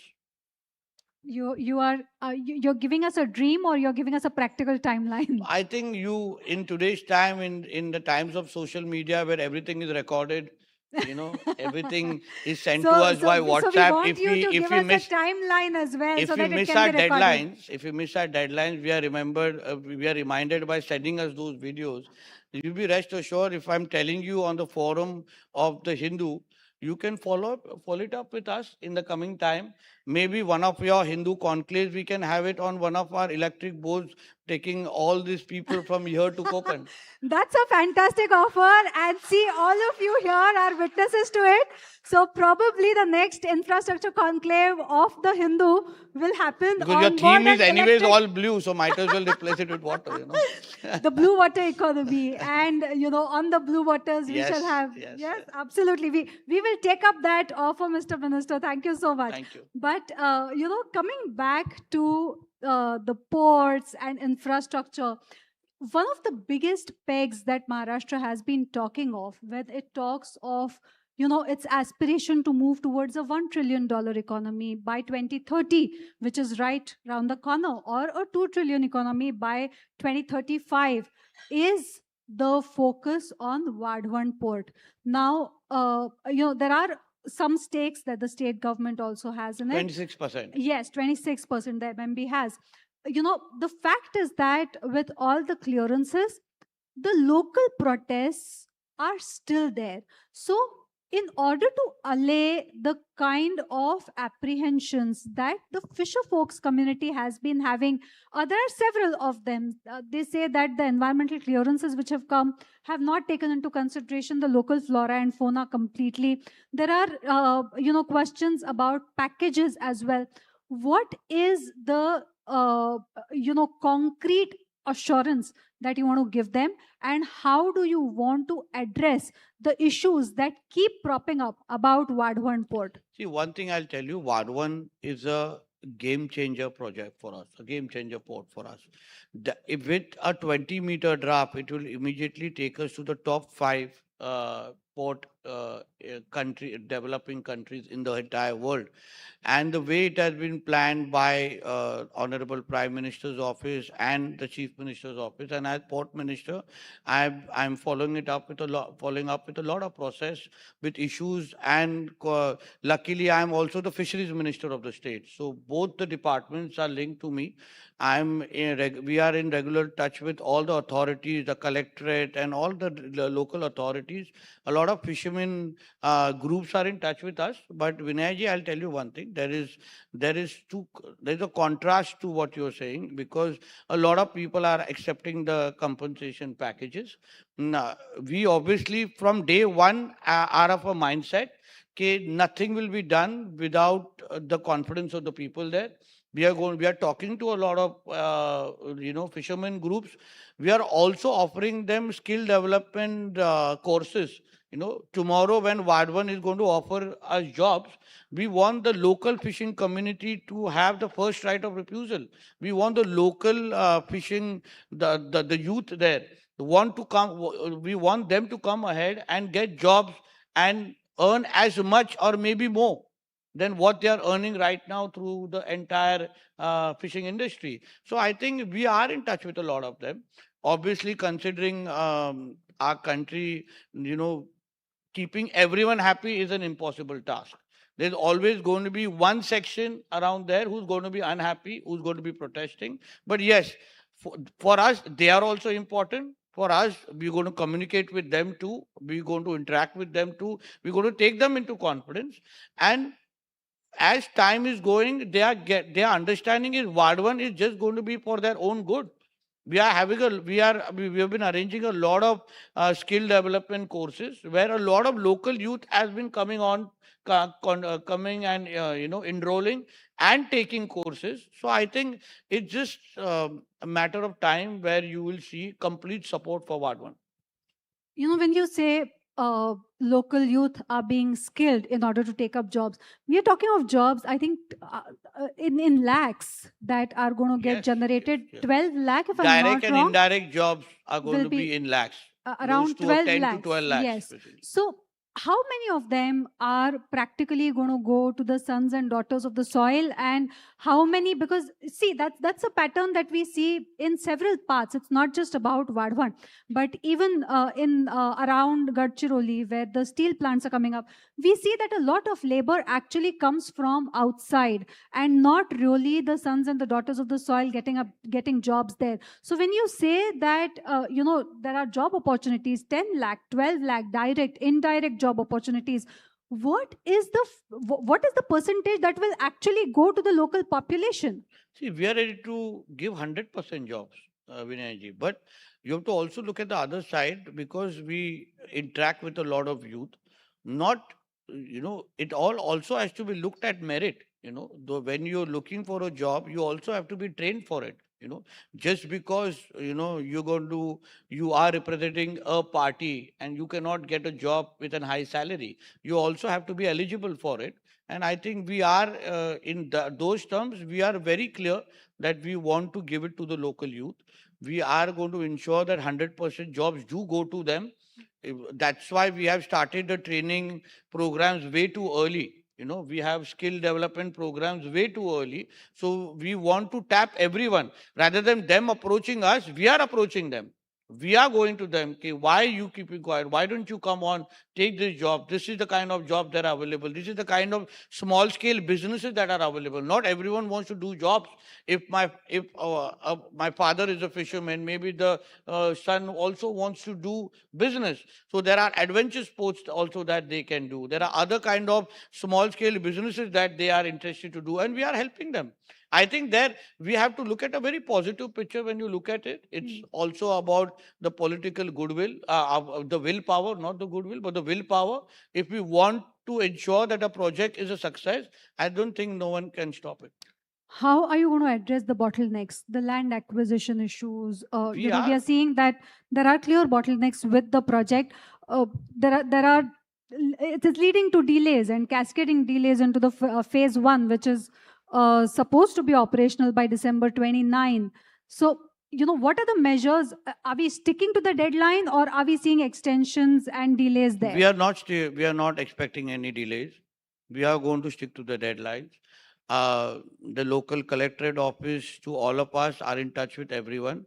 I don't see there are any issues in terms of land acquisition. You have to understand, Vinayji, is if we have a very good communication, if we are going to talk to them regularly, if you're going to talk to them with transparency, people do not have issues. If they understand if we have other interest in it, that's where the problem starts in terms of land acquisition. I think if we are very clear that we want Ward 1 to come in our state, because what Honorable CM also has done, he has connected Ward 1 to the other parts of the states too, like North Maharashtra. Obviously, Konkan is going to get benefited. So this project, as I rightly said, the Ward 1 port is going to be an entire game changer for our state, obviously for the country, but also for the state. We should be lucky enough to understand that it's coming to our state. Otherwise, when it goes to other states, then that also becomes another political issue. But we should be happy that it's coming to Maharashtra. Our Honorable Chief Minister has been able to convince and has done the right follow-up that Ward 1 comes to Maharashtra, and I think we will meet all the deadlines. You are saying we are on track for Ward 1, no delays? Yes, no Operational first phase, December 29. Yes. Okay, that's good to know. Thank you so much. The other factor that we have always been talking about, and I remember when there were discussions about warships as well, which were decommissioned, we always talk about adventure sports. We always talk about infrastructure around coastal tourism. I want to ask you about India's first underwater museum project, which has been launched off Maharashtra's coast in Sindhudurg, the Sindhudurg Submarine Museum. How is it? How is that coming through, and what are the projections through it? What do you expect to do with that? Is that the beginning of coastal water sport, as in water sports, adventure sports in Maharashtra? See, when you talk about tourism, when we travel all across the world, you see tourism has reached to an entirely different level in different parts of the world. But considering our country, we are just at the very beginner stage. So I think this, the entire project where the submarine has been brought to Sindhudurg, now it has been, kept underwater. Now they are waiting for the scuba divers to go in and then to explore and then to open up to the public. I think that's going to change the entire face of tourism of Maharashtra. Understanding there is a lot of people who do go to Sindhudurg, who do go to Ratnagiri for a lot of adventure sports, for a lot of underwater activities. Now we've been able to give them something more. So I think that is something that will really boost the tourism of our state. Those kind of projects should be, encouraged. And I think this is just the beginning where such kind of projects will be coming to the state of Maharashtra. We are seeing a lot of international amusement parks showing interest on that part of the state, Sindhudurg and Ratnagiri. We are in talks with people like Disney World and people like those kind of big amusement parks who want to come to the state of Maharashtra because they understand tourism has a lot of potential. So I think this is just the beginning of a long journey when it comes to tourism. Okay, so you're saying that the submarine thing is going to lead to more such projects in Maharashtra? Yes. Are we looking at Disney also coming in here? Yes, we are in talks with them, and they are more than happy to. We are almost reached at a very decent stage. Sentosa Park in Singapore, we are also in talks with them. I think there are Universal Studio. They have come and identified a land around in Sindhudurg. I think in the coming times you will see Sindhudurg, Ratnagiri as the hotspots for tourism. That's wonderful. When we talk about ports, there was in between when the whole discussion about Ward 1 was going on, Murbe came up. There was a critique about how is it that private ports. Is there any feasibility study that is being done when private ports come up near such big ports? I want to ask you, Maharashtra plays a key role as the stakeholder, developer, and policymaker for the state's coastline. how is it that the government views complementarity between the major private port infrastructure being developed on the western coasts and the state's own port development agenda? See, we have around 46 small and medium ports, basically. Around 14 to 15 are cargo handling operational ports. And most of them have been run by private players. We have people like Jindal, Adani, and all of them. When I became the port minister, I took a download and an update of what's the status of most of these private ports. I'll tell you, most of the ports are running with 80% capacity, 90% capacity, and also there are other ports which are also running with a 30 to 40% capacity too. So, as the port ministry of Maharashtra, we sat down with them, understood their problems, also told them where the world is going, what kind of logistic support do they need, what kind of technology they can introduce, how are green ports being developed around the world, and how they can also have, add on to that factor while they are running the ports. So I think today, looking at the entire port industry of Maharashtra, there's a lot of potential now. We have marine clusters that have been planned, marine clusters that have been planned in Maharashtra. Honorable CM also mentioned it in his budget speech this year. So, considering what you are saying with the larger ports, these smaller ports also has a capacity to complement these larger ports. With, for example, JSW ports, they have big ports in Jaigarh and everything, and all around Ratnagiri places. But they have other ports which also complement them. So I think understanding the small and the medium ports, both of them have their equal importance. How we develop them, how we support them as government of Maharashtra is something that we are looking at.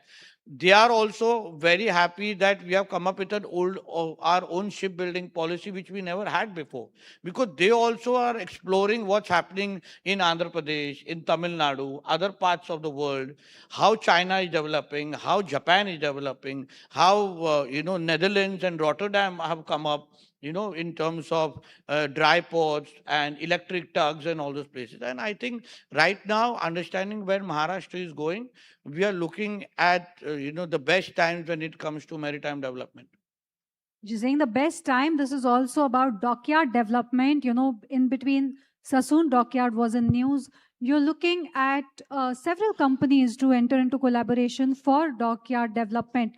But at the same time, how are you going to take into confidence the local fisherfolks communities which have been inhabiting the same land for generations at end and which feel alienated through all this? The idea is also to take everyone together through this. So what is the vision for dock development for big dockyards, small dockyards? And B, what is the state government doing in order to allay the concerns of the fisherfolk communities? First of all, the entire fear factor that we all play on, even with friends in the media, they have to understand that we have to stop playing with the fear factor of this poor fishermen. We are there to help them. We are there to solve their problems. We are not there to take away their dockyards or their fishing harbors. When I first went and visited the Sassoon dockyard, I understood that they have a lot of problems which needs to be solved. Maybe as a country, as a state, we do not have those kind of expertise. So we spoke to a lot of Finnish companies from Finland. They have a lot of answers to our questions. You might appreciate that the Finland's Consul General, Mr. Eric, fantastic. Hello, nice. is here with us today. He joins us for another session. Exactly. But, so he knows what I'm talking about. We spoke to them. They have been helping us to solve our problems. Nowhere in our entire structure we are there to take away anything from the fishermen. We are there to help them. We are there but to. But then, is there a communication gap? Because I think there is a communication gap between the media and us. That's an easy scapegoat for you. Come on, the media because can't cook all up across stories. the interview, you are thinking that we are doing something wrong, Vinayji. There's absolutely not nothing wrong. wrong. I think what we can add one more thing in our every Mantralaya meeting, we have to keep one chair for a media person. I think that will be beneficial. That's a communication gap where you guys need to fill, not with the companies or not with the fishing community. They are absolutely very happy. Just to add one small thing, first time in the history since the formation of Maharashtra, we have our own scheme for the fishermen of Mukhya Mantri Matsya Yojana, Matsya Sampada Yojana. Pradhan Mantri Matsya Sampada Yojana, we all know. We have our own scheme for the fishermen now. Last year, when I took sworn in as the Minister of Fisheries, our budget was 212 crores. Now we have a budget of 1,240. So our intent is very clear. Our vision is very clear. We want to grow in the fishing sector. We want to support them. We don't want to take anything away from them. You know, since the government, you've not seen one complaint where, you know, we have taken away the Sassoon dog. You know, we have taken away any other dogs. Ulta, we are sitting there speaking to companies, expertise who are giving us expertise so we can help them to multiply and double their production. You know, the reason to raise this is also, and I would urge you to not shoot the messenger. The idea is that there should be communication lines which should be clearer.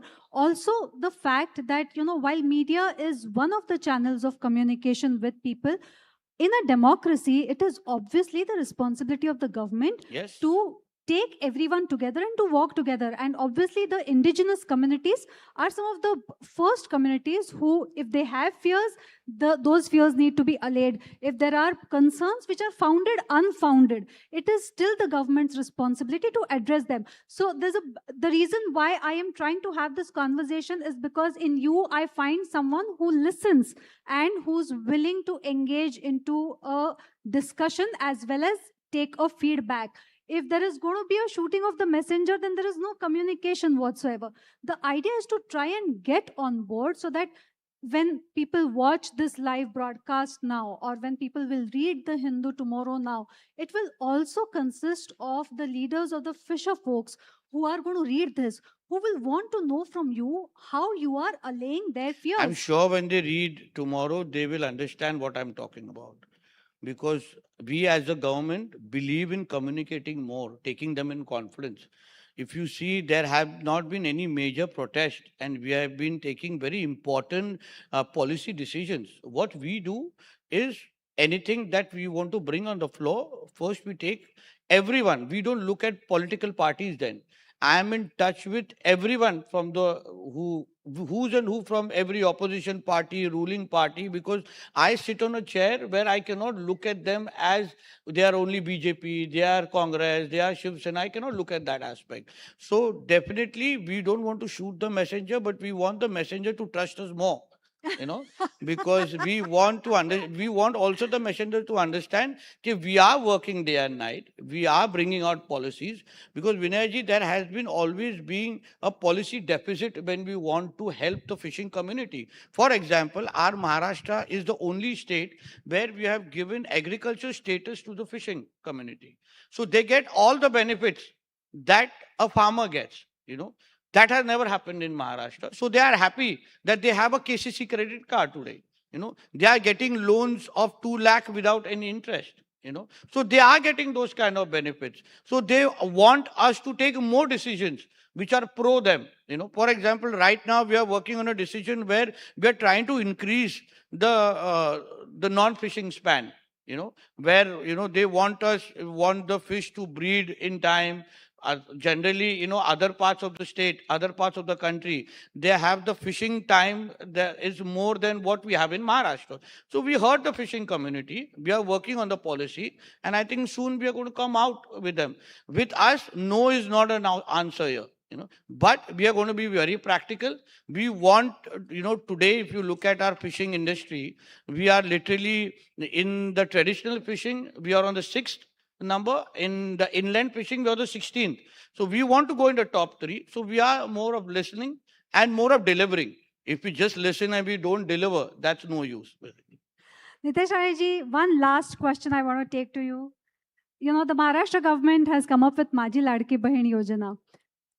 Is there anything that Nitesh Rane is thinking for the fisher women who are the most marginalized even among the fisher folk community? We saw the International Year of Fisher Women marked last year. There was nothing much to celebrate really because there weren't many fisherwomen's voices, which talked about the kind of encouraging picture.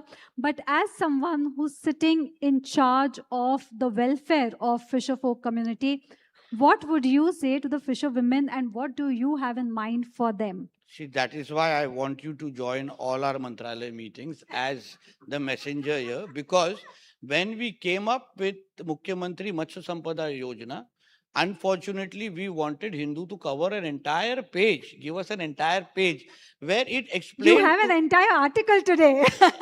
Only when I shot the messenger. No, not really. You're already here. My point is, if to answer your question for the women in the fishing community, if you go through the Mukhyamantri Matsya Sampada Yojana, Vinay ji, there is a lot where we are offering to our women in the fishing community, right from giving them the right gloves. When they remove the skin, a lot of their nails are damaged. There are a lot of private subsidies that we are giving to the women fishermen here. So if you go through the entire Mukhyamantri Matsya Sampada Yojana, you'll get a lot of answers to your questions. You will understand that we have come up with a state level scheme which addresses to everyone in the fishing community. We want the per capita income of our entire fishing community to grow. We want it to contribute to the state GDP. When our honorable CM talks about $1 trillion economy, we want the ports department and the fishing department to be the two leaders in that entire contribution, and we are working on just that. Nitesh Raneji, I thank you so much. You've been a sport, and our camaraderie extends beyond the stage. So thank you for being so sporty. Thank you. Taking all the questions, not shooting the messenger. Thank you. Thank you again. Thank you. Thank you so much. Thank you so much once again, Minister Rani. Thank you for painting that picture of Maharashtra's blue economy. There is clearly so much waiting to be realized on our coastline. Well, I now request Ms. Vinaya Deshpande to please step forward for the felicitation.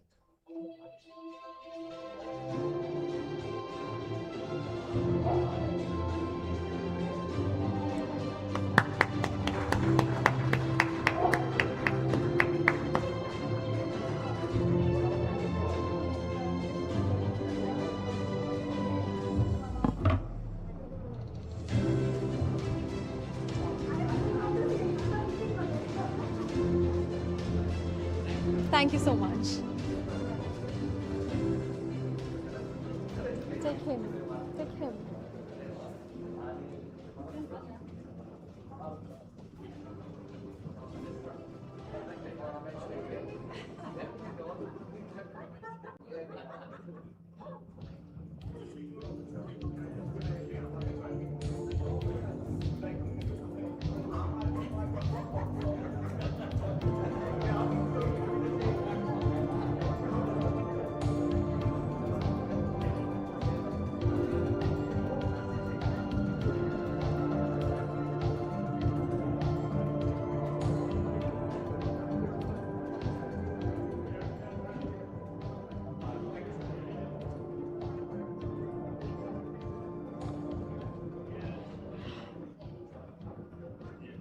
All right, ladies and gentlemen, moving on to the next segment, Amrit Kal 2047, what the industry expects for the maritime development. Ladies and gentlemen, as India marches towards Viksit Bharat 2047, the maritime sector, shipbuilding, defense, logistics, and coastal infrastructure will be at its very core. To share the industry's perspective and the expectations from the policy, we celebrate and we welcome Captain Jagmohan Ji, Chairperson and Managing Director of Mazgaon Dock Shipbuilders Limited, India's premier warship builder. Captain Jagmohan Ji, can I please have you on the stage?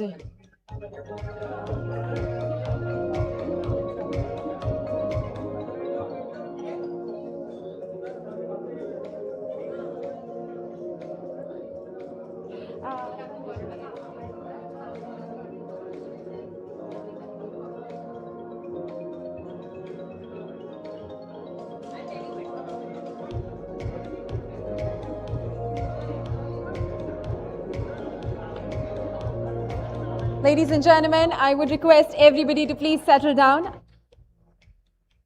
Thank you so much. Over to you, sir.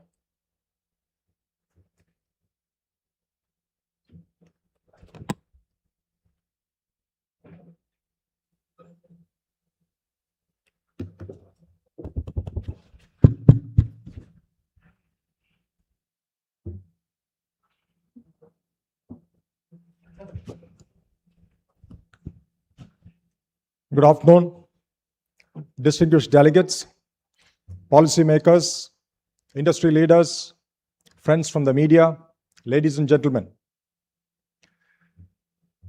At the outset, I'd like to say that it was very encouraging to hear the Honorable Minister's vision for shipbuilding and maritime infrastructure.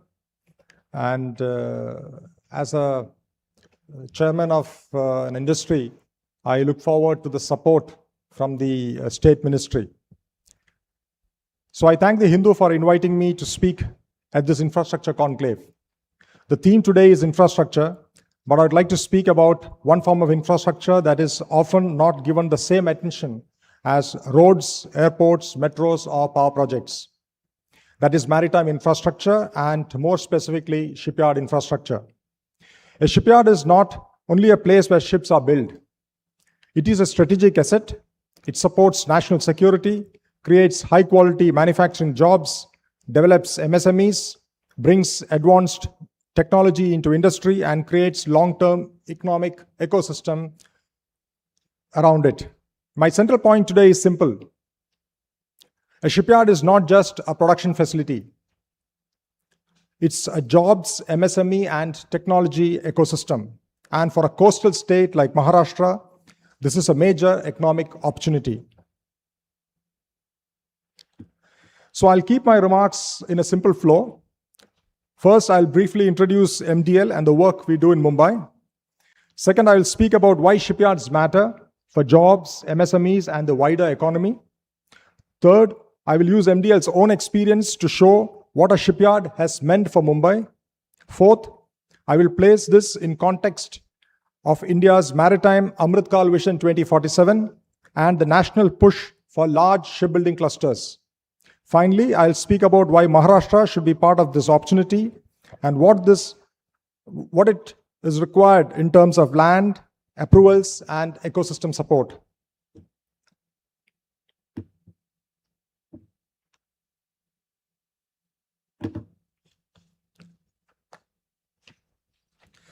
So let me begin with MDL. Mazgondok Shipyard is a 250-year-old shipyard. We are a Navratna defense public sector undertaking under the Ministry of Defense, headquartered here in Mumbai. Since 1960, MDL has delivered more than 800 vessels, including complex warships and submarines. We are India's premier shipyard for construction of major combatants and conventional submarines. In the recent years, MDL has completed some of the most advanced naval platforms built in India. We delivered all 6 Kalvari-class submarines under Project 75. We delivered all 4 Project 15 Bravo guided missile destroyers. We have also delivered 4 Project 17 Alpha stealth frigates from MDL. They are not ordinary industrial products. A modern destroyer, frigate, or submarine brings together steel, hydrodynamics, propulsion, electronics, weapons, automation, software, project management, and precision engineering. That is why MDL's role is not limited to ship construction. We contribute to national security, advanced manufacturing, indigenous technology development, and a growth of large industrial supply base.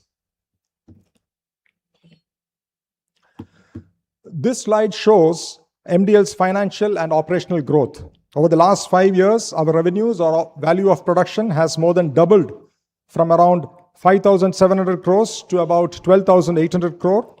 Our profit after tax has increased fourfold from about 580 crores to about 2,400 crores. The most important number is productivity. Our value of production per employee has improved from about 1.15 crore in FY22 to about 2.22 crores in FY26. I'm highlighting this because it shows that infrastructure and heavy manufacturing can deliver strong performance when there is a combination of long-term demand, project discipline, skilled manpower, and a strong supply chain. Shipbuilding is therefore not a low productive legacy industry. When run well, it can be a modern, high value, and financially strong manufacturing business. MDL's operating footprint is also expanding. Our main yard in Mumbai continues to be the center of complex warships and submarines. The recently acquired South Yard Annex is being developed for shipbuilding and repair expansion. Our Anik Chembur facility supports inventory and important program requirements. At the Nava Yard in Navi Mumbai, we have deep draft waterfront and are developing additional shipbuilding and repair facility. Early this year, MDL also acquired a 51% stake in Colombo Dockyard, Sri Lanka's largest shipyard. This gives MDL its first overseas footprint and positions us as a regional maritime industry player. The point is that shipbuilding capacity cannot be created overnight. It needs waterfront, dry docks, heavy cranes, workshops, utilities, design capability, project management, and a trained workforce. MDL's footprint reflects its long-term capability creation. Let us now move from MDL to a larger question. Why do shipyards matter? Shipbuilding has rightly been described as a mother industry of heavy engineering. A shipyard is fundamentally a system integrator. The ship is assembled in the yard, but the value is created across hundreds of firms outside the yard.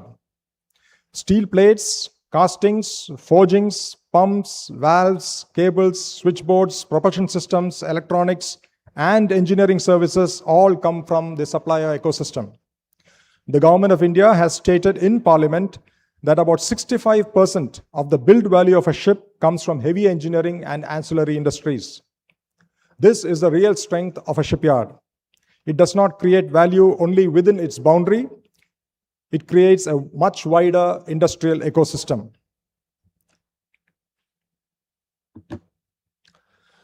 The employment multiplier of shipbuilding is even more significant. The Ministry of Ports, Shipping and Waterways has cited an employment multiplier of 6.4 for shipbuilding. In simple terms, one direct job in a shipyard can support more than 6 jobs in ancillary and other related industries. The ministry has also cited a turnover multiplier of 4.2.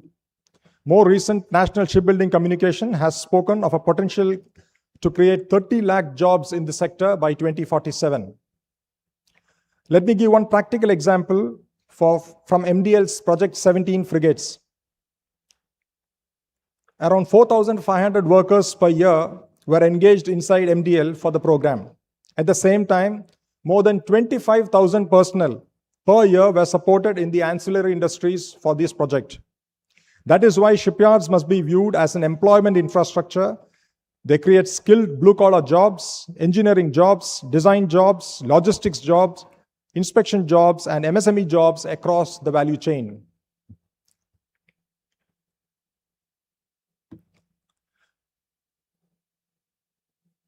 Let us make this more concrete through MDL's experience in Mumbai.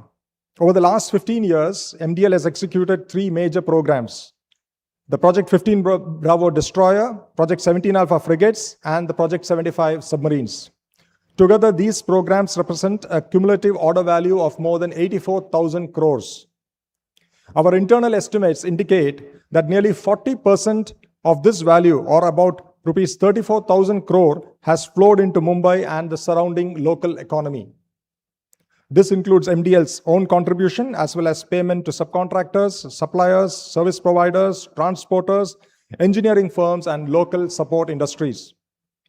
Today, MDL employs more than 6,000 people directly. In addition, around 6,000 people are indirectly employed through subcontractors and partner firms working on MDL projects. So a shipyard like MDL is not just one company in South Mumbai. It's an economic anchor for thousands of families and hundreds of industrial and service firms.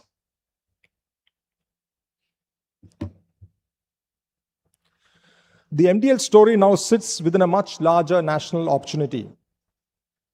Under the Maritime Amritkal Vision 2047, India has set an ambitious target of becoming one of the top 5 shipbuilding nations by 2047.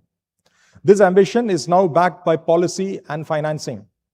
In September 25, the Union Cabinet approved a major package of nearly 70,000 crores for shipbuilding and maritime sector.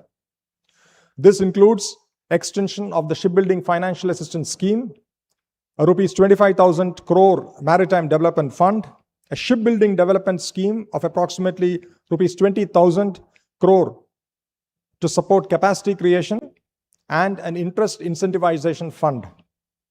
The target is to build national shipbuilding capacity of about 4.5 million gross tonnage annually. Most importantly, the policy framework recognizes the cluster model. It provides for mega shipbuilding clusters of around 1 to 1.2 million GT each, with common infrastructure, dredging, breakwaters, trunk connectivity, and land support. This is a major industrial policy moment for India. This is a slide which shows that speed matters. Last month, a tripartite MOU was signed for a mega shipbuilding cluster at Thoothukudi or Tuticorin in Tamil Nadu, involving the South Korean firm HD Hyundai, Enships TN, an SPV created for this purpose, and Sagarmala Finance Corporation. The envisaged capacity is 2.5 million GT annually, with about 15,000 direct jobs at stabilization and substantial indirect employment. The lesson is clear. States that move early on land, partnerships, and approvals will capture the first wave of large shipbuilding investment. This is not only about attracting one project, it's about anchoring a full industrial cluster with suppliers, skill centers, logistics, exports, and long-term employment. So this brings me to Maharashtra. Maharashtra has every ingredient required to become a major shipbuilding state. It has 720 kilometers coastline. In fact, the minister said 870 kilometers. It has Mumbai port, JNPT, and a strong logistic backbone. It has engineering, fabrication, steel, marine equipment, and financial capability.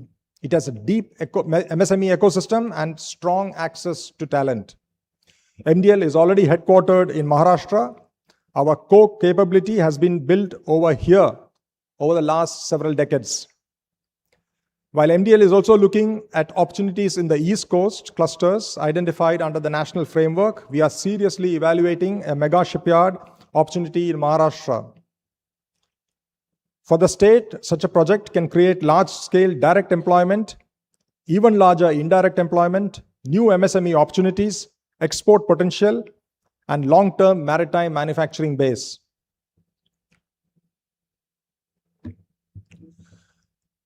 However, two variables will decide where such a project finally lands. First is land. A mega shipyard is not a compact factory. It needs large, contiguous waterfront land, adequate depth, room for fabrication shops, dry docks, wet basins, quays, movement corridors, utilities, dredging interface, and future expansion. A rough estimate is a 1 to 1.2 million GT shipyard will need at least 1,200 acres of land. The second is time.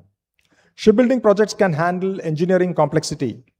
What they cannot absorb is open-ended procedural uncertainty. Capital in long gestation infrastructure needs predictability. Industry is not asking for dilution of environmental or regulatory standards. We are asking for a coordinated, transparent, and time-bound approval process. These two factors, land and time, will be decisive in determining which state captures the next set of shipbuilding investments. So this slide captures the clearance journey for a coastal shipyard. A project of this nature requires baseline studies, the HTL and LTL demarcations, that is the high tide line and low tide line demarcations, the CRZ mapping, EIA and marine studies, that is environmental impact assessment, hydrodynamic and shoreline assessments, public hearings through the Pollution Control Board, scrutiny by the Maharashtra Coastal Zone Management Authority, processing by the Ministry of Environment, Forests and Climate Change, and then consent to establish and consent to operate by the Maharashtra Pollution Control Board along with other local approvals. The statutory clock may look manageable once the complete process or a proposal is submitted. Public hearing, appraisals, and final decisions have prescribed timelines. But the real challenge often lies before the clock starts. Baseline studies, CRZ maps, shoreline modeling, consultant reports, public hearing logistics, state committee meetings, and the consequential documentation can take several quarters if not actively coordinated. In fact, for setting up a coastal shipyard, a large mega shipyard, it could take anywhere between 1.5 to 2.5 years for approvals. The Parivesh portal has improved central processing. This should be acknowledged. But for maritime infrastructure, the state-level coordination before and during approval process is equally important. Our own experience at the Nava yard shows that even relatively smaller maritime infrastructure can take considerable time because of multiple clearances and sequential processing. Therefore, my ask from Maharashtra is in the spirit of partnership. First, land. A suitable waterfront site, contiguous, expandable, and aligned with National Shipbuilding Cluster Policy. Second, approvals. A single window, time-bound, and accountable mechanism for environmental and CRZ clearances with parallel processing wherever permissible and a dedicated state task force for mega maritime projects. Third, the ecosystem. Trunk infrastructure, access roads, utilities, water, skilling institutions, township supports were required, and an MSME integration plan from day one. When these three elements come together, the state does not merely host a project, it will create an industrial future. For Maharashtra, this can become a major growth platform in maritime manufacturing.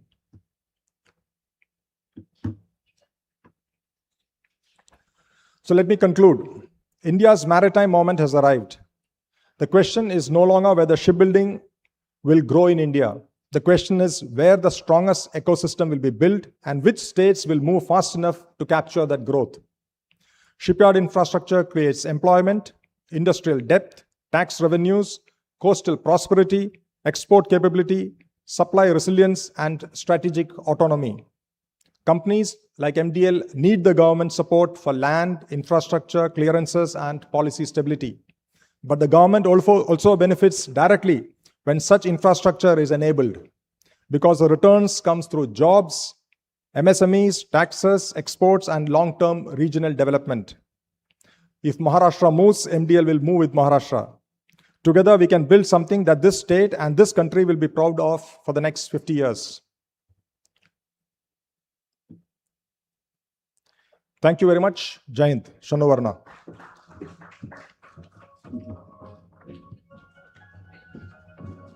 Thank you so much, Captain Jagmohanji. Thank you so much for that strategic perspective. The depth of opportunity and the responsibility in India's maritime sector is truly immense. With extensive experience in the maritime and defense sectors, Captain Jagmohan has been associated with major naval shipbuilding and engineering projects. Under his leadership, Mazagaon Dock continues to contribute significantly to India's indigenous defense production and the nation's vision of self-reliance in shipbuilding and naval infrastructure. I now request Mr. Anil Malik, Business Head West, the Hindu Group, to please come forward for the felicitation.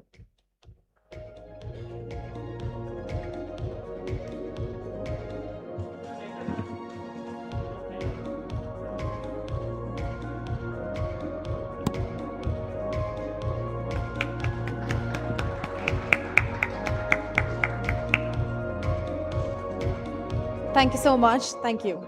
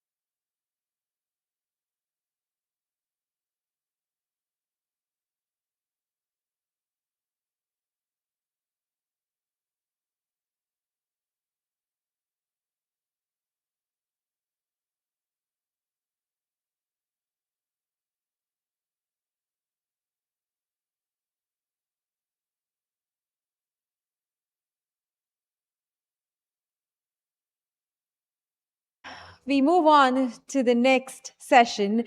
More than a financial hub, Mumbai from the eyes of the world. For much of our conclave today, we have heard from those who live and govern this city. And for our final panel, we invite the voices that see Mumbai from the outside. And perhaps because of that, see it with a particular clarity. Mumbai is home to consulates general from across the globe. To them, this city is a gateway to India's markets, its talent, its culture, and its ambition. We ask today, what does Mumbai look like from their vantage point? And what would it take to make it truly a global city? Ladies and gentlemen, it is my honor to welcome Mr. Paul Murphy, Consul General of Australia in Mumbai, with extensive experience in international diplomacy and strategic affairs. Paul Murphy has worked on initiatives related to trade partnerships, investment promotion, innovation, education, collaboration, and people-to-people ties, contributing to the growing relationship between India and Australia. Ladies and gentlemen, please join me in welcoming Mr. Paul Murphy.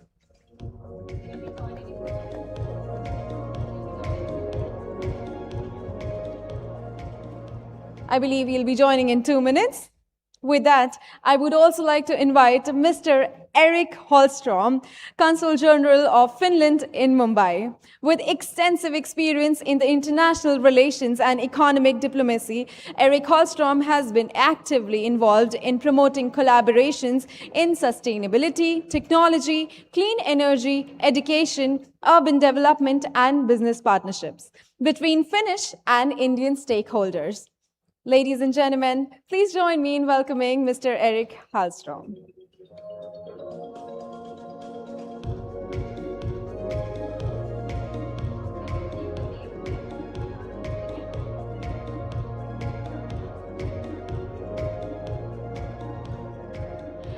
I would like to call Mr. Paul Murphy and Mr. Erik Hallström once.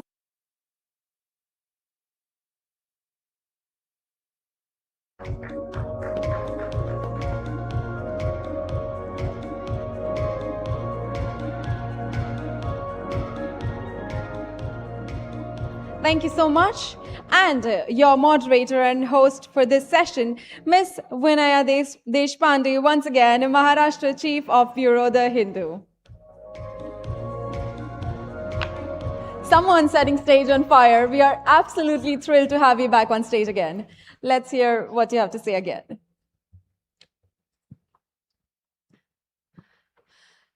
So, hello everyone. Thank you so much, Paul and Erik, for graciously waiting in the audience also, for taking the questions previously, and for being here for the Hindus' flagship infrastructure conclave. We really appreciate your time here. Thank you. Thank you very much, and congratulations on the conclave. Thank you so much.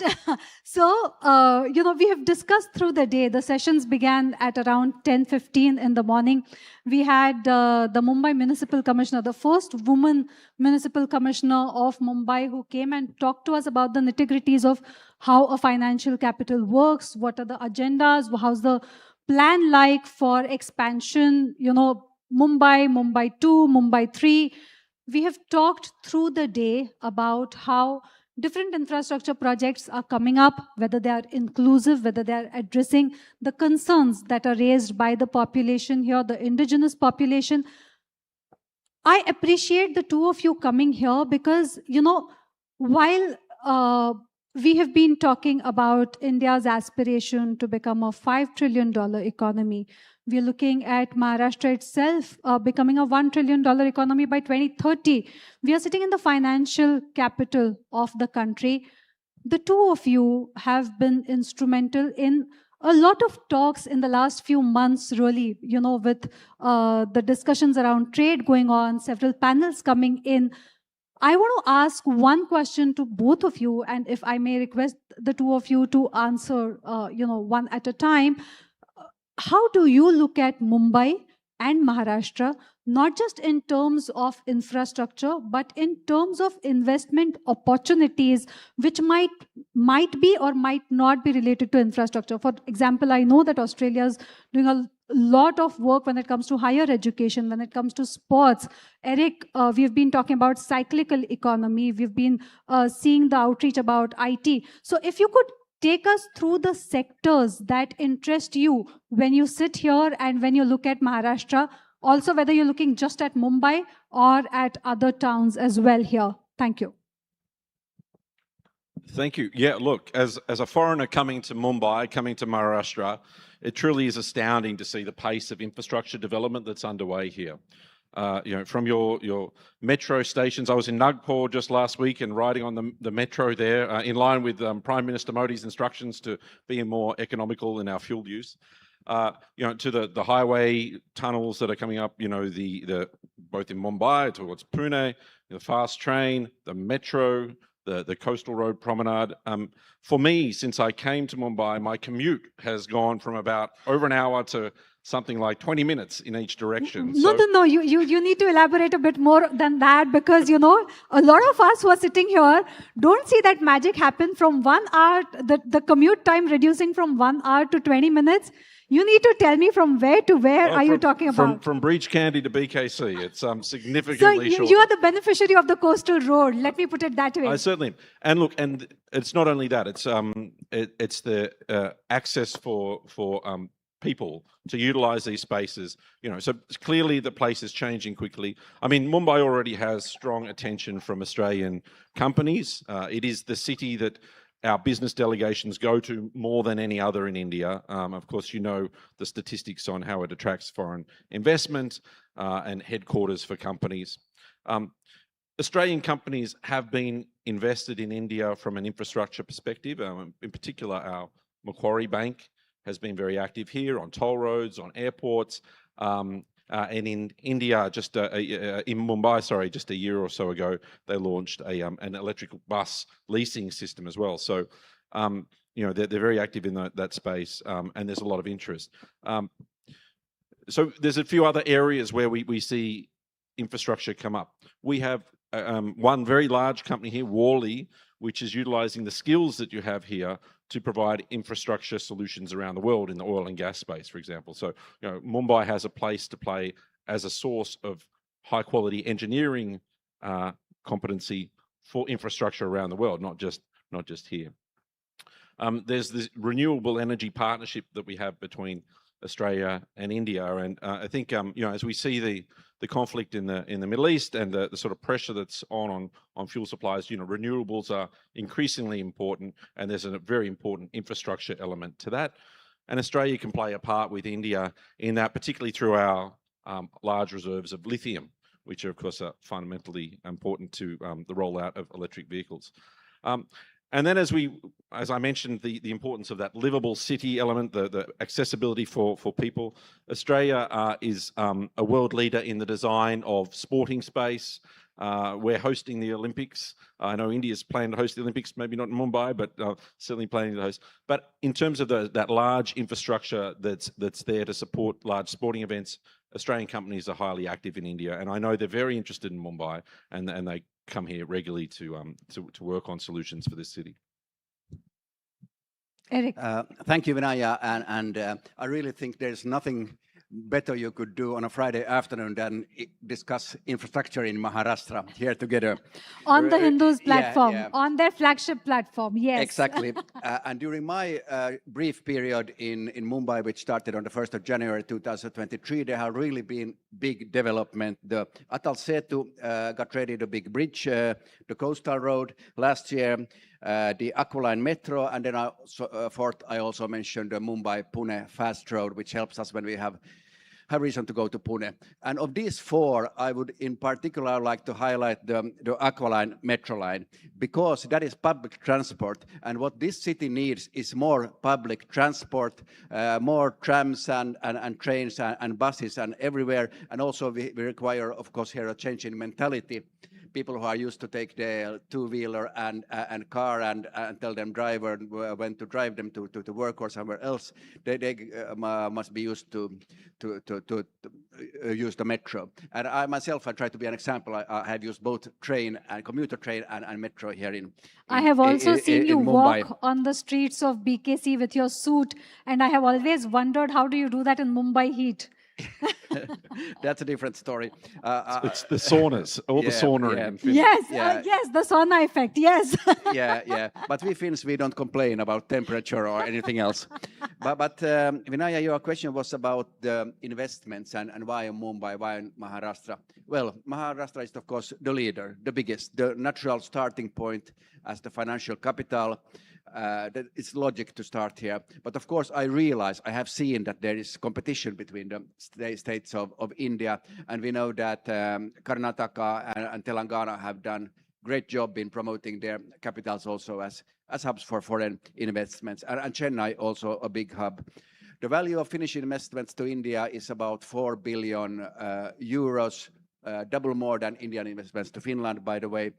1/3 of them have come to Maharashtra, Greater Mumbai, Kopoli, Thane, and Pune. Names like Nokia, Kone, Wärtsilä, Huhtamäki, Orion, Konecranes, and Tieto, among others. The sectors you mentioned, I would like to mention 3 sectors which have been of particular importance. Education. There are a few Finnish schools in Mumbai and Maharashtra now, and Finland is very well known for the education level, mainly in basic school. Sustainability in broadly defined, including circular economy, green technology, and so on, and then digitalization, all kinds of digital solutions, fintech, among others. I mentioned also now 3 companies. Normet is assisting MMRDA in tunnel projects. River Recycle is cleaning the Miti River, among other things. And then, as Minister Ranne mentioned, Finnish companies have been active in providing solution to the Sassoon docks, where they also take indigenous population in consideration. Thank you for addressing and finally, that. let me say that Finland and all our other EU nations, we wait, of course, for the EU-India free trade agreement to come into force and an increase in trade after that.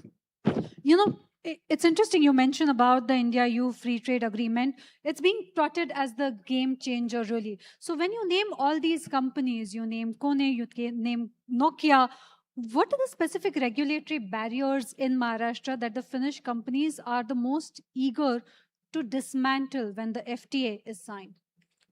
Well, the FTA is a very complex agreement and it doesn't cover all sectors. And some of the sectors will be slow, the tariffs will be slowly reduced. First year from 100 to 90, then to 90 to 80, 80 to 70, and so on. And it's mainly aimed at helping luxury cars and products made in Europe, but also Indian products will have easier access to the European market. Those Finnish companies who have been here already, they have faced some tariffs and some complicated bureaucracy when it had to be defined whether a product is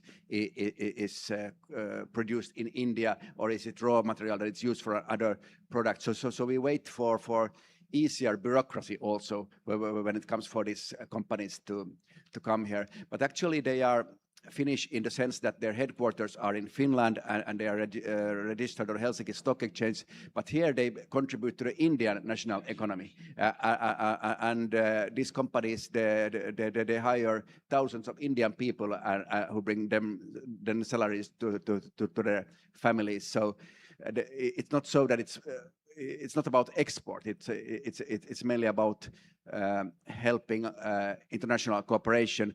But summarizing, we don't really know how much the India-EU free trade agreement actually will help, but we have great expectations.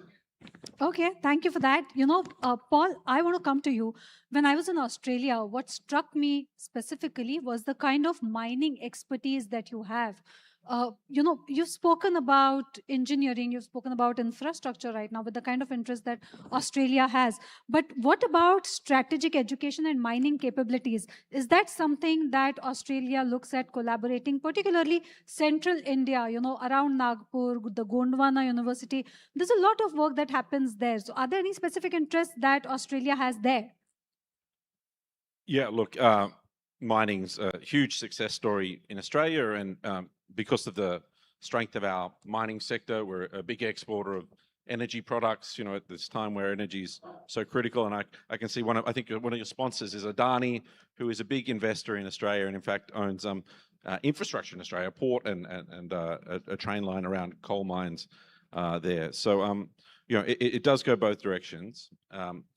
So there is the university element. Yes, our universities are very, very interested in India. We're seeing University of Western Australia come and establish in Mumbai this year, hoping to open up their campus somewhere around September here. And we have other world-class universities with mining expertise, such as Curtin, already providing training opportunities for tribal people from Gachiroli, actually, in Curtin, down in Western Australia at the moment. We have large delegations of mining technology companies that come through each year, and they do find a lot of customers here. That's you know, a good long-running successful partnership. But yeah, I think we're seeing more of it going two ways, as I said, with Indian companies also looking at Australia as places to invest and develop their own resource requirements to service this greater industrialized India. You know, also, would you like to talk about clean energy? Because the last time we had this conversation, I remember how there was this conversation about solar energy, about clean energy, and how there was a conversation about collaboration so that India can leapfrog with the kind of experience that Australia has. You know, there are mainline gridding issues when it comes to clean energy, particularly solar energy. What are your insights there, and how can there be more collaborations for this state when it comes to clean energy and solar energy? Yeah, well, I think I mentioned we have a renewable energy partnership, which was an agreement at the prime ministerial level around cooperating on renewable energy, and under that we're collaborating on things like training solar panel technicians and that sort of thing, more on the kind of how do you roll out renewables at the pace that Prime Minister Modi wants to see across India. You know, Australia has some expertise in that. We have the highest use of rooftop solar in the world. We've got a lot of sunshine, so we've kind of got a lot of experience around how do you get that disparate generation and then bring it into the grid and make sense of that. So that's something we've been working on for a lot of time. But look, from what I've seen, I just mentioned I was in Nagpur, and I know that there's solar panel manufacturing coming up there in a big way. That's happening in other parts of India. You know, India is going to be a big part of the solution to renewables, not just here, but, you know, globally, given that it's such an important part of the global economy and so much of the world's growth going forward is going to be occurring here. Yes. Yes, I would just wanted to add that energy and renewable energy is, of course, also a very broad subject. And just two examples from Finland. We have one company called Kempower that is a global leader in manufacturing battery charging stations for electric cars. And they have a few of these charging stations also here in Mumbai, one in the Kurla shopping mall, for instance. So when you go shopping, you can charge your car at the same time. And now with this crisis in the Persian Gulf, maybe the coming of the electric cars will a little bit go faster than otherwise it have gone. My other example is a company called Neste that collects garbage and leftovers from butcheries and big kitchens and then bring them together in big tankers to Singapore, where they are manufactured to renewable energy again. That drives buses. So just two examples. Wonderful. You know, Eric, some time ago, Alexander Stubb was here, your president. I had the opportunity to interact with him. And, you know, he has recently noted that the global trade dynamics are shifting due to unstable policies in major Western markets. Is Finland actively looking at Mumbai as a primary alternative manufacturing and digital hub to hedge against the global supply chain volatility? Well, Finland is a supporter of rules-based international order, also when it comes to trade and investments.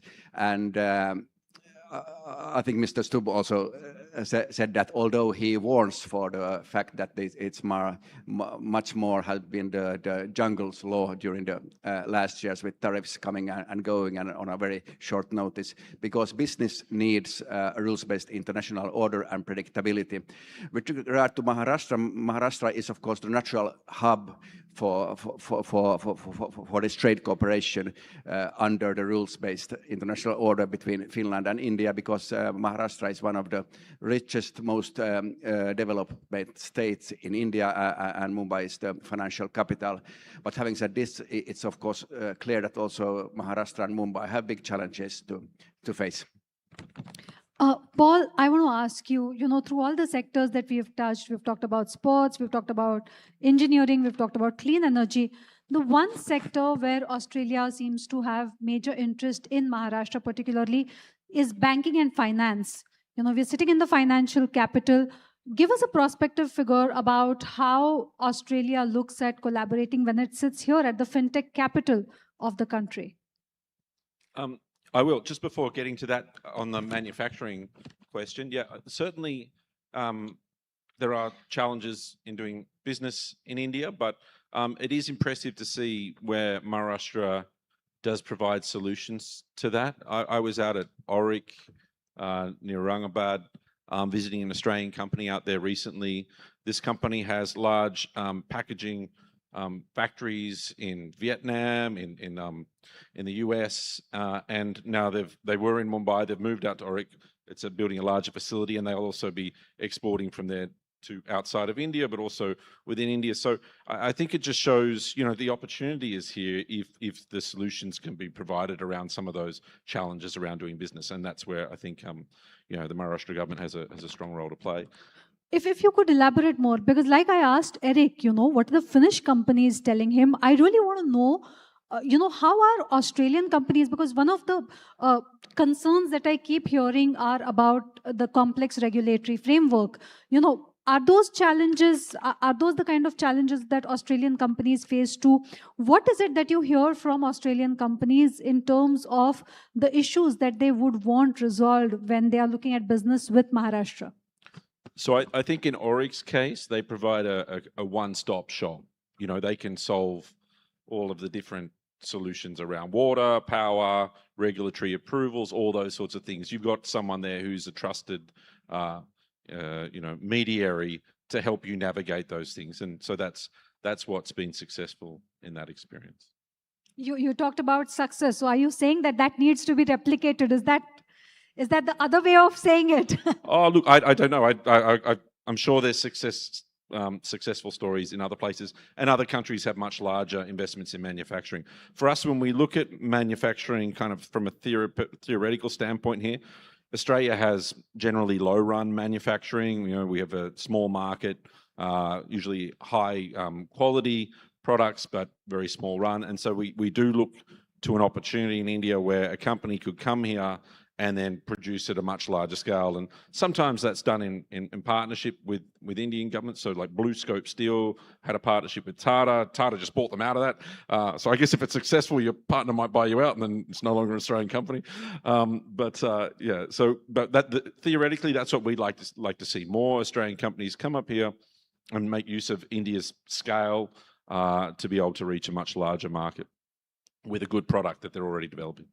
Okay. Eric, we've heard what Australia's expectations are. You spoke about Finnish education. That's something I really want to touch upon. Finland, when it comes to primary education, Australia, when it comes to higher education, there seem to be a lot of stakes there. You're opening your universities here, if I'm not wrong, in some time this year itself. So, what is Finland's plan when it looks at Maharashtra for primary education and expansion of its education model? And similarly, for you, for higher studies, how many campuses are we seeing? What are the kind of courses that will be taught? What are the timelines that we are looking at? Our expansion into the Maharashtra education sector is already ongoing, and there are 3 or 4 Finland international schools and then Indian schools which have adopted the Finnish education model. And the Finnish education model is more or less, when we talk about basic education, not to overload the young child between 5 and 10 years old with academic subjects. It's not important for a 6-year-old to learn physics and foreign languages. It's much more important to learn to act in a group, to climb and to swim and to play and to act. And we also follow the holistic model and want the young person to develop into a critically thinking individual. So these are maybe the main features, and this is sometimes difficult to explain to Indian parents who are very ambitious already with their young children, are thinking of the 5 years old, which American university of the 5-year-old should go to in 20 years. So, but this is what we have seen in Finland that gives good results, and also the motivation to learn and go to school stays good also when the child is a critically thinking teenager later on. But it's you're talking about resilient, building children into resilient people. Is that what you're talking about when you look at Finnish education? More, I'm talking about, developing the young child into all the motoric skills and not only reading and writing and knowing a lot of things, learn to do, and then come these difficult academic subjects maybe at a later stage. But yes, we have Finnish schools in Pune and Mumbai now, one in Thane and one in Kalyan, and that I know that one of the education experts is also looking at Nagpur. Thank you. Paul, this is for you for higher education. What is the picture that we are going to see in Maharashtra? How many universities are coming in? What are the kind of campuses you're looking at? What are the kind of courses that will be taught here? And what is the kind of degree system that will be? Okay, so education, it's a huge part of the Australia-India relationship. We have around about 120,000 Indian students studying in Australia at any one point in time. I mean, it's actually worth about 9 billion Australian dollars in terms of services exports a year. It's a really important industry, but that's for a certain cohort, and there's a certain capacity that we're able to deliver there. The changes to the rules allowing foreign universities to come and set up have been very strongly welcomed by the Australian education sector. They've been traveling, so many universities have come through in the last 2 years that I've been here, traveling through, talking to many states. So, it's a competitive landscape to attract a university to your state in India because there's a lot of interest out there. We've got a couple of universities that they came out even before those rule changes in GIFT City. We've got Wollongong University and Deakin University up there. And then we've got other universities setting up in other states in India. We do have University of Western Australia, as I mentioned, setting up here, which is really good. And they're coming in at quite a large scale, which is impressive. I think it's around 700 students I'd like to see sort of from day one, which is a pretty fast ramp up for a university. What's the opportunity of that? Well, I mean, it means you can get an international course in India at, I guess, a different price point. It's quite expensive to go traveling abroad. It also means, you can stay with family and friends and you get to, enjoy those connections and things as well. So it's a slightly different product to that study abroad product. And it's still to be proven as well. And so one of the things, I've noticed is there's some very, very good universities, not just in Maharashtra, but certainly in Maharashtra, private universities providing top quality education at a reasonable price as well. So it's going to be a competitive environment for these universities to come in to be able to provide something that provides the quality that the incumbents have already got. But look, they have their expertise to draw from. University of Western Australia is coming in at a large scale, and I think that'll give them that heft to provide a really high quality education at a more reasonable price than might be able to be got by going to Australia directly. Thank you. The timer tells me the time is up, but one last question to both of you. You've been in Mumbai for quite some time. Rapid fire, the best thing about Mumbai. What do you find is the best in Mumbai? Where do I start? No. Is there a list or is there none? No, look, do you know, I mean, and this, I mentioned the coastal road before, but for me, my happy place at the moment is on my bicycle when the sun is setting into the ocean, and the city lights up, and it's beautiful. Particularly at the moment with the air being clear, it's a beautiful city, and you can see, how over time it's going to become even more and more beautiful. So it's a real privilege for me to be here, to be seeing this place evolving and becoming, everything it can be. That's very true. The majestic sunsets in Mumbai are, you also have a view from Reach Well, I'm from the Candy. east coast of Australia, so the sun doesn't set it sets on the other side, so it's a treat for me. But yes, fantastic. The view from your house is also very beautiful. So I obviously envy you for that. The majestic sunsets. What about you, Eric? And the best about Mumbai, the colors, the sound, the rhythm of life, and first of all, the peoples of Mumbai, the persons who have had the privilege to get to know. That's a during round my of term applause, people of Mumbai. And I also, like Paul, I'd like to mention what is my favorite spot and what to do. It's a early Sunday walk along Linking Road in Bandra West before the shops open. Okay. So the next time we have to find you on a weekend, we know where to go. Yes. Okay. And what's the worst? Come on. What's the worst?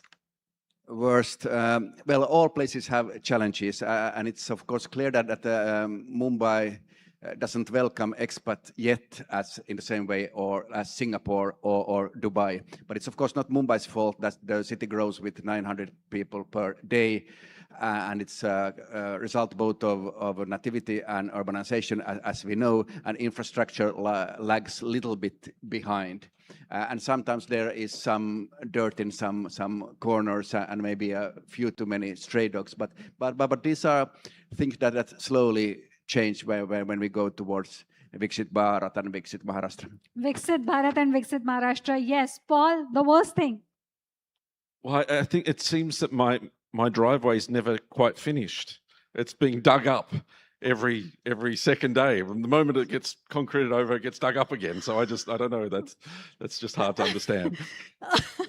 Okay, the dug up city is the worst thing, really. We've been dealing with it for quite some time now. I think by now we've got immune to it. So, yeah, spending long hours on the road and the Makes dug it hard up. to find parking. Okay, thank you. Thank you for all the candid answers. Paul and Eric, I really appreciate your time here. Thank you so much.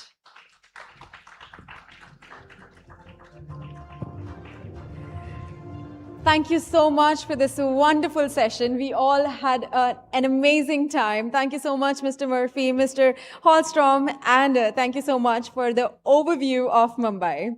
I was just curious, since we were talking about Mumbai and what is our favorite thing about Mumbai, did you get a chance to try very famous vada pav from Mumbai? Oh, you did? We are so glad. Certainly the one on the way to Pune at the truck stop there, the vada pav there. Wow. Wow. Oh my God. We are impressed. Can we give a huge round of applause? All the Mumbaikars and Punekars, we are definitely very, very happy. One more supporter for Aram Vada Pav. That makes it two on the stage. All right. Eric, what about you? What's your favorite dish here? No, for me it's also vada pav, and then I also think that lime soda, mixed salt and sweet is Indian contribution to the gastronomic culture of the world. I think he has a lot of good taste in food. Huh? He will not stop once he starts talking about food. I'm so glad. Would you like to say anything, ma'am? All right, then I would request you once again to please felicitate our distinguished guests.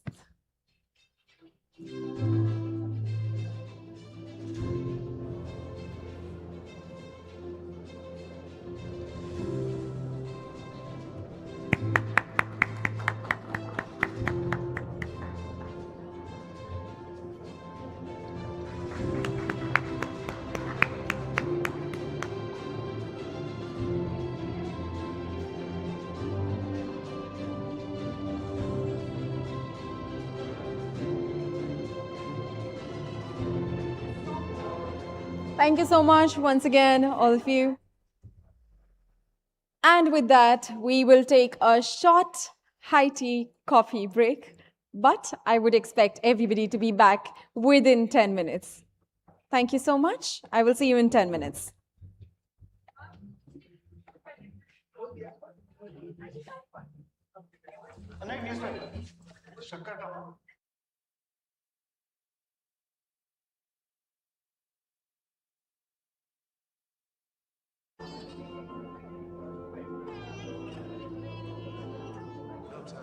सामान देना भैया। आगे क्या करना है? वो बिट्टू या पर्ची में देखो, कहाँ गई पर्ची? नमस्ते जी, मुझे पता है वो पर्ची में क्या लिखा हुआ है। आप चलिए मेरे साथ। व्हील चेयर, ये आपका और ये आपका। पर्ची में शॉपिंग के बाद तो जरूर लिखी होती है। थोड़ी पेट पूजा की बात कोई पर्ची में ना लिखे, ऐसा हो सकता है? Thank you. पर्ची में तो ये सब लिखा ही नहीं था। भैया आपकी पर्ची सिर्फ बड़ी क्लास है, उसमें चलाते हैं। आपके सफर में आप सफर में जाते हैं। आप करके दिखाते हैं। आराम से in existence for over 55 years, is part of the welfare center having 330 workers currently 99 companies, prospecting and connecting business. World Trade Center Mumbai stands as a distinguished hub for global trade and investment, serving as a vital platform for fostering international business collaborations, policy dialogues, and economic partnerships. With a strong commitment to advancing local commerce, WTC Mumbai facilitates strategic engagements between industry leaders, policymakers, and trade professionals. Renowned for hosting high-impact trade events, international exhibitions, and industry summits, WTC Mumbai has welcomed esteemed ministers, government officials, diplomats, and business delegations from across the world.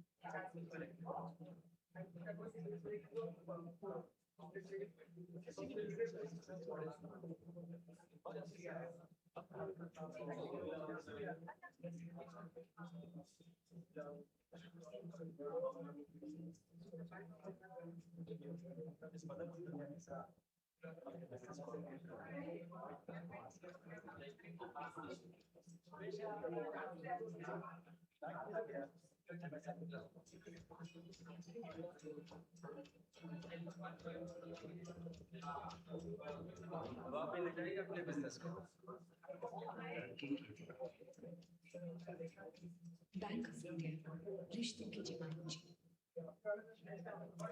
नहीं mister, शक्कर का भाव।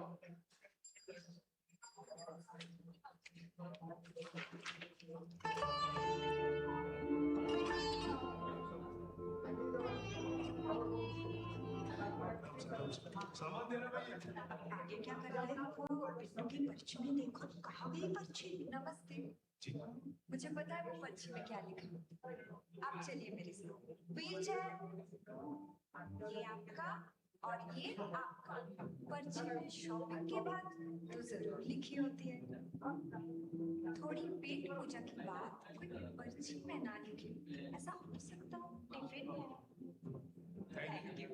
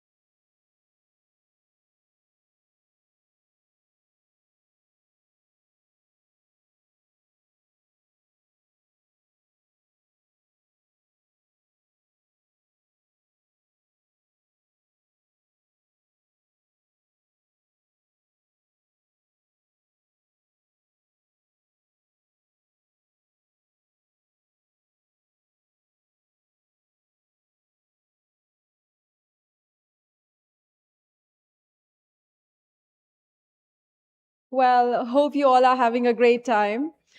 We are going to be starting shortly. We are just waiting for the DCM to come.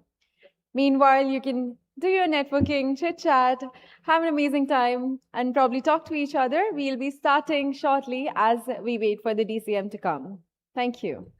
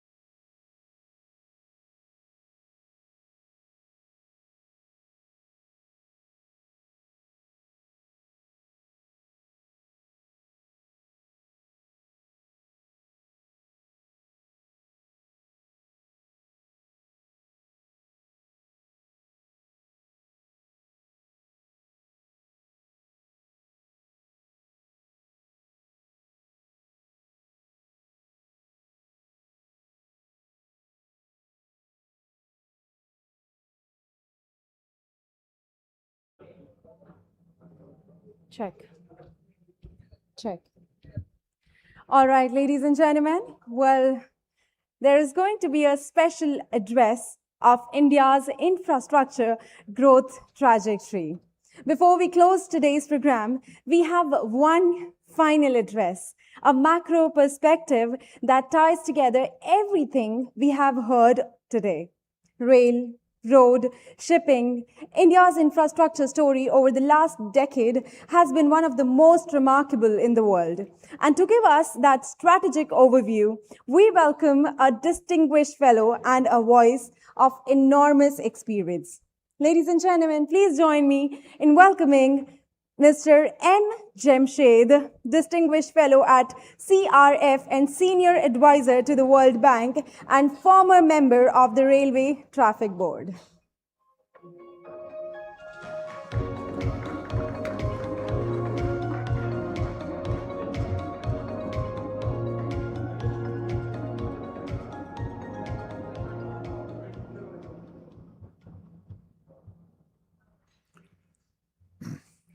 Distinguished delegates, ladies and gentlemen, I stand here and I'm grateful that the Deputy Chief Minister Saab is expected after some time. So this is going to be a short address.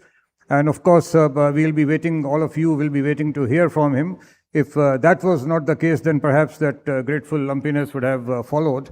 But okay, so I've heard since morning about various very micro specialized and expert opinions on starting from the municipal corporation and their day-to-day working to the port, the Maharashtra ports and Majgaon dock. I stand here to provide you a macro view from the top, and when we say from the top, would mean that from Delhi. And this could well assimilate Maharashtra infrastructure as discussed in the previous sessions in the micro details, but I'll provide you how infrastructure is being looked at today by the Government of India and how many kind of in last decade, how it has moved and the trajectory of growth that looks at this point of time.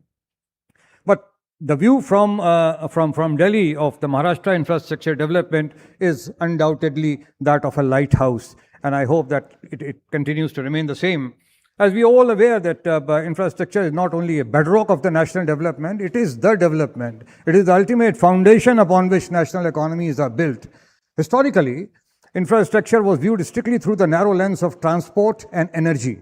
Today, it has assumed a far grander and more integrated role. While infrastructure requirements vary across global economies, the focus of the Government of India since 2014 has been clearly and relentlessly on this sector.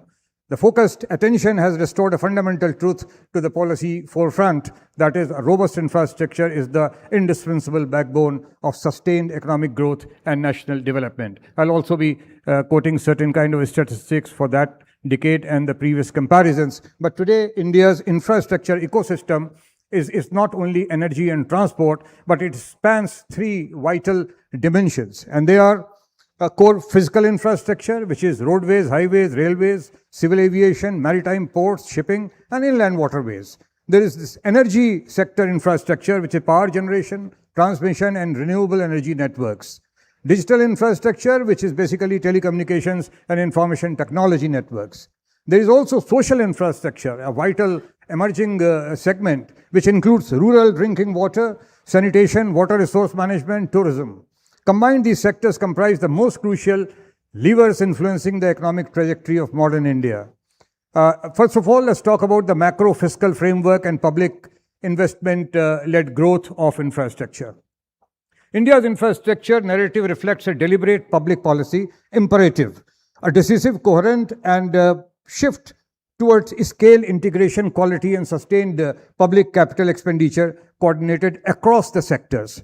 Crucially, the integration of these distinct economic segments has also been institutionalized through the Prime Minister's Gati Shakti National Master Plan, along with structural reforms in project financing, preparation, execution, and a major push to crowd in private capital. The remarkable achievements seen during the first decade of this governance model, that is 2014 to 2024, When compared to the preceding decade of 2004 and 2014, it reflects a sincerity of purpose that has laid the foundation for transforming India into a developed nation, Viksit Bharat by 2047. A social media post recently, not very recently, but on 7th of January on X, on Twitter, by the Honorable Prime Minister, I think it's like a directional marker for fiscal policy. He wrote, India's Reform Express continues to gain momentum. This is powered by the India government's comprehensive investment push and demand-led policies, be it infrastructure, manufacturing incentives, digital public goods, or ease of doing business. We are working to realize our dream of a prosperous India. This vision drives India's public investment-led growth model with transport at its absolute core. Transport infrastructure does directly impact the national GDP by fundamentally lowering the national logistics costs. Historically, India's logistics cost, for which we have often been criticized also and have also had self-criticism, was an inefficient 13 to 16% of the GDP. From the fiscal year 2023-24, after a very careful reassessment that has been made, it has worked out to 7.9%, aligning India with developed global economies. The CapEx trajectory also explains this emphasis on infrastructure. Budget 2025-26 provided a massive capital expenditure envelope of rupees 11.21 lakh crore, which is approximately 3.1% of the GDP, with an overall expenditure budget of 50 lakh crore. Budget 26-27, it proposed to increase public capex by 9% to 12.2 lakh crore, continuing the upward momentum. The national infrastructure pipeline has expanded to encompass approximately 13,000 projects valued at roughly 185 lakh crore as of March 2025, with nearly half of this value concentrated heavily in roads and railways. According to the Economic Survey, expenditure on infrastructure, this is very crucial, it delivers a massive multiplier effect, estimated at 2.5 to 3.5 times over the medium term. In other words, for every single rupee the government invests in creating infrastructure, the national GDP gains by rupees 2.5 and rupees 3.5. When we look at different sectors, that's kind of a deep dive. On the transport side, we see first the Indian Railways or the railroad sector. It occupies a highly distinctive dual position as both a vital commercial enterprise and an essential public utility. It remains as the most energy efficient mode of long-distance freight movement and serves as a lifeline for affordable mass passenger mobility. Consistent year-on-year increase in capex allocation, this will be very interesting for all of you to note that, have driven significant physical achievements in new line construction, network electrification, rolling stock procurement, and safety works. The sector has achieved unprecedented growth during 2014 and 2024 compared to 2004 and 2014. I remember as a member of the Railway Board during 2015 to 2018, I was also associated with the historic transition of the railway budget getting merged into the main budget, working very closely with the two ministers of railways, and both from Maharashtra, Mr. Suresh Prabhu and Mr. Piyush Goyal, and both equally passionate to assist Maharashtra's infrastructure growth. IR's gross budgetary support of about 1.5 lakh crore total during 2004-2014 increased to 8.25 lakh crore during the last decade. Similarly, its revenues, the revenue that it generates, increased to 18.56 crore from 8.64 crores in the previous decade. Total loading cumulative increased to 12,600 million tons against 8,600 million tons. New tracks added were 31,000 kilometers against 14,000 kilometers. The locomotive production and their induction, it increased to about 9,000 locomotives during these 10 years compared with only 4,000. Electrification, which remained only at 4,000 kilometers, increased by 44,000 kilometers. I mean, these are all indications of how the infrastructure and the push towards infrastructure by the government on a very crucial sector like the railways has impacted the production, the efficiency, and the output. For the year 2026-27, the core budget, including the 12,000 crore from the extra budgetary resources or the market borrowings for the railways, works out to 2.90 lakh, almost 3 lakh crore. And can you imagine, this is an organization which has an expenditure profile of about 5.6 lakh crore this year. About 3 lakh crore of the capex and another about revenue budget also working out to roughly around 3 lakh crores. They have to do a lot, and this infrastructure sector, restoring absolute financial sustainability, strategic disinvestment of its non-core functions, including public sector undertakings, and prioritizing specific works like dedicated freight corridors. When we look at roads and highways, if railways represented the bulk long-distance freight backbone, roads and highways are the dominant mode for both cargo and passenger movements over short and medium distances. The Ministry of Road Transport and Highways has overseen an unprecedented physical expansion of the national highway network. I mean, here also we are glad. I mean, the Mumbaikars and the Maharashtrians would be very happy that Mr. Nitin Gadkari is there, again very passionate for development of Maharashtra. And 2004, we had 65,000 kilometers of national highways, which increased to 91,000 by 2014. And see that by December 2025, it had increased to 1,46,560 kilometers of national highways. Over this period, high-speed corridors also skyrocketed from a mere 93 kilometers in 2014 to 3,000 kilometers in 2015. 4-lane and above highways more than doubled, growing from 18,000 kilometers to 43,000 kilometers.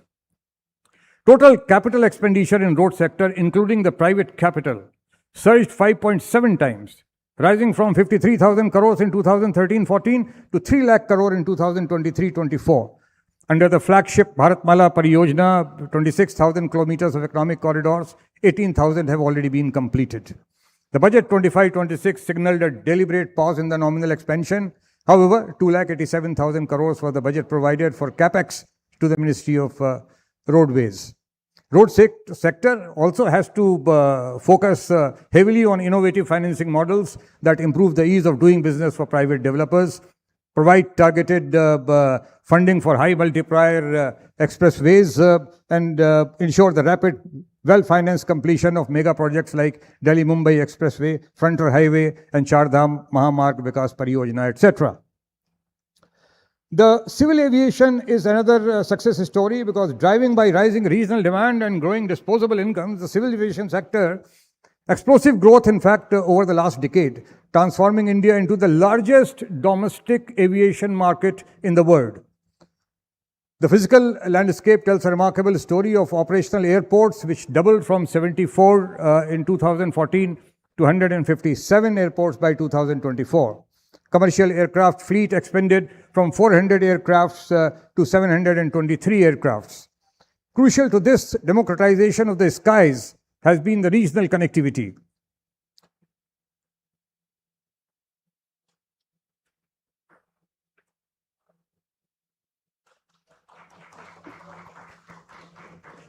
Yeah.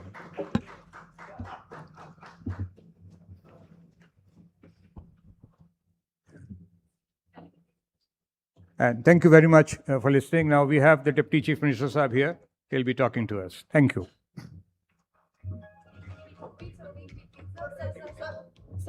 Thank you so much, sir. And I would like to call Vaidyanathan N, Assistant Vice President, Administration and Head Circulation. For felicitation. Yes. Okay.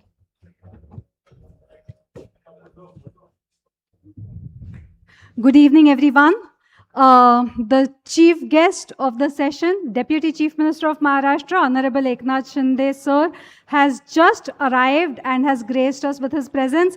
Sir, let me particularly thank you. You are the infrastructure man of Maharashtra. Let me particularly thank you for coming today because we know that you've been unwell. You were on traction. You couldn't even get up. And we truly appreciate the fact that you have made it to the Hindus' flagship infrastructure conclave today. Thank you so much. आपकी तबीयत ठीक नहीं है, फिर भी आप सिर्फ हिंदू के लिए आज यहाँ पे आए हैं. इसका मैं आपसे विनती करूंगी कि अभी दिन भर हमारी जो बात हुई है वो ये हुई है कि किस प्रकार से महाराष्ट्र का इंफ्रास्ट्रक्चर बढ़ता जा रहा है, किस प्रकार से महाराष्ट्र $1 ट्रिलियन इकोनॉमी की तरफ जो बढ़ रहा है उसकी वजह से पूरी तरह से इंफ्रास्ट्रक्चर पर फोकस है। लेकिन काफ़ी सारे लोगों ने सर ये बात की कि मुंबई है, MMR है जो कि प्रोग्रेस हो रहा है। हम आपसे जानना चाहेंगे कि क्या महाराष्ट्र यानी सिर्फ मुंबई और MMR है या सरकार उससे भी परे और जगहों को देख रही है? होलिस्टिक डेवलपमेंट का आपका विजन क्या है? मैं आपको रिक्वेस्ट करती हूं कि प्लीज़ आएं और हमसे साझा करें कि आपका महाराष्ट्र इंफ्रास्ट्रक्चर के लिए विजन क्या है। एक नाथ शिंदे, लेडीज एंड जेंटलमैन।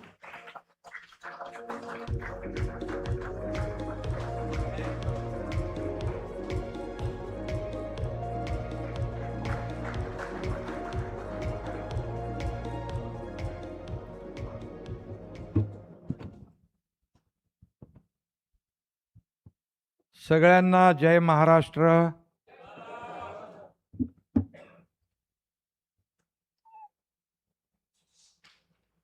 अभी मुझे बताया गया कि तबीयत खराब है फिर भी मैं आया हूं द हिंदू के लिए, क्योंकि मैं भी हिंदू हूं।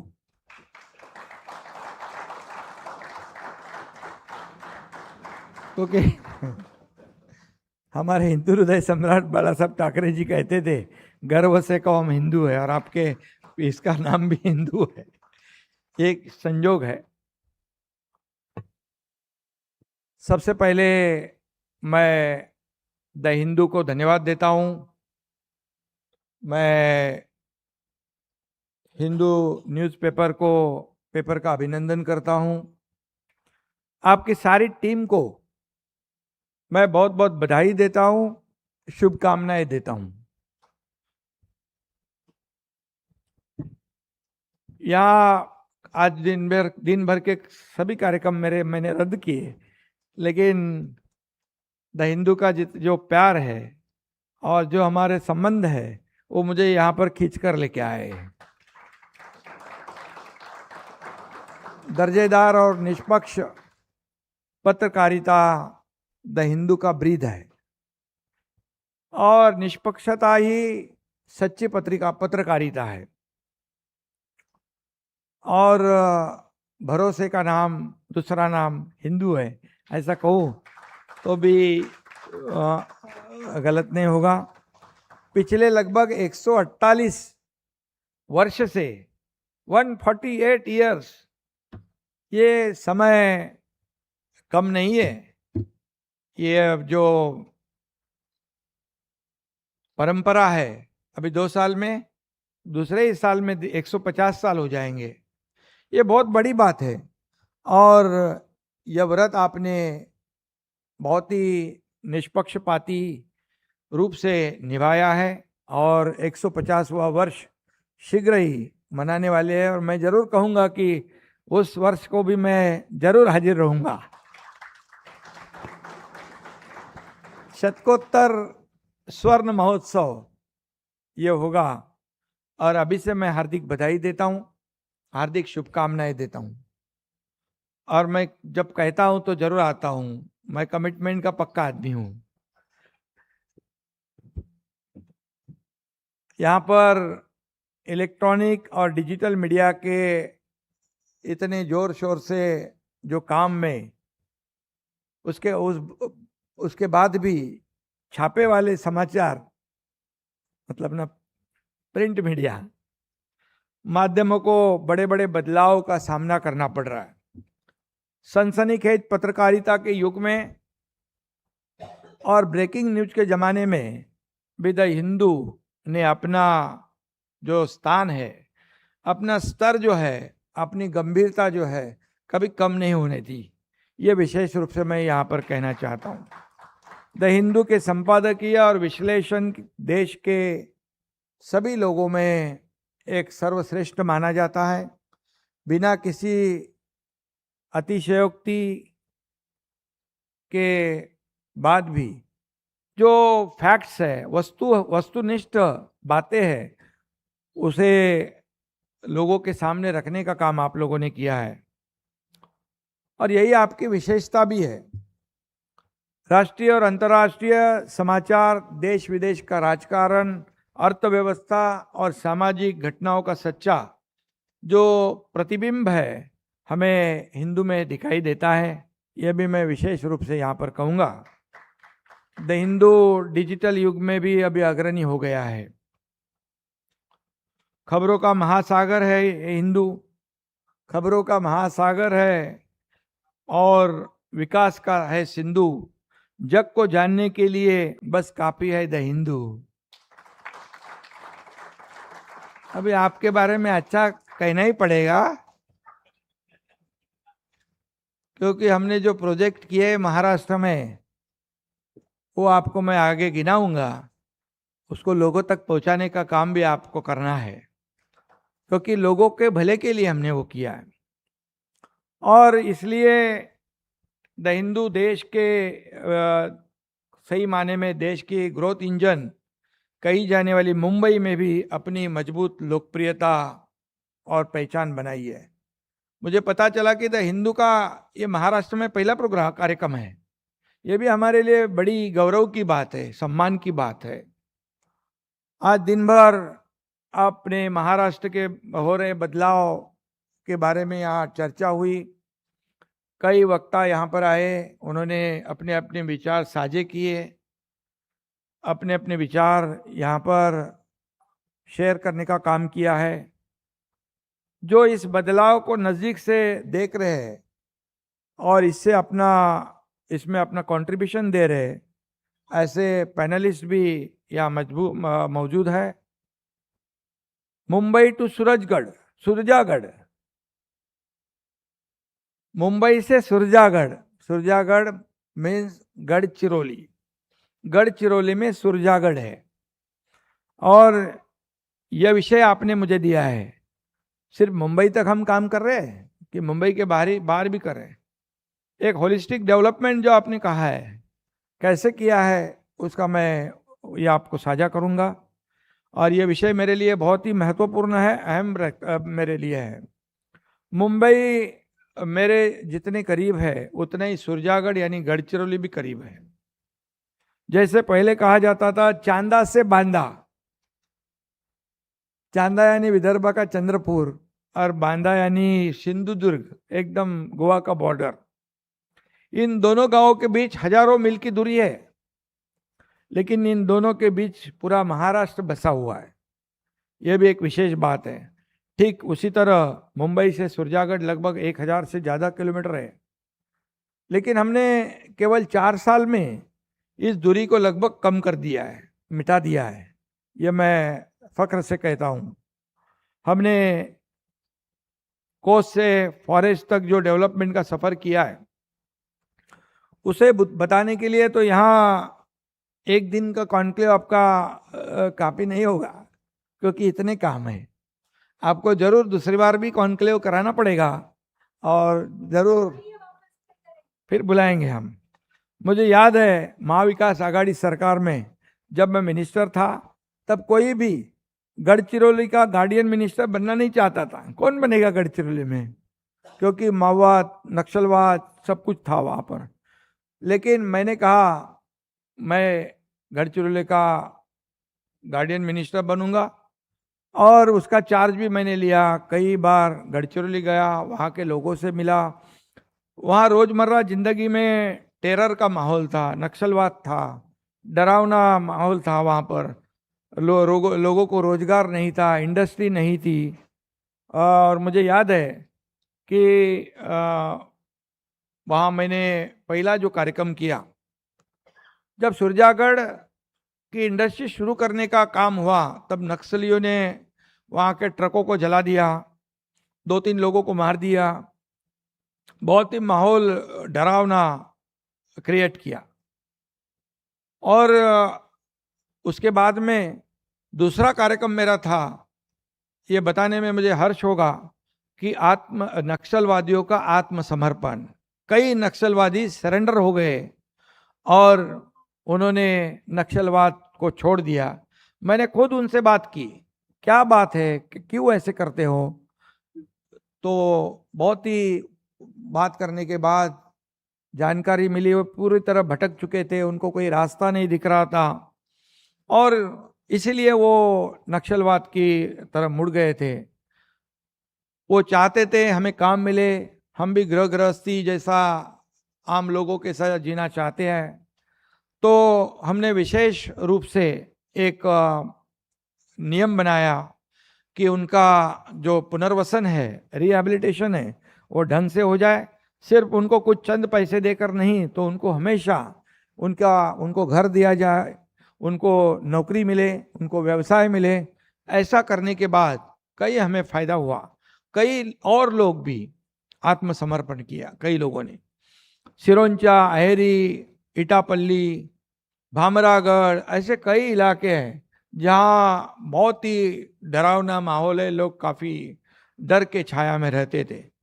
वहाँ की आदिवासी लाडली बहनों के साथ और पुलिस जवानों के साथ हमने रक्षाबंधन भी मनाया। जब दिवाली आई तो मैं हमारे घर वालों के साथ दिवाली मैंने मनाई नहीं, मैं जाकर वहाँ के पुलिस जवान, वहाँ के लोगों के साथ दिवाली मनाई, ताकि उनके साथ घुलना मिलना जरूरी था, उनके साथ मेल जोल रखना जरूरी था। और इसलिए उनको उनका मॉरल बढ़ाने की भी ज़रूरत थी। और इसलिए तभी नक्सलियों ने हमें धमकी भी दी, हमें कहा यहाँ आओगे तो हम तुमको उड़ा देंगे, ये करेंगे वो करेंगे। लेकिन एक नाथ शिंदे है, डर नाम का चीज़ हमारे डिक्शनरी में नहीं है, और कोई धमकी देगा तो दुगनी ताकत से हम मैदान में उतरकर उसका सामना करने वाले लोग हैं। और इसलिए वहाँ काफ़ी कुछ करने का मौका मिला और वहाँ सड़कें बन गई, वहाँ हेल्थ सिस्टम हो गई, स्कूल हो गए, सो कहीं वहाँ पर डेवलपमेंट हो गया। हमारे लोकप्रिय और यशस्वी प्रधानमंत्री नरेंद्र मोदी जी हमेशा कहते हैं विकसित भारत का सपना तब पूरा होगा जब देश का हर कोना विकसित होगा, हर एक क्षेत्र जो है वो मुख्य धारा से जुड़ेगा, तभी विकसित भारत होगा। Development is not about factories, roads और buildings, development is about people.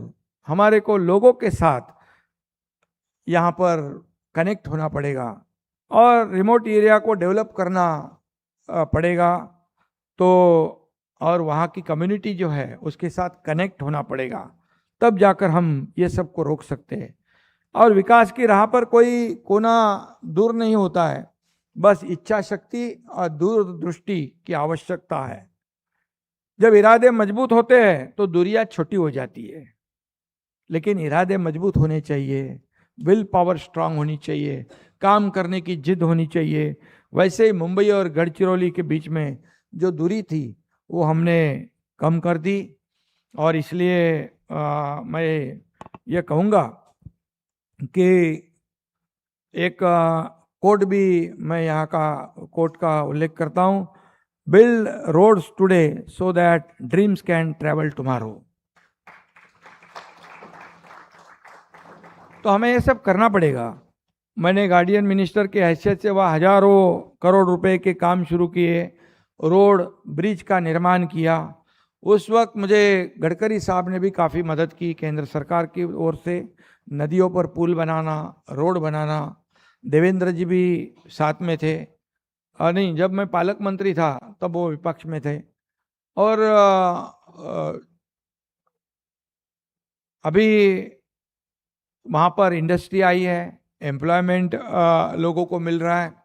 और मुझे याद है कि उस समय टाटा समूह ने वहाँ पर लोकल यूथ को स्किल ट्रेनिंग सेंटर बनाया और वहाँ पर इन्वेंशन, इनोवेशन और इंक्यूबेशन सेंटर बना दिया। आपको यकीन नहीं होगा, 170 करोड़ का वो प्रोजेक्ट था, उसमें सरकार के कम पैसे थे, टाटा ग्रुप ने ज़्यादा पैसे लगाए थे। हर साल 5000 यूथ को वहाँ ट्रेंड किया जाएगा, ट्रेनिंग मिलेगी और प्लेसमेंट भी मिलेगा। ऐसा वो प्रोजेक्ट है, अभी भी शुरू है। और इसलिए हजारों लोगों को वहाँ पर ट्रेनिंग भी मिल रही है, काम मिल रहा है। 2022 में तभी मैंने स्वर्गीय रतन टाटा जी से भी बात की थी और उन्होंने तुरंत हाँ कर दी। और वैसे जो ट्रेनिंग सेंटर है महाराष्ट्र में कई जगह हम कर रहे हैं। 2022 में मैं सीएम बन गया और तब से वहाँ पर और काम करने को मुझे मिला। वहाँ पर डेवलपमेंट हो गया, वहाँ पर रोड, मैंने अभी कहा कि रोड हो गया। हर वर्ष वहाँ पर कई हजार लोगों को काम मिलने लगा और यहाँ पर सिर्फ एम्प्लॉयमेंट नहीं तो एंटरप्रेन्योर भी वहाँ पर हमने बनाए जो लोगों को काम दे सकते हैं। और इसलिए लोगों के रोजगार देने वाले हाथ भी हमने बना दिए। हमारे बाला साहब ठाकरे जी कहते थे सिर्फ नौकरियां मत मांगो, नौकरी देने वाले भी तैयार करो। तो वैसे भी लोग हमने वहाँ पर तैयार किए जो आज बहुत ही शानदार तरीके से काम कर रहे हैं। और डेवलपमेंट देश के हर कोने में पहुंचना चाहिए। मैं अभी कहा कि प्रधानमंत्री जी का ये सपना था और देश के हमारे फौलादी यूनियन मिनिस्टर, गृह मंत्री जो अमित भाई, उन्होंने भी नक्सलवाद को खत्म करने का जो संकल्प लिया और डेडलाइन देकर नक्सलवाद खत्म करने की जो बात कही, कल परसों ही उनकी मैंने प्रेस कॉन्फ्रेंस देखी छत्तीसगढ़ में, तो नक्सलवाद लगभग वहाँ खत्म हो गया है। पूरे हमारे गढ़चिरौली का नक्सलवाद खत्म हुआ है। और इसीलिए हमारे C60 टीम जो पुलिस की है और CRPF है, ये सब ने मिलकर देश के गृह मंत्री अमित भाई के मार्गदर्शन पर ये नक्सलवाद को भी खत्म करने का जो संकल्प किया था उसे हम पूरा कर रहे हैं। क्योंकि इस राज्य को, देश को आगे बढ़ाना है तो डेवलपमेंट की जरूरत है, विकास की जरूरत है और वो हम करने जा रहे हैं। और इसीलिए राज्य के नक्सल प्रभावित क्षेत्र में basic infrastructure, internet, network, industries, health, education जैसे सेक्टर में इफेक्टिव डेवलपमेंट वर्क किए गए। गढ़चिरौली जिले के कोंसरी में लॉयड मेटल लिमिटेड 20,000 करोड़ रुपए का लागत उन्होंने किया और इंटीग्रेटेड स्टील प्लांट के लिए उनके साथ MOU भी साइन हो गया। इस प्लांट का कंस्ट्रक्शन शुरू हो गया है। कुछ लोग कहते थे क्या होगा वहाँ पर, लेकिन आज मैं कहता हूँ हजारों लोगों को रोजगार वहाँ मिलेगा, 10,000 लोगों को एम्प्लॉयमेंट वहाँ मिलेगा, नौकरियाँ मिलेगी, कुछ लोगों को छोटा मोटा व्यवसाय भी मिलेगा। इसके अलावा सुरजागढ़ स्टील के माध्यम से गढ़चिरौली में 20,000 करोड़ का स्टील प्लांट का भी कंस्ट्रक्शन हो रहा है। क्योंकि सुरजागढ़ के बारे में आपको स्टोरी बतानी जरूरी है, क्योंकि मेरा विषय मुंबई से सुरजागढ़ है। तो सुरजागढ़ क्या है? ये सुरजागढ़ राज्य का आखिरी हिस्सा है और वहाँ जाकर काम करना आसान नहीं है। और सुरजागढ़ माइन वर्तमान में 10 मिलियन टन एनुअल कैपेसिटी के साथ ऑपरेट हो रहा है। ये बहुत बड़ी अचीवमेंट है और वहाँ पर कई और लोग इंडस्ट्री वाले आ रहे हैं। पहले तो कोई जाने का नाम नहीं लेता था, लेकिन आज सभी लोगों को वहाँ इंडस्ट्री लगानी है। हम वहाँ पर जो हमारा नागपुर मुंबई समृद्धि हाईवे है उसको गढ़चिरौली तक लेके जा रहे हैं, गोंदिया तक लेके जा रहे हैं, भंडारा तक लेके जा रहे हैं। और इसी के वजह से कनेक्टिविटी जहाँ है वहाँ डेवलपमेंट है और कनेक्टिविटी बहुत ही जरूरी है, रोड जरूरी है। और इसलिए गढ़चिरौली में हमने डिस्ट्रिक्ट इन्वेस्टमेंट समिट 2025 में हमारे मुख्यमंत्री देवेंद्र जी के मार्गदर्शन में लिया। 12 कंपनियों के साथ MOU हुआ। इसमें 17,431 करोड़ की इन्वेस्टमेंट हो गई। लगभग 1 लाख से ज़्यादा लोगों को एम्प्लॉयमेंट मिलेगा वहाँ पर। यह मैं इसलिए कह रहा हूँ कि कैसे एक विभाग को हम डेवलप कर सकते हैं, कैसे पिछड़े इलाकों को, कैसे नक्सलग्रस्त इलाकों को हम मेन स्ट्रीम में ला सकते हैं। अगर इच्छा शक्ति हो तो हम कुछ भी कर सकते हैं और अच्छा कर सकते हैं। कुछ भी मतलब पब्लिक के लिए, महाराष्ट्र के लिए, राज्य के लिए।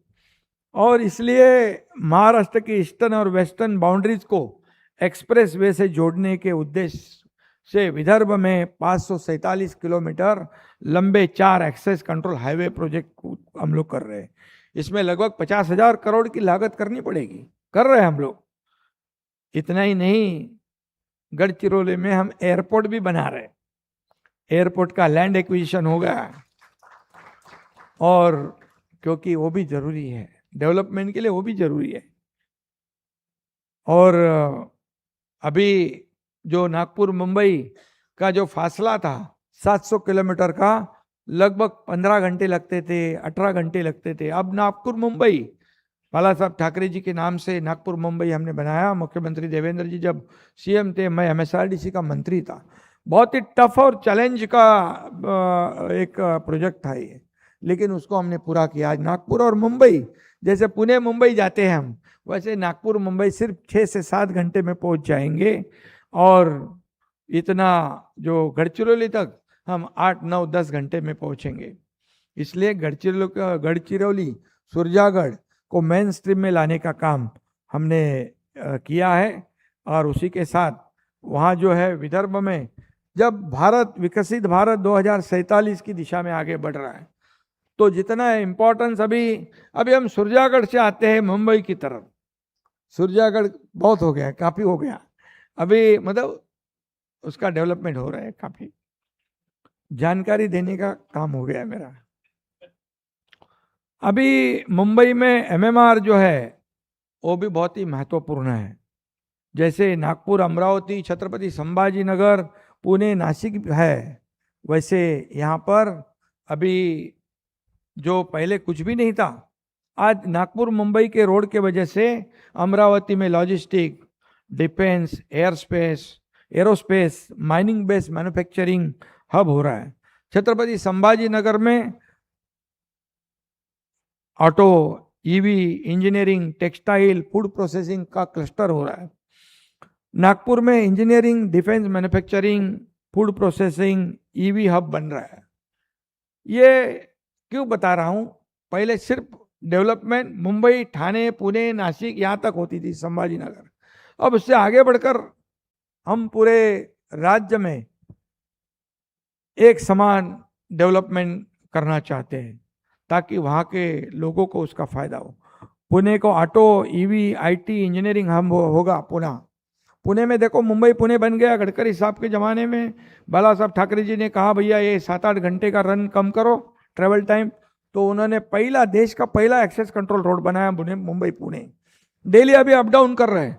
अभी हमने मिसिंग लिंक भी बनाया, दुनिया का सबसे वाइडेस्ट टनल हमने बनाया, और सबसे भारत में ऊंचा वायाडक्ट टावर 182 मीटर का वहां पर बनाया। अभी मुंबई, पुणे, सातारा, कोल्हापुर, सांगली का जो ट्रेवल टाइम है वो कम हो गया, और इसलिए मुंबई पुणे में service industry I, IT park हो गया, वहाँ पर ऑटोमोबाइल हब हो गया, रियल इस्टेट बूम हो गई। देखो एक रोड के वजह से क्या होता है, कितना बदलाव आ जाता है। कनेक्टिविटी यही प्रगति का एक बहुत बड़ा मार्ग है। और इसमें ये कहूँगा, अभी मुंबई तो देश का ग्रोथ इंजन है, और हमेशा मैं कहता हूँ MMR जितना स्ट्रांग उतना भारत की इकोनॉमी स्ट्रांग होगी। और ये खुद मैं नहीं, प्रधानमंत्री जी ने भी कहा है कि मुंबई ये देश का ग्रोथ इंजन है। आज हमारी सोच केवल मुंबई तक सीमित नहीं है, हमारा विजन पूरे MMR तक सीमित है। Globally competitive integrated urban economic region हमें बनाना है, और इसलिए 2022 में महायुति सरकार आने के बाद मुंबई और MMR को आगे बढ़ाने का काम किया। पहले क्या था आपको मालूम है, मैं कोई टीका टिप्पणी नहीं करना चाहता, लेकिन जरूर आपको बताने की आवश्यकता है। मैं मुख्यमंत्री बनने से पहले ये सब प्रोजेक्ट पर स्पीड ब्रेकर था और इस पर स्टे था। जैसे मैं मुख्यमंत्री बन गया, सब स्टे को हटा दिया। पहले वाले लोगों का पैर ब्रेक पे था, हमारा पैर एक्सीलेटर पे है, डेवलपमेंट के एक्सीलेटर पे, क्योंकि आपको काम करना पड़ेगा। मेट्रो का बैन हटा दिया, मेट्रो 3 का हटा दिया, अटल सेतु का हटा दिया, कारशेड का हटा दिया स्टे, और काम शुरू हो गए, और सभी स्पीड ब्रेकर दूर हो गए, और डेवलपमेंट बुलेट की गति से भागने लग गया। ये मुझे कहने में गर्व है कि 2.5 साल के कार्यकाल में ये मुझे करने का सौभाग्य मिला। और मुंबई एमएमआर स्ट्रांग बन गया। नीति आयोग के एक बैठक में उन्होंने कहा, हमने कहा कि हमारा महाराष्ट्र का गोल $1 ट्रिलियन है। बोले नहीं, आप मुंबई और एमएमआर में ही सिर्फ इतना पोटेंशियल है कि 1 ट्रिलियन नहीं, $1.5 ट्रिलियन आप सिर्फ मुंबई एमएमआर से निकाल सकते हो, ये बताया उन्होंने। और उन्होंने कॉम्प्रिहेंसिव डेवलपमेंट रोड मैप हमें दिया, उसमें अभी हम आगे बढ़ रहे हैं। देवेंद्र जी मुख्यमंत्री जी हैं, उनके नेतृत्व में उस रोड मैप को हम आगे बढ़ा रहे हैं और हमें विश्वास है कि $1.5 ट्रिलियन का गोल हम जरूर अचीव करेंगे, क्योंकि ये भारत के विकास में बहुत मायने रखने वाला गोल है। और इसलिए महाराष्ट्र की इकोनॉमी 500 बिलियन का टारगेट अचीव कर चुकी है। 230 तक महाराष्ट्र की इकोनॉमी 1 ट्रिलियन नहीं, $1.5 ट्रिलियन बनाने का जो टारगेट है वो भी हम पूरा करेंगे। वो कैपेसिटी हमारे महाराष्ट्र में है। 2 साल पहले एमएमआरडीए, अभी मुंबई में बताऊंगा, एमएमआरडीए में एमएमआरडीए ने वर्ल्ड इकोनॉमिक फोरम जो दावोस में है, वहाँ पर दावोस में एग्रीमेंट हुआ, एमओयू साइन हुआ। और इससे मैं आपको बताऊंगा, मुंबई ग्लोबल फिनटेक कैपिटल जरूर बनेगी। मुंबई ग्लोबल फिनटेक कैपिटल जरूर बनेगी, क्योंकि इतना बड़ा पोटेंशियल उसमें है। एमएमआरडीए में इसके लिए स्पेशल सेंट्रल सेल बनाया है और एमएमआर में इंफ्रास्ट्रक्चर डेवलपमेंट के लिए लगभग 4 लाख करोड़ के काम शुरू है। 4 लाख करोड़ के एमएमआरडीए के काम शुरू है और बाकी एमएसआरडीसी, एमआईडीसी, शिडको, ऐसे कुल मिलाकर 10 लाख करोड़ के काम महाराष्ट्र में इंफ्रास्ट्रक्चर के शुरू है। ये हमारे लिए बड़ी बात है और इसलिए हम केवल प्रोजेक्ट नहीं बना रहे, हम आने वाले 50 वर्षों का मुंबई का भविष्य बना रहे। मैं जब मुख्यमंत्री बना तब पहले ये सब गड्ढों से मुक्त मुंबई चाहिए, इसके लिए कॉन्क्रीटाइजेशन का निर्णय हमने लिया 2 फेज में। आज काम शुरू है। सीवरेज ट्रीटमेंट प्लांट जो समुद्र में ऐसे ही पानी बह रहा था जो पोल्यूटेड, उसको हमने ट्रीटमेंट प्लांट बनाए। अभी 1-1.5 साल में पूरा ट्रीटमेंट एसटीपी कंप्लीट हो जाएंगे तो समुद्र का भी पोल्यूशन कम होगा और वहाँ का जो काला पानी दिखता है साइड में, वो एकदम आपको ब्लू पानी दिखेगा। ये मैं जो बोल रहा हूँ आपको दिखाऊंगा बाद में।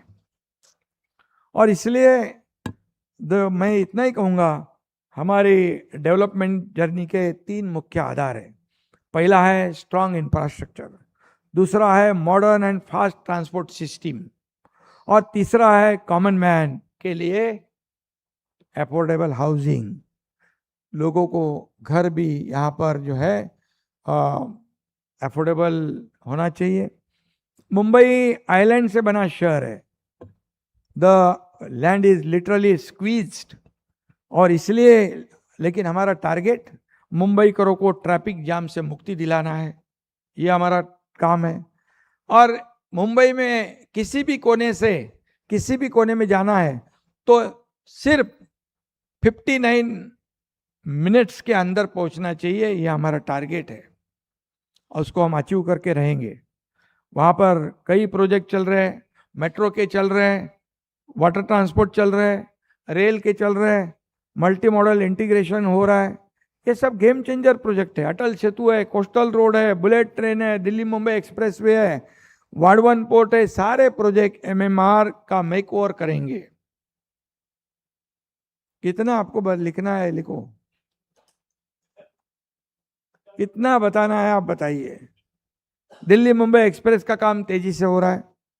दुनिया की पहली फुल्ली अंडरग्राउंड मेट्रो 3 शुरू हो चुकी है।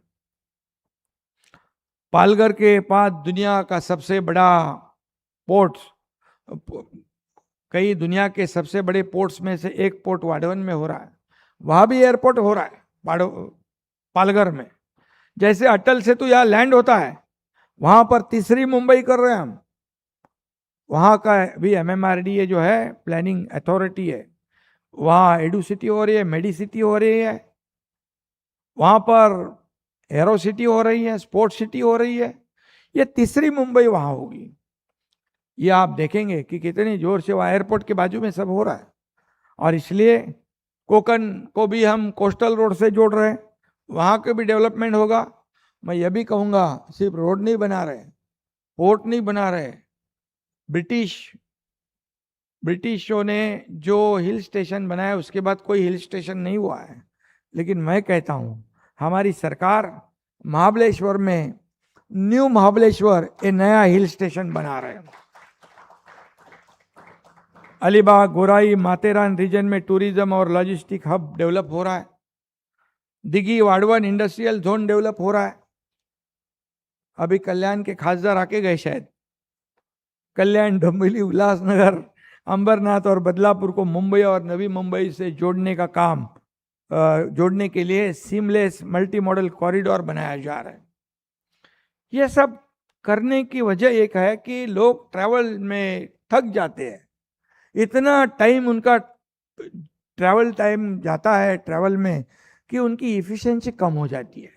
इसलिए वो एफिशिएंटली काम करना चाहिए ऑफिस में जाके और जल्दी अपने घर पहुंचना चाहिए परिवार को मिलने के लिए। इसलिए हम ये कर रहे हैं कि कोई भी कोने से कोई भी कोने में जाना है तो जल्द से जल्द पहुंचने के लिए अच्छी कनेक्टिविटी उनको चाहिए और वो देने का काम हम कर रहे हैं। नवी मुंबई एयरपोर्ट तो बन गया है। 2032 तक जो हमारा मुंबई का छत्रपति शिवाजी महाराज इंटरनेशनल एयरपोर्ट है उसका भी एक्सपांशन होगा। लगभग 6 करोड़ पैसेंजर ट्रैवल करेंगे। बीकेसी में हमने पॉट टैक्सी भी शुरू की है। शुरू मतलब अभी काम भूमि पूजन हुआ है। एक बार मैं दिल्ली गया तो ये लास्ट माइल कनेक्टिविटी के लिए क्या करने, ये पॉट टैक्सी की बात हुई प्रधानमंत्री जी के साथ। ये लास्ट माइल कनेक्टिविटी है, एंड टू एंड कनेक्टिविटी है पॉट टैक्सी की वजह से, उसको भी हम अंजाम दे रहे हैं और ये सभी क्षेत्र में होगा। मुझे लगता है कि इतने काम हमने की है कि इंफ्रास्ट्रक्चर पे काम है, यहाँ पर एजुकेशन में है, हेल्थ सेक्टर में है, एनवायरनमेंट में है और एनवायरनमेंट का ख्याल रख के हम काम कर रहे हैं। सब ऐसे नहीं कि का प्रोजेक्ट के लिए एनवायरनमेंट को डैमेज करो। मैं आपको एक एग्जांपल दूंगा। ये अटल सेतु के समय में कई एनजीओ ने कहा कि यह जो फ्लेमिंगो है बाजू में पास में वो कम हो जाएंगे। मैंने कहा हमारे एमएमआरडीए के अधिकारियों से, टेक्नोलॉजी तो बड़ी बड़ी एडवांस आई है तो आप ऐसा करो कि ये जो हमारे एनवायरनमेंट को भी तकलीफ ना हो, फ्लेमिंगो यहाँ से ना भागे। तो फिर वहाँ पर आपको बताऊंगा मैं, और सच है क्योंकि उसका रिकॉर्ड है हमारे पास।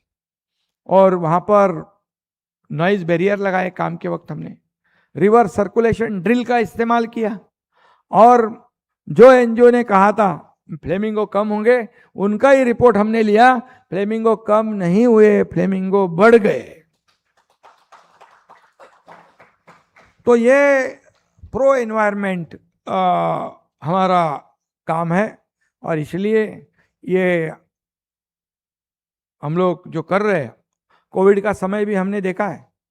कोविड का समय बहुत ही ये संकट अनएक्सपेक्टेड था, किसी को पता नहीं क्या करना है। कोविड सेंटर बना दिए उस वक्त, वहाँ पर कई लोगों की जाने गई, कई लोगों की मौतें हुई, कुछ नहीं कर पाए हम क्योंकि ये बहुत ही संकट भयानक था। और तब ये रियल इस्टेट भी है, ये बहुत ही मायने रखने वाला सेक्टर है। रियल इस्टेट पूरी तरह डूब गया था।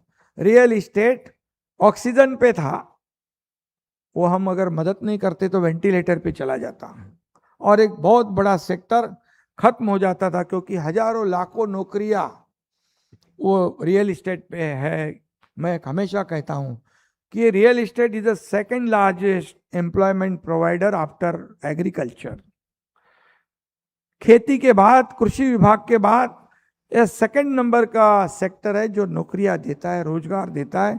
200-250 अलाइड इंडस्ट्री उसके ऊपर डिपेंड है। तो उससे हमने बचाया, ये उनको प्रीमियम में हमने स्टैम्प ड्यूटी में जो भी रिलैक्सेशन देना था दिया, लोगों को उसको फायदा होगा, एंड यूजर को फायदा हुआ, कस्टमर को फायदा हो गया। और इसलिए मुंबई भी अभी हमने स्लम फ्री करने का एक संकल्प किया है। जब मैं मुख्यमंत्री था तब मुझे हमारे बाला साहब ठाकरे जी की जो उनका सपना था हमेशा याद रहता था, जो उन्होंने कहा था कि मुंबई के लाखों लोगों को मुफ्त में घर मिले। तो अभी हमने मुंबई में स्लम का क्लस्टर किया है, 19 क्लस्टर किए हुए हैं, 50 एकड़ 100 एकड़ के। ये क्लस्टर मीन्स क्या है? ये जैसे एक स्लम का रीडेवलपमेंट करना ये छोटी बात होती है, उसको कोई अम्यूनिटी नहीं मिलेगी, ओपन स्पेस नहीं मिलेगा, गार्डन नहीं मिलेगा, क्लब हाउस नहीं मिलेगा, ग्राउंड नहीं मिलेगा, स्कूल नहीं मिलेगा, कुछ नहीं मिलेगा। लेकिन क्लस्टर में बड़े रोड मिलेंगे, क्योंकि उसकी साइज बड़ी हो जाती है, एरिया बड़ा हो जाता है, बड़े रोड होंगे, गार्डन होगा, ग्राउंड होगा, वहाँ अम्यूनिटी होगी, स्कूल होगा, सब कुछ होगा। ये क्लस्टर है। और मुझे बताने में आपको हर्ष है कि आप बोलेंगे क्या ये सिर्फ सपना दिखा रहे क्या? नहीं, रमाबाई अंबेडकर नगर, घाटकोपर, कामराज नगर, 17,000 लोगों की झोपड़पट्टी है, उसको एसआरए और एमएमआरडीए मिलकर काम कर रही है। काम शुरू हो गया है, जो 25 साल से बंद था। 160 करोड़ रुपया रेंट, मैं खुद जाकर वहां उनको चेक बांटे, उनके आंखों में आंसू देखा मैंने। तो ये मुंबई में, थाने में, एमएमआर रीजन में ये क्लस्टर का देश नहीं दुनिया में ऐसा जो पहला प्रोजेक्ट होगा क्लस्टर का, जो लोगों को बहुत बड़ी राहत देगा, एक क्वालिटी लाइफ उनको मिलेगा, उनका जीवन जो है उसमें बदलाव आएगा। धारावी का आप नाम सुनते हो हमेशा। धारावी तो आसिया में नंबर 1 झोपड़पट्टी है, सबसे बड़ी झोपड़पट्टी है। क्या उन्होंने ऐसे ही रहना चाहिए? बाजू से गटर बह रहा है, टॉयलेट का पानी बह रहा है, नाले का पानी बह रहा है, छोटी छोटी झुग्गी झोपड़पट्टियां 10 बाय 10, 8 बाय 8 में रहना है। क्या वो इंसान नहीं है? तो उसको भी सरकार ने हाथ में लिया है। क्यों हम अच्छे मकान में रहेंगे, बंगले में रहेंगे, फ्लैट में रहेंगे, उनको वैसे रखेंगे? उनको भी नियम से जीने का अधिकार है, और सरकार ने पूरी तरह उसमें ध्यान दिया है। और सब लोग बोलते अदानी को ये दिया, अदानी को वो दिया। मैं कहता हूं गवर्नमेंट की उसमें 26% भागीदारी है, और हर एक को घर वहां मिलेगा। पहले सरकार ने कहा था सिर्फ क्वालिफाई लोगों को घर, मैंने कहा नहीं, फिर विरोध होगा। सब जितने रहते हैं उनको सबको घर देना चाहिए। मैं आपको कहूंगा, बताऊंगा कि लगभग 1 करोड़ का एक घर होगा, 1 करोड़ का। क्या उनको जीने का अधिकार नहीं है? इसमें डीपली अगर हम देखेंगे, जानकारी लेंगे, तो पता चलेगा असलियत क्या है। और ऐसा मुंबई को हम स्लम फ्री करना चाहते हैं। मुंबई में 12 लाख घरों की जरूरत है, 20 और एमएमआर में 20 से 25 लाख घरों की जरूरत है। हम उसके आगे जाके 2030 तक 15 लाख घरों का निर्माण करना चाहते हैं। लेकिन हम फेज वाइज कर रहे हैं। हमने इसमें सिर्फ डेवलपर के ऊपर भरोसा नहीं रखा है। हमने एमएमआरडी है, बीएमसी है, एमएसआरडीसी है, एमआईडीसी है, सिडको है, महाप्रीत है, सभी लोगों को साथ में लाया है। ये सब गवर्नमेंट एजेंसियां है, ये सरकारी प्राधिकरण है। और इसलिए मुझे विश्वास है कि जो क्लस्टर की नीति, क्लस्टर का जो पॉलिसी हमने लाया है, क्योंकि इसमें लाखों घरों का निर्माण करना चाहिए हमें। मुंबई जैसे शहर को स्लम फ्री बनाना है, और आगे एक भी झोपड़ा बनेगा नहीं, ऐसी हमारी कोशिश है। और इसलिए ये क्लस्टर का निर्माण हम कर रहे हैं। और उसमें जरूर हमें यहाँ कामयाबी मिलेगी, क्योंकि मुंबई छोड़कर मुंबई के बाहर गए मुंबई कर जो है, मैं हमेशा कहता हूँ उनको वापस मुंबई में लाना है, तो उनको घर दिलाना है।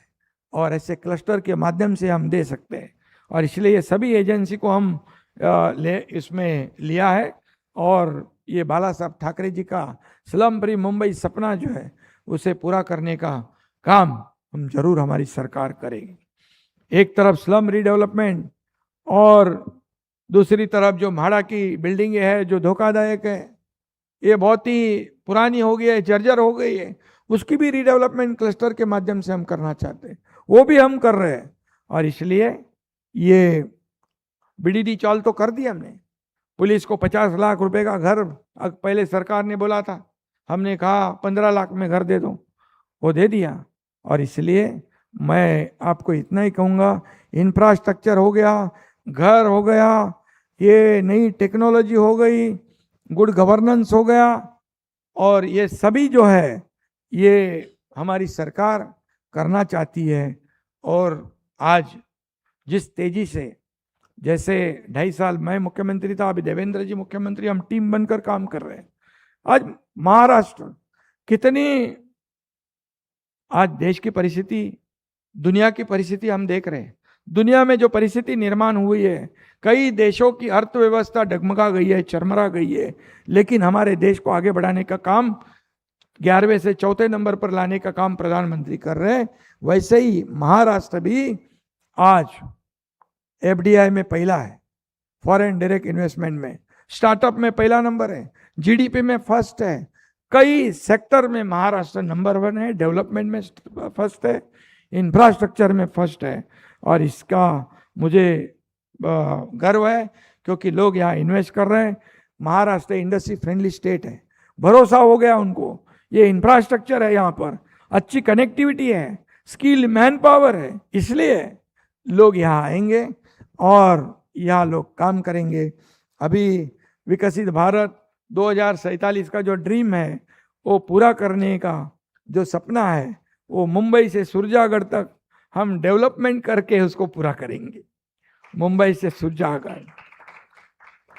और आखिर में जाते जाते मैं 4 पंक्तियाँ बोलकर मैं मेरे विचार समाप्त करना चाहता हूँ। इतना ही मैं कहूँगा कि लहरों से डरकर नौका पार नहीं होती, लहरों से डरकर नौका पार नहीं होती, कोशिश करने वालों की कभी हार नहीं होती। जब तक न सफल हो, जब तक न सफल हो नींद चैन त्यागो तुम, जब तक न सफल हो नींद चैन त्यागो तुम, संघर्ष का मैदान छोड़कर मत भागो तुम। और इसलिए कुछ किए बिना ही जय जयकार नहीं होती, कोशिश करने वालों की कभी हार नहीं होती। और ये मैं द हिंदू के लिए बोला है, क्योंकि 148 years वेरी लॉन्ग पीरियड, और आप 148 साल का जो आपकी जर्नी है, ये आपने हमेशा कोशिश की, पॉजिटिव सोचा और एक भरोसा लोगों के दिल में पैदा किया है, इसलिए आपकी कभी हार नहीं होगी। धन्यवाद। जय हिंद, जय महाराष्ट्र।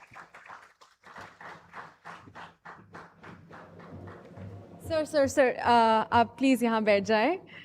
एंड इससे पहले कि हम आगे बढ़े, मैं आप सभी से एक छोटी सी रिक्वेस्ट करूंगी कि कहते हैं ना कि लीडर बोलने से नहीं बन जाते हैं बल्कि कमिटमेंट से बनते हैं। और जैसे कि मिस देशपांडे ने कहा कि तबीयत खराब होने के बावजूद वो यहाँ पर आए, just for you all, just for the Hindu group. So the least we can do is कि हम एक बार जोरदार तालियों से शिंदे जी का स्वागत करते हैं।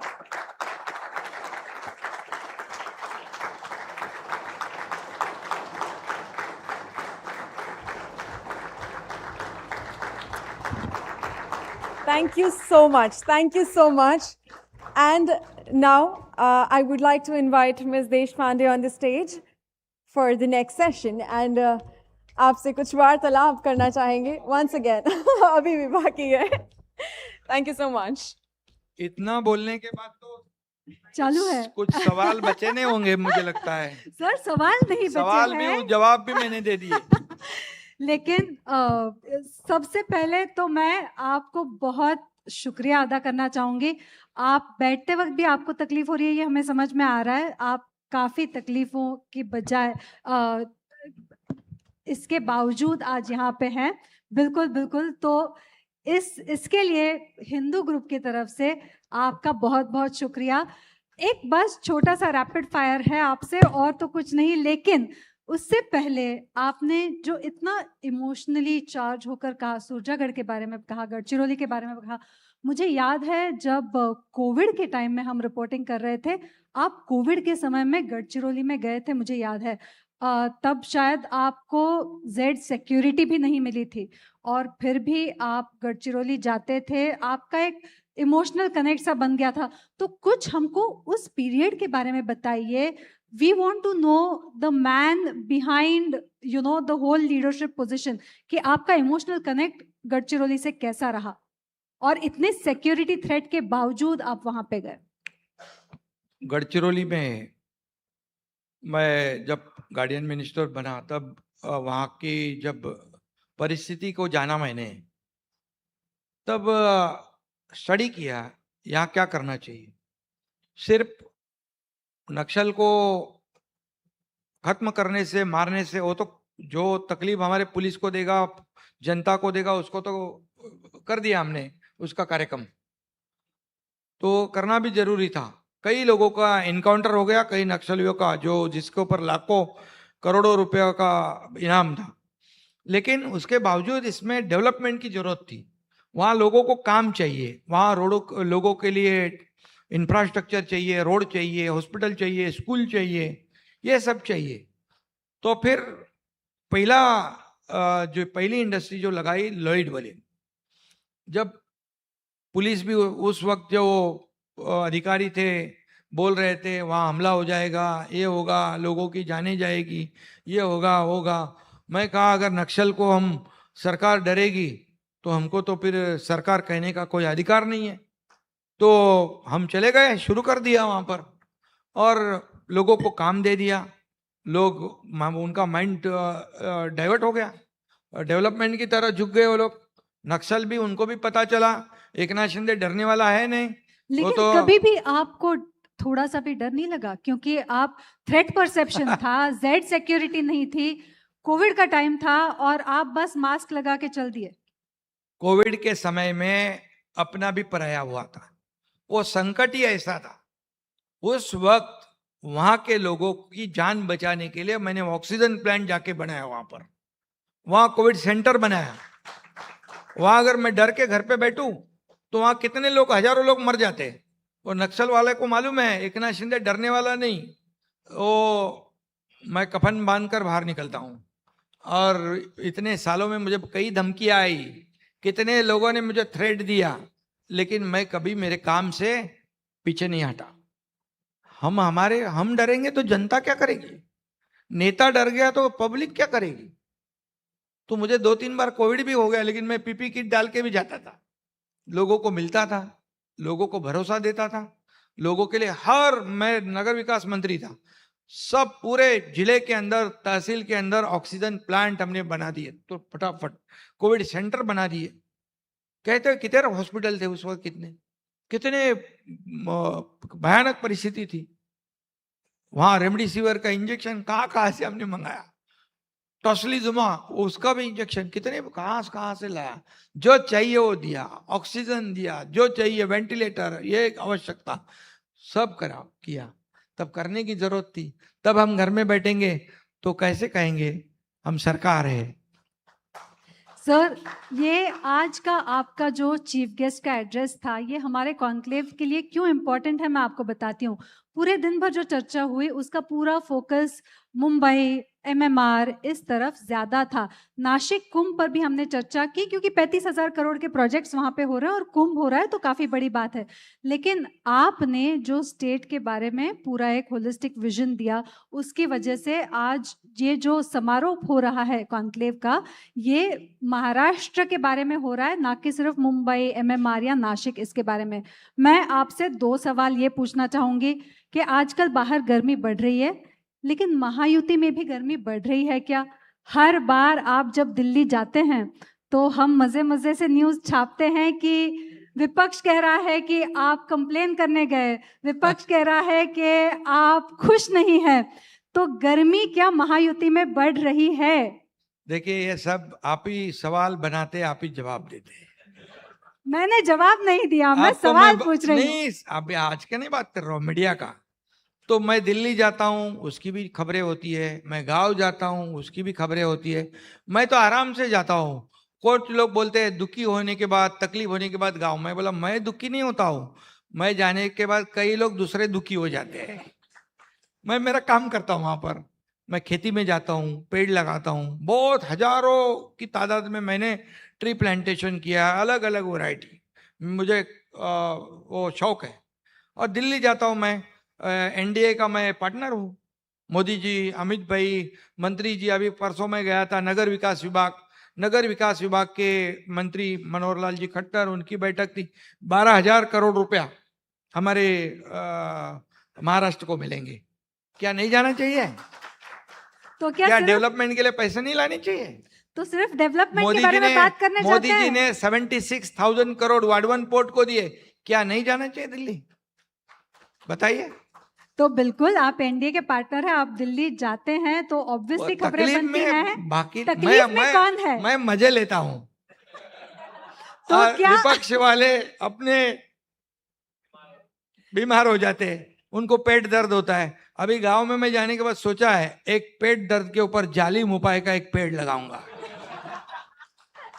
लेकिन सर, पेट दर्द सिर्फ विपक्ष को होता है या सहयोगियों को भी होता है? नहीं, सहयोगी को कुछ नहीं, हम लोग बराबर काम कर रहे हैं, कोई प्रॉब्लम नहीं। तो फिर ये कोई प्रॉब्लम नहीं जो है। नोकझोंक है, ये क्या है?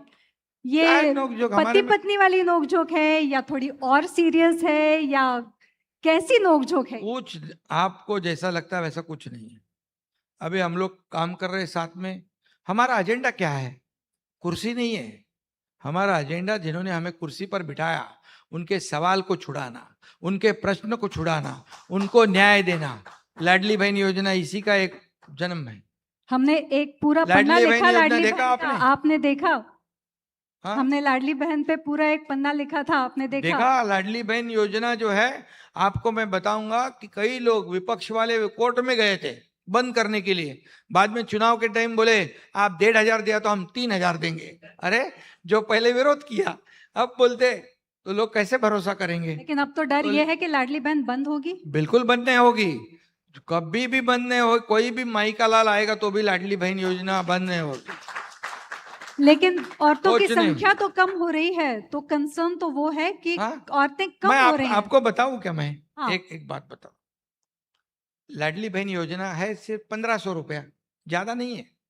लेकिन 10 बहनें, 20 बहनें, 50 बहनें इकट्ठा होकर उन्होंने स्मॉल बचत गट तैयार किया, क्रेडिट सोसाइटी तैयार की, छोटा मोटा व्यवसाय शुरू हो गया। यही पैसे पूरी तरह वापस ये हमारे इकोनॉमी वापस हमारे मार्केट में आई। ऐसी महिलाएं है कि उन्होंने कहीं अपना बिजनेस शुरू कर दिया है, उनके घर में उनकी इज्जत बढ़ गई है, खुद के साइन से पैसे निकालने का उनको अधिकार हमने दिया है। और कुछ परिवार ऐसे हैं, गरीब है, बहुत ही रिमोट एरिया में रहते हैं, उनको सिर्फ खेती है, थोड़ी चंद खेती है, वो भी करते हैं। लेकिन उसमें क्या होता है? उगता है चावल, उगता है धान, उगता है, बाकी कुछ नहीं। फिर बाकी भी लगता है ना, तेल, मिर्च, मसाला, सब कुछ लगता है। 1,500 रुपए में से वो खरीदते हैं। क्या बुरा किया हमने? किसका इलाज नहीं, कितने वर्षों से इलाज नहीं कर रहे थे, उस पैसे से इलाज कर रहे हैं। तो ये योजना क्यों बंद करेंगे हम? बिल्कुल नहीं करेंगे। जो कुछ लोगों ने फ्रॉड किया होगा, कुछ लोगों ने कई तो हमारे लाडले भाइयों ने लाडली बहन के नाम पर पैसे लिया, तो वो तो बंद होगा ना। अच्छा सर, आप कह रहे हैं कि कुछ झगड़ा नहीं है, ऑल इज वेल, महायुति सब ठीक है, तो विधान परिषद इलेक्शंस के लिए फॉर्मूला डिसाइड हुआ? हो जाएगा, क्या प्रॉब्लम है? प्रॉब्लम तो इधर उधर से आ ही रही है, सीटें जो आपको चाहिए उनको चाहिए। सब देख रहा हूं मैं टीवी पर, सूत्रों के अनुसार। जी सूत्र को है। तो ये सूत्र कौन है, यही आप बता दीजिए। मीडिया है। तो आप कह रहे हैं कि विधान परिषद के सीटों के बंटवारे में कोई प्रॉब्लम नहीं, सॉर्ट आउट हो जाएगा। आपको छत्रपति संभाजी नगर चाहिए, उनको भी चाहिए, हो जाएगा, क्या बड़ी बात है। किसको मिलेगा? हम लोग 232 सीटें जीते महाराष्ट्र में असेंबली की, तो एक सीट के लिए क्या होता है, वो सब निपट जाएगा काम। ठीक है, तो आप कह रहे हैं छोटी मोटी चीजें हैं जो निपट जाएंगी। अभी आप एनडीए के इतने महत्वपूर्ण घटक पक्ष हैं, आप दिल्ली भी जाते रहते हैं, केंद्रीय नेताओं से मिलते हैं, कैबिनेट रीशफल की काफी बात हो रही है। सेना को क्या इस बार कैबिनेट रीशफल से कुछ एक्सपेक्टेशंस हैं? देखिए, अभी एनडीए के नेता हमारे प्रधानमंत्री मोदी जी हैं, हम घटक दल, और मैं आपको बताऊंगा कि शिवसेना ने कभी बार्गेनिंग नहीं की। हम लोग बहुत विचारधारा से जुड़े हुए हैं। बाला साहब ठाकरे जी की विचारधारा को आगे बढ़ा रहे हैं। आनंद जी हमारे गुरु है, उनकी विचारधारा लोगों की सेवा करना है, लोगों का जीवन बदलना है, लोगों को मदद करनी है, हमारा एजेंडा है। तो एक विचारधारा से जुड़े हुए हम कोई बार्गेनिंग नहीं करते, जो भी है होना सब अच्छा ही हो जाएगा। लेकिन अपेक्षा क्या है? बार्गेनिंग की तो बिल्कुल बात ही नहीं है, लेकिन अपेक्षा तो है। बिना अपेक्षा हम काम करते हैं। ओके, ठीक है सर। आप कह रहे हैं कि कैबिनेट रिशफल से कुछ एक्सपेक्टेशंस नहीं है, अगर मिले तो मिले, ना मिले तो भी ठीक है। मैंने कहा ना कि आप तो ऐसा मुझे अभी मेरे मुंह से बुलवाना चाहते हैं। आपकी एक्सपेक्टेशन तो बिल्कुल सुनना चाहते नहीं, हैं। हम तो बताया ना कि हम भरोसा, विश्वास, एक विचारधारा से जुड़े हुए हैं, और विचारधारा में कोई स्वार्थ वगैरह नहीं होता है। और प्रधानमंत्री मोदी जी, अमित भाई, सब लोग है, हमारे लीडर है वो लोग, वो एनडीए के दल के बारे में हमेशा अच्छा सोचते हैं। सर, रैपिड फायर, आपकी सबसे फेवरेट जगह कौन सी है? दिल्ली, मुंबई, ठाणे या दरे? मेरा गांव दरे। आप हर बार दरे जाते हैं तो खबरें बनती हैं। हाँ, फिर वो तो मैं जाता हूँ मेरे काम से, खबरें बनाने वाले खबरें बनाते, तक दुखी होने वाले दुखी हो जाते, मैं आनंद लेता हूँ। आप आपकी फेवरेट पिक्चर बताइए। पिक्चर अभी बहुत साल देखी नहीं। कौन सी लास्ट पिक्चर कौन सी देखी आपने? लास्ट पिक्चर कौन सी देखी? धर्मवीर। तो क्या वही आपकी फेवरेट पिक्चर है? मेरे गुरु की है ना। फेवरेट नाटक? नाटक तो अभी चालू है सब जगह पे। कौन सा? रियल लाइफ नाटक फेवरेट है या रियल लाइफ नाटक फेवरेट है? देखिए, अभी राजनीति जो स्टेज पे तो जो नाटक होता है वो तो है ही है, कलाकार लोग जो है, और काफी उनको मेहनत भी करना पड़ता है एक्टिंग करने का। और हमारे पॉलिटिक्स में भी नाटक चलते रहता है। तो वो आजकल फेवरेट ड्रामा वो है? अभी आपको ज्यादा मालूम है मीडिया को, सूत्रों की खबरें।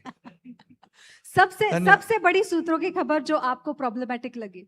कुछ नहीं, क्योंकि जो झूठी है, क्योंकि जो झूठी है, जो आपको लगे देखते ही कि ये तो झूठ है। क्योंकि देखिए, खबर सच्ची मुझे मालूम होती है और मीडिया पे चलती है, सूत्रों के अनुसार ये खबर है, तो मैं भी आनंद लेता हूँ। टोटल आनंद है, लेकिन क्या आप फैमिली के साथ आनंद उठा पाते हैं? अभी पूरा महाराष्ट्र परिवार है ना। We got our answer. We got our answer. Thank you so much for being gracious. आप इतनी तकलीफ में भी आज द हिंदू के लिए आए, बहुत बहुत शुक्रिया। धन्यवाद, धन्यवाद। हिंदू को बहुत बहुत शुभकामनाएं, बहुत बहुत बधाई। Thank you so much, sir, once again. हम सबकी तरफ से बहुत बहुत धन्यवाद. And now, on behalf of Hindu Group and everyone present today, thank you so much for your time, your candor, and your commitment to Maharashtra's future. I would like to request the Hindu's editor, Mr. Suresh Nambat, to please come forward for the felicitation. Can I have Mr. Nambat on the stage, please?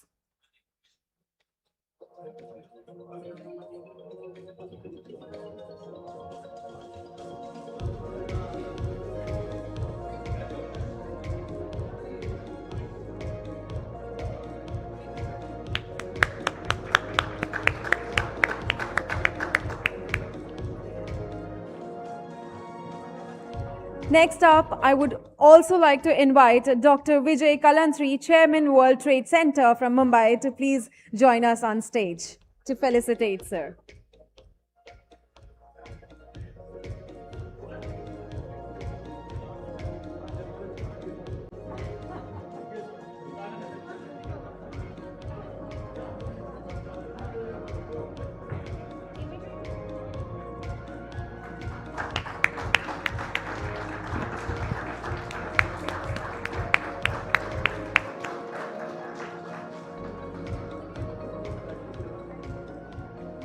All right. Thank you so much. Thank you so much, sir. Thank you.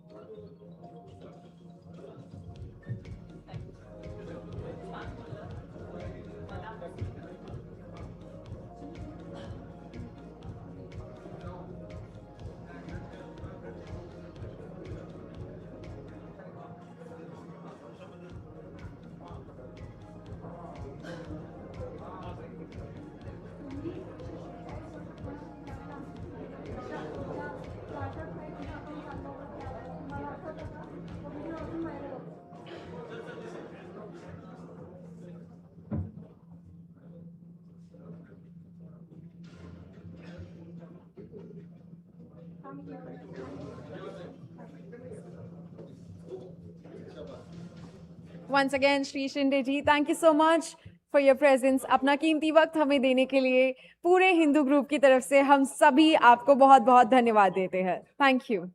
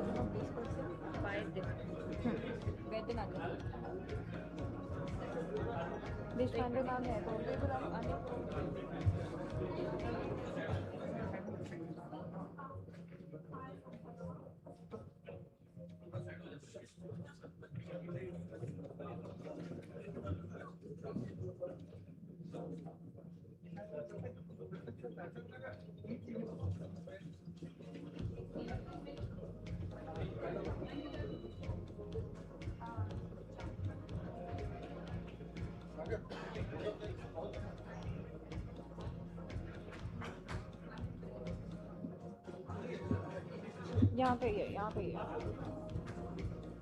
Business head of इन्हीं को felicitate करने के लिए भी इनको ही बोल दूँ. हाँ ठीक है ठीक है ठीक है.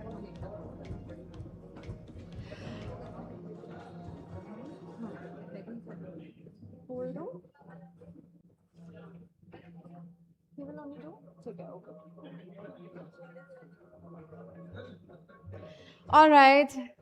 I'm sure we all had an amazing time, but I would request everybody to please settle down as we end everything in next 5 minutes.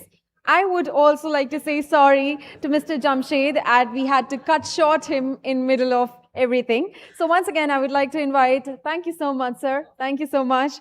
And at the same time, I would like to invite Vaidyanath N to please come on the stage to felicitate Mr.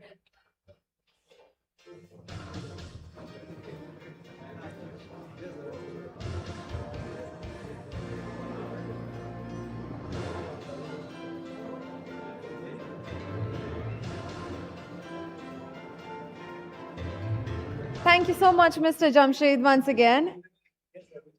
Thank you. All right. Well, ladies and gentlemen, now it gives me immense pleasure to invite Mr. Anil Malik, business head of the Hindu Group, to deliver the vote of thanks. Ladies and gentlemen, please put your hands together for Mr. Anil Malik.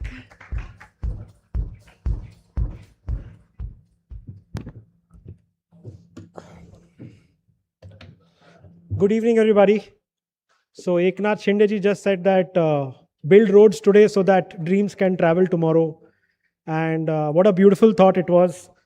After a lovely day full of sessions, this is now time to say thank you to all our partners, all stakeholders who have been with us today. So let me just go with the list that we have prepared.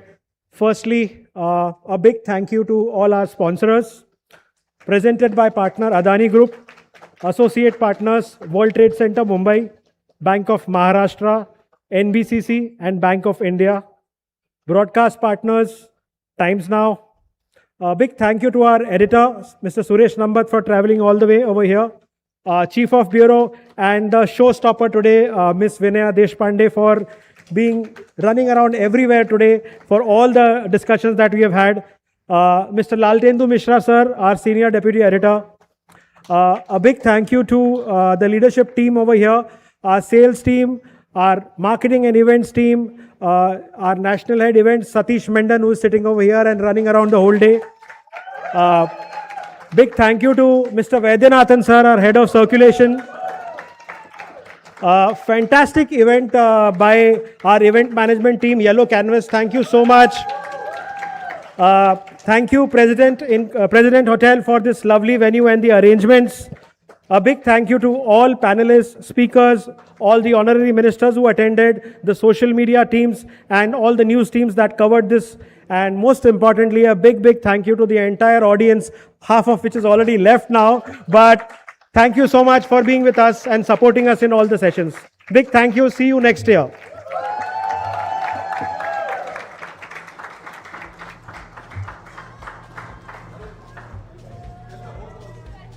Thank you to the lovely host, Manisha.